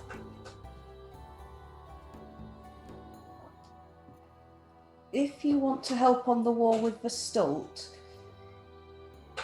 the thing is, lots of you are going to die. He kind of looks round at the kobolds who are there, and they're all kind of nodding. If some shall die, if most shall die, is not worth for peace. Like that. That could work. Decisions to be made. I am Nagalak, God King of Kobolds. My duty is to them, but I want to help you and all of you. I want to express my thanks to you especially, but also to the rest of you for not killing my kin. Kidding me? They've been some of the best help we've had around here. They're really great. Yeah. Honestly, I just didn't want to kill things that didn't deserve it. That phrase, did not deserve it. That means there are things that do deserve it. You are Spellslinger, more powerful than before. Words have power. Richter Belmont needs to die. A name. Don't go flying off now, though, because... No. There's this very low, draconic... Because there's no plan, and if everyone flies up and starts doing things now, you will all very definitely die. We need promises before we join. That's why we come to you. I mean, if it seems like an arrangement can definitely be made. I mean, this swamp, I'm pretty sure with a safe passage, we could all benefit from that. But then with you owning this place as well, you would benefit from that. And not to mention, when we take down this giant fortress, I'm sure maybe even some kobolds and dragons could call it home someday. It would just be best of both worlds, really. Don't Well, make idle promises until we can. I say there's a possibility, but you know, these kind of things can be worked out. True. Well, it's true enough. I mean, Vestolt, if we got rid of Richter Belmont, you know... As you guys are talking, you don't see the heavy silver and black sail swimming towards you through the swamp until the head rises next to you. Everyone here knows what a black dragon looks like, don't you? You showed me. Deathwing. Massive horns that come either side, dripping acid. Nagalak is a fool. Makes trade with lesser beings. Children of giants. Child of the Fae. But this swamp will do for now. I'll protect here for a price I will make on my own. And if the Silver One promises to not harm us, then I will help in the war too.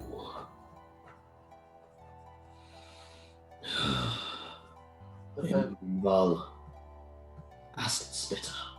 And he dives back under the water. Then the path is clear with this.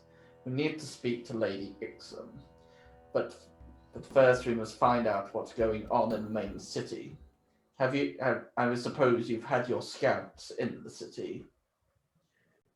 Kobolds, helping where I can. Clearly, they say he did it. What? But no one can understand him anymore. It's a feral animal. Really? That was the black one, wasn't it? Not actually a kobold. Lost egg in clutch. Lizard folk. Vicious. Violent. No one can understand him. He rages in a cage beneath guardhouse. If not him, but no other evidence, they say.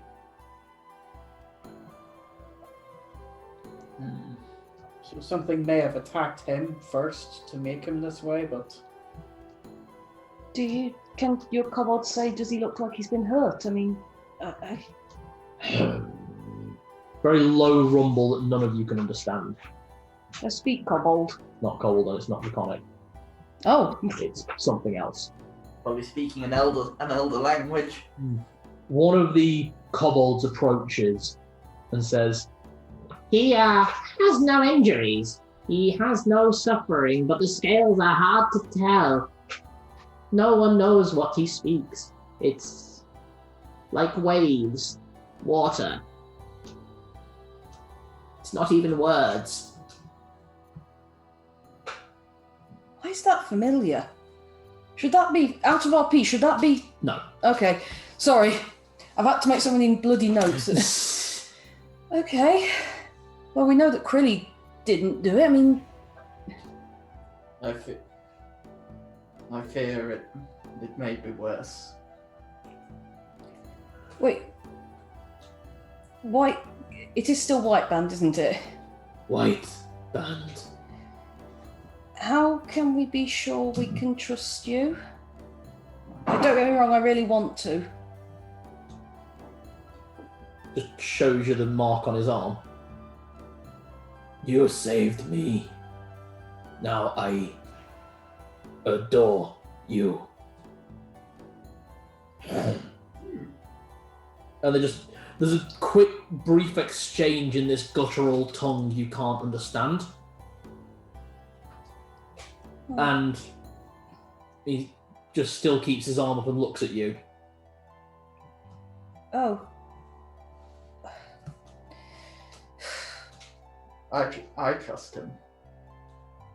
I think I trust him. I mean, Andor's not the friendliest, so... Fenris said there were allies here for us. Oh. I go with the flow. You guys say trust him. I trust him. Roberto's passed out. He doesn't get to say. Yeah. Just lift his head up. What's that, Roberto? I trust him. There we go. Yeah. Yeah. To the city. But 3 of my kobolds have something for that 3 kobolds dart towards you, and very quickly they jump on each other's shoulders, so the top one is at your eye line. Mm-hmm. Eh, do you recognise this? And they hold out a strip of leather with a metal emblazing on it that says Andraste.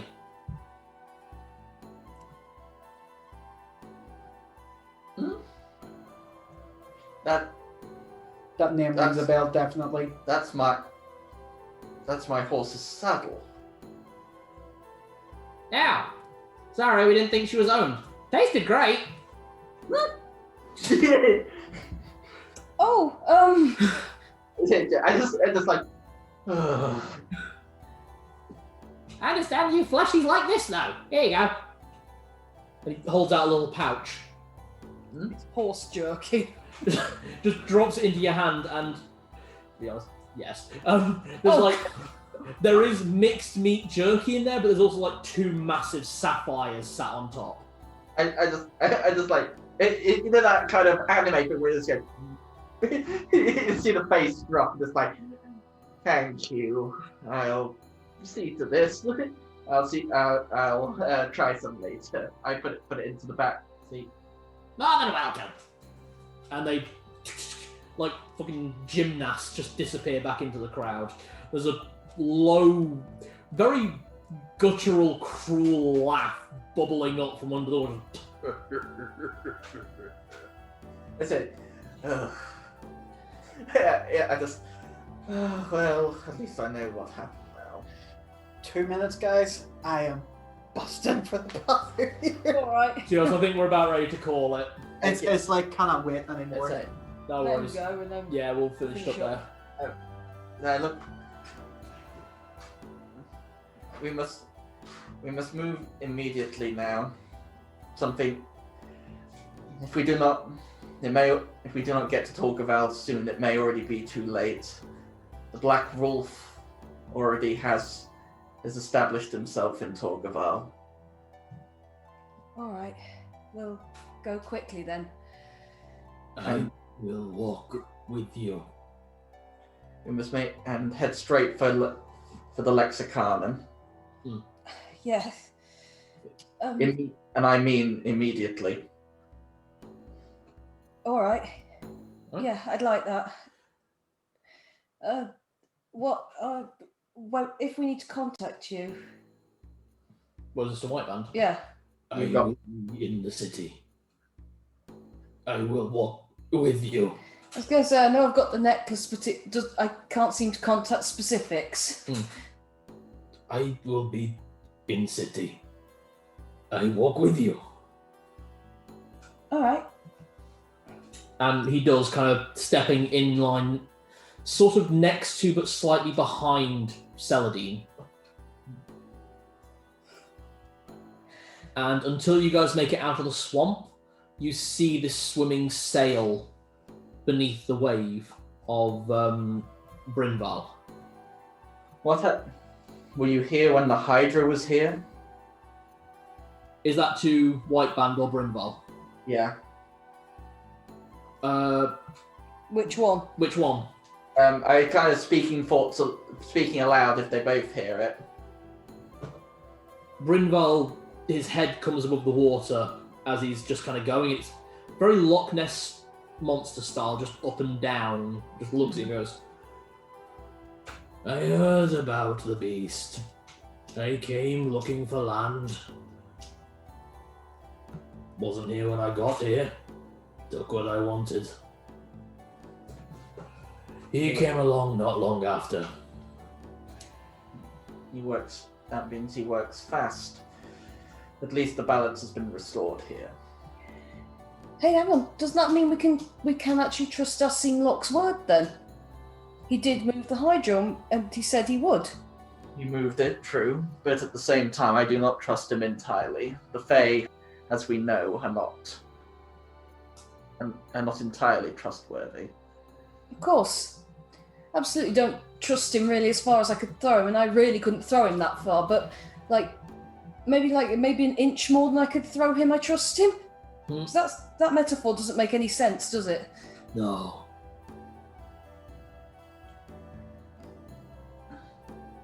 Can I do one thing before we close off as well? When we reach the other side of the swamp, back onto the path before Torgaval. Yep. I didn't think I'd have to do this. I hop down off the car, reach into my pocket, and pull out the coin of patches. Oh, you're summoning patches? Yeah. Yep. A doorway opens up, and out steps the familiar bald head of the hyena. Well, shining place you brought me to. What do you want? There is an urgent matter. You said this coin would summon the market whenever we needed it. I need scrolls. Not a problem. You want them delivered, or do you want to come on in? You guys wait. I'll have them delivered. Actually, if I step through that portal, it's only asking for trouble.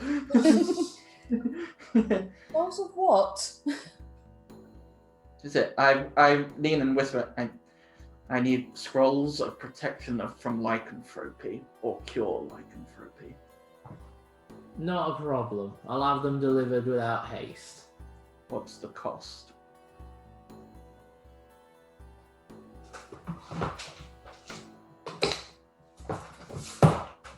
Oh boy. How many are you looking after? What's the cost of one? And then I can make a decision.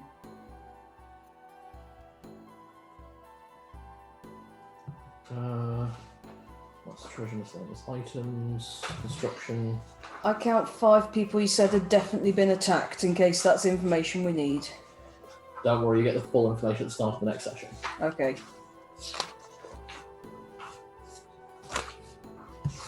Here we go, scrolls. And surprisingly, I don't have this spell. Well, you had one, didn't? No, you didn't. No. I had one scroll, but I used it in the dungeon to protect us from the were-rats. Oh. I don't actually. About 20,000 gold. Do they operate the same way as a scroll of protection from devils? Or is this a different It thing? works the same way, but specifically like in folks. Okay. That's the cost of a single one. 20,000.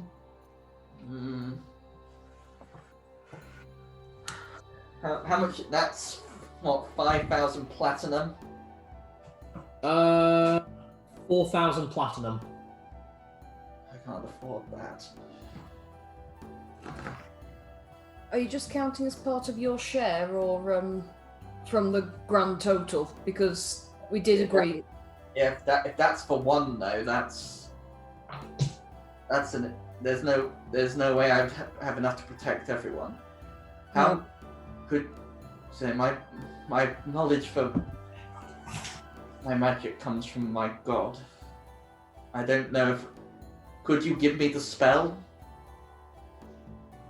The spell? The one of protection from lycanthropy? I'm praying. I'm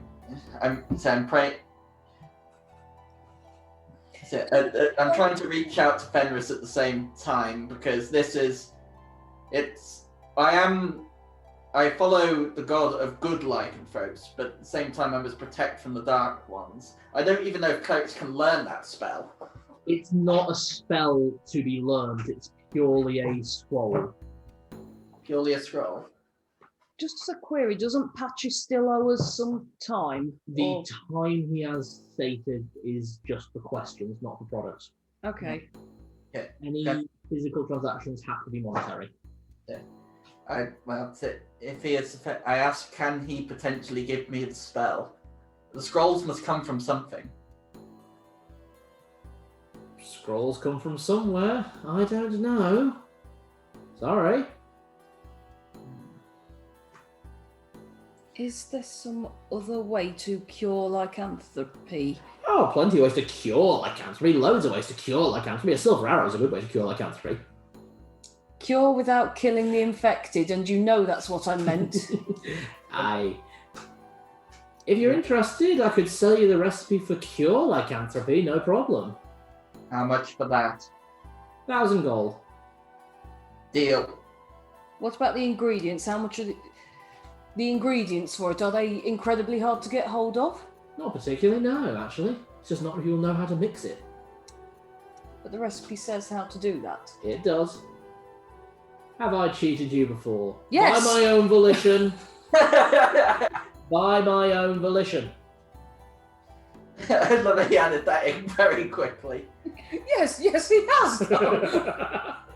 1,000 gold is equal to 250 platinum.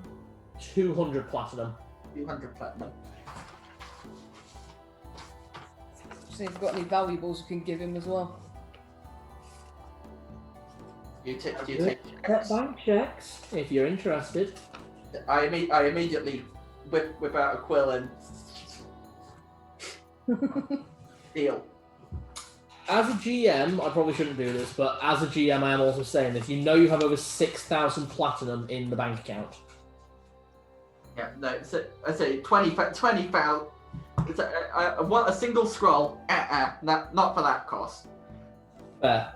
I get the feeling that Fenris may eventually teach me the ability of myself to create the scroll. How far do we get? I summoned patches. And he's trying to get the... Well, we've got the recipe for cure lycanthropy now. Oh! Celadine, get revising. Oh, alright. You're the only one proficient with alchemy. Alright, I'll try and learn that. And we can trust White Band because he says he owes us his life, so... Basically. Patches, in terms of whatever we can buy, I think I have an idea. I need traps. Traps and more traps. I think I can do that. You kind of 500 gold and they'll be at your house by the time you get there. Done. Have you got it physically? I think I actually do with the platinum I have on hand. So 500 gold would be 100 platinum. Yes, I do. Okay. Okay, I guess I'm learning the cure lycanthropy potion. Mm-hmm. And my idea with this is having these traps. We cannot kill these people because we need to heal them, but I can stop them from moving. Oh, I see. I thought you were going to try and just capture whoever's doing the attacks. This is that's a much better idea. Just trap them. So, is that it with patches? That's it. Thank you. Yeah, I don't want to, unless either of the bloody dragons we've picked up want to buy shit from him. That wasn't in character. Just Brunval is miles back. He basically saw you all to the edge of the swamp and then swam back. If you look out, you can see bubbles popping where he's clearly sleeping under the swamp water. White Band, meanwhile, has walked a little way ahead, and Andalgrim is behind you, standing nowhere near White Band. Andal, what's the matter? He's fine. I told you about the little kobold whose arm got ripped off. Yeah. Well, that's him. Still 10 foot tall and breathes lightning. But he's fine. He's friendly. Come on, we weren't brought up to judge people on appearance and what they can do. We were definitely not brought up to do that. Now behave. Okay. The Celadine upwards to him. Yeah, sorry. and he's just doing that. That's it. Nagging older sister. Thank you, Patches. I'm sure we'll meet again at some point. Call me when you need me. And he goes back into the market. I reach down, as the portal vanishes, I reach down and pick up the coin and replace it. Or, I don't exactly know, does the coin spin and create the portal? Yeah, basically it hits something, creates the portal, and when it's done, it springs back to you. Yeah. It's failing. Right. Yeah. Now, I pocket the coin again. Right, we need to move, and we need to move fast. Okay. Alright. The party, including Andalgrim and White Band, make it back to the city walls with the kobolds having set up quite a lot of little encampments along the road. clearly not in the middle of the road so as to stop traffic, but like on the edges you can see little family groups or like friend groups sharing drinks and food at campfires all along the road out of Torgaval. Oh, I bet that's helped trade. Looking through this, what you guys have in your own right through kindness, good word, and convincing, you have supplied about 100,000 kobolds to the war effort. We could just dig a massive hole under Vestalt and bury it. I am a kobold and digging a hole. As well as that, probably over 100 pirates, including with Lana, and about 1,000 human, half-orc, and elf fighters from the Adventurers Guild. Heading back into Torgaval, we will pick up that next session. Hey. How's everyone feeling? Do you know what? I'm actually quite happy with how that whole session turned out. Yeah. So. You made a bloody dragon. You have ascended a kobold. And so basically get enough people to worship you and you become a god. Who knows? He could be the champion of the kobold creator god. Possibly. Yeah. Because the creator of kobolds is also the creator of all dragons. Oh, and that threatens Ixon. Doesn't it? I mean, it makes sense she'd bloody leg it. There's 2 massive male dragons in her Massive territory. male chromatic dragons. And she's metallic, isn't she? She is metallic. Balls. That means she's a good dragon. She's a good dragon, they're technically bad dragons, right? Well, Haha. a blue dragon is lawful evil, and a black dragon is chaotic evil. Right. But because we've technically flipped the alignments. Well, just because something's evil doesn't mean it won't make deals. Or, especially something is lawful, that means it holds its own code of conduct. Yeah. I like to think of lawful evil as the mob boss alignment. It's got its own set of rules. A lot of rules just doesn't mean it follows yours. Business is business. Exactly. Right, I want to make sure I've got the names right here. So, White Band is also known as Nurgalak, and the other one, I got Acid Spitter, I didn't get the other half. Brinval. Brinval. B-R-I-N. Hang on, I'm gonna need space. B-R-I-N. V-A-L. They ate my pony. They ate my horse. Yeah, your horse is like kobolds. I was trying that for a while. And Andraste was the horse I rode from where I completed my training. I rode it all the way to. I was riding it to Torgaval. I stopped at a rest stop, and I was pulled underground by gnolls. Before then, you actually got attacked by Tibble's pack. Yeah. When Andraste bolted. Yeah. It's kind of Tibble's fault. Yeah. Oh boy. But then again, I now see that as probably fate. Is Tibble's coping all right with the giant, scary lizards around him, by the way? He's actually really doing okay. Well, I think he's kind of bonded to me. If I feel afraid, then he feels afraid. Pretty much. Or if he feels afraid, I can probably sense it, but it takes a lot to get him afraid. Oh, I am so happy that we got to there. I've been looking forward to the introduction of White Band and Brinval for ages. Did you think that we were going to tottle around too much in Dale? I'd have been happy if you guys wanted to, but I knew that this was going to be like a really big session. And by the way, welcome to end of chapter 1. Yeah, just keep in mind the next time that we do go back to Dale, I am going to find that brother and sister again. Oh God. The brother and sister. If they haven't done a pact. I'm just going to meet them, and I'm just going to show up behind them and go, "It wasn't a dream." I should probably actually give you a name, by the way, for the girl that you asked to get in contact with you can't keep calling her the busty barmaid. Yeah, true. Sorry, I wrote down her name as Rachel. Yeah. Do you have experience for us as well? Yeah, go on. Go on. How much? 10,000 each. 10,000. Oh, but I'm nowhere near. It was a really good session. Everyone did really well. Yes, that means Jenny has leveled up. That means I'm up 45,000, yeah? I will get your numbers and I will sort Dudley out tomorrow. Oh, wait, no, I know. 42,840. Hang on, if I've got 10,000, so... Yeah, basically I just add 4 I have leveled up.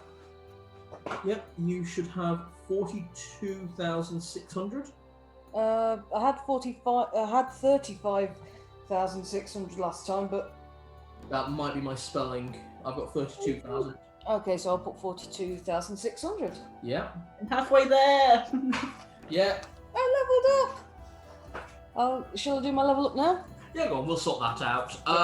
Chris haven't leveled up, I will tell you that now. Oh wait, no, I'm not halfway there. What? I need to know my numbers actually. I must be behind. Oops, sweet. I'm already level 6. Aren't I? Yes, you are level 6. You should be 42,850, Nick. In which case I haven't leveled up. No, because you hit level 6 last time, didn't you? Which is 55,000. Yes. Oh wait, no. Oh no. Incorrect. Sorry. 55,000 is the limit. Oh, the limit? Yeah, 55,000 is the limit of level 6. Yes, that's right. Yeah, so yeah, 42,000 is correct. Sorry. So where's that, love? I was just saying I've just found my numbers, so I know what my range is now. So. See where you are, Chris. Chris will be at 22,500.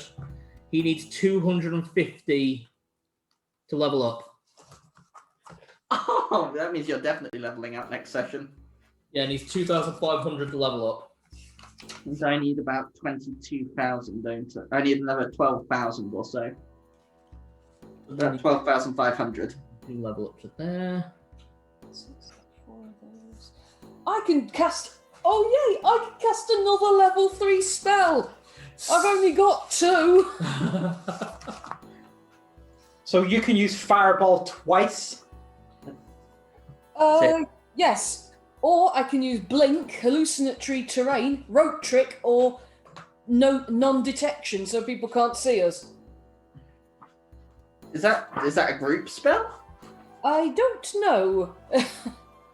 I honestly don't know, but I know I took it because I thought, well, that seems really, really handy. What's the boundary you need to get to level 7? Level 7 and then it is 6,001. Yeah, we're gonna head to bed in a minute. Can I ask, is lycanthropy in the is that in the Dungeon Master's Guide or is it? It is, yeah. Can I write in the? Because I've got a cure. You haven't read it yet. Because I'll be put it in as a note for myself then. Yep. I do not need to make a lunch, but it means that when I come back, I can get them dishes done while you're doing your college work. Those dishes. So I need to sort out with Dudley because he's got up 2 levels. That's right. That'll be nice news for him tomorrow morning. Yep. How long does the potion take to make? I don't know yet. It will take about a day. Day to make. And can I ask, does cure disease cure lycanthropy? If you get it in quick enough. Oh, so early stages that'll do it, but later stages we need the potion. I'm guessing after the first transformation, that's the. Basically, yeah. A potion of cure lycanthropy will cure after the first transformation, but not. It will stop working if you. Tell you what, it doesn't actually explain in the book. I'm going to go with Van Helsing's rules. You would have to use to cure it. You would have to use cure disease before the first transformation. Yeah. Okay. If you're going to use cure lycanthropy, you would have to use it before midnight of the first full moon after the transformation. So the full moon just passed. Yep. So long as we get to do them Basically, as long as we get to them before the first transformation, they can still be saved. Otherwise, they're gone forever. Or There are other ways to cure them. There are other methods. okay. That said, and I will say this now, you guys are making a lot of assumptions. Yeah. Well, I only know that because I know some things. And not to mention I pulled a little stunt in Dale as well. What have you done, or are you not wanting to tell us? No, I'm going to let it dangle, dangle, dangle. I'm very rapidly regretting rescuing the little bastard kobold. Now we've acquired dragons, and dragons are not easy. Dragons are not easy, but dragons are on our side, and I don't think White Band will ever betray us. Hopefully not. Okay. Well, my god doesn't seem to think so that's always a good sign. So we've got Lady Afandes, Lady Illyria, and Minty from Halfton have all been scratched and badly bitten. Yeah, to the point that they may well be on death's door. And Papa and Eldod and Fosco have both been hurt, but Eldod seems to be getting better. Eldod seems to be getting better in the grumpiest way possible. Fosco seems to be alright. Following what point? Hmm? Following when did he say when his dad started feeling better? Fosco started getting better after Eldod was attacked. Eldod has been getting better steadily, but slowly. So, oh god, I don't know if I can ask. What? You wouldn't know. No, I wouldn't. You're gonna ask the I haven't said anything. No, I wouldn't know. Hang on, I do know that halflings are resistant to poisons and diseases. And lycanthropy is a disease. At its core, yes. And I am asking this out of RP. How worried about them should I be? No NPC is safe.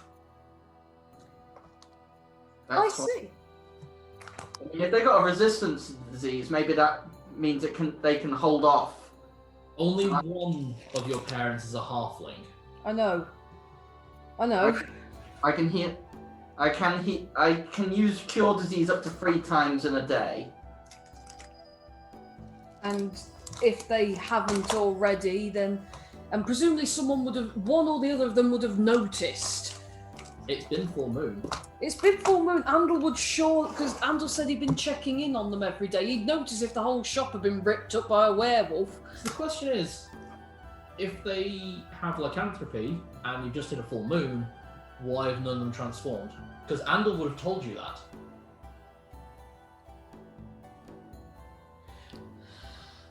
Nick, Zed is a cleric of Fenris Sulfur. Yeah. His enemy is Malar. The Black Wolf, I know, yeah. Are you a werewolf? No.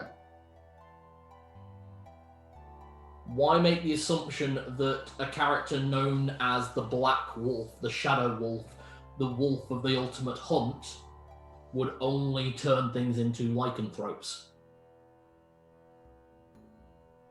There's a lot of assumptions you guys are making, and I love it. Well, I did ask, is it what I feared? And I hope that would be what was interpreted. Lycanthropy. What you feared was who is the champion. Actually, what I feared, well, at that point, I really should have texted you. The question I was asking him are they becoming what I feared? Oh, no. No. Worse. What the fuck is he doing there? You'll find out. Is he turning them into prey? Because that doesn't make any sense either. A hunter needs something to feed on. The spell weakens them, or whatever he's doing. But that's not a good hunt. Killing something that's hurt and injured isn't a good hunt. Fenris Sulfur does good hunts. Malar kills and slaughters. Malar is the god. Malar is kills for sport.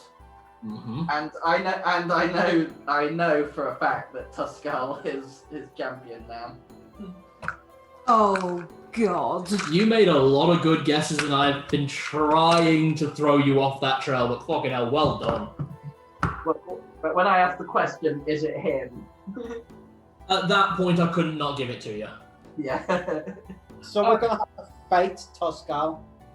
Yes. Well, if anything, I now feel responsible because I'm the one who brought him back.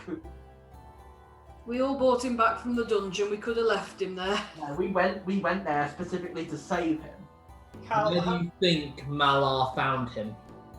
Cal, have you played Resident Evil 4? A little bit.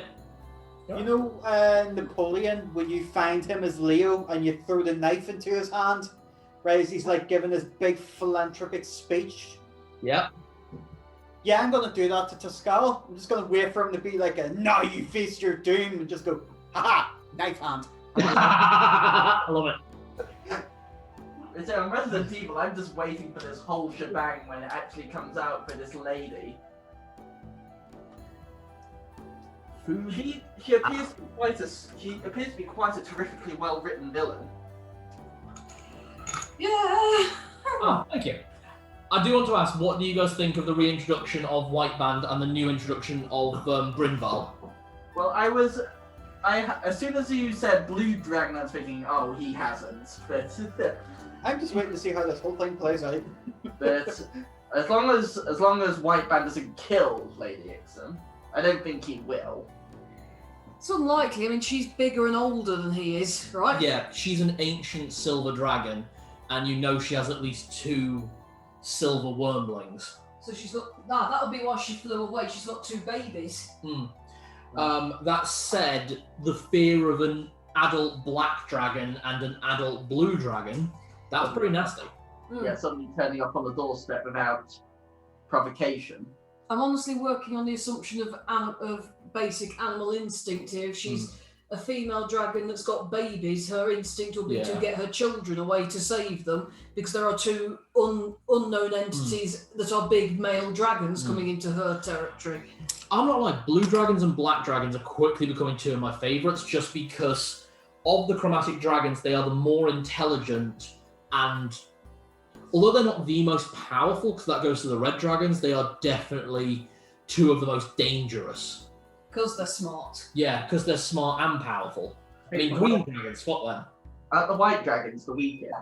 Yeah, white dragons are the weakest and the stupidest. That said, still fucking massive. Still a dragon.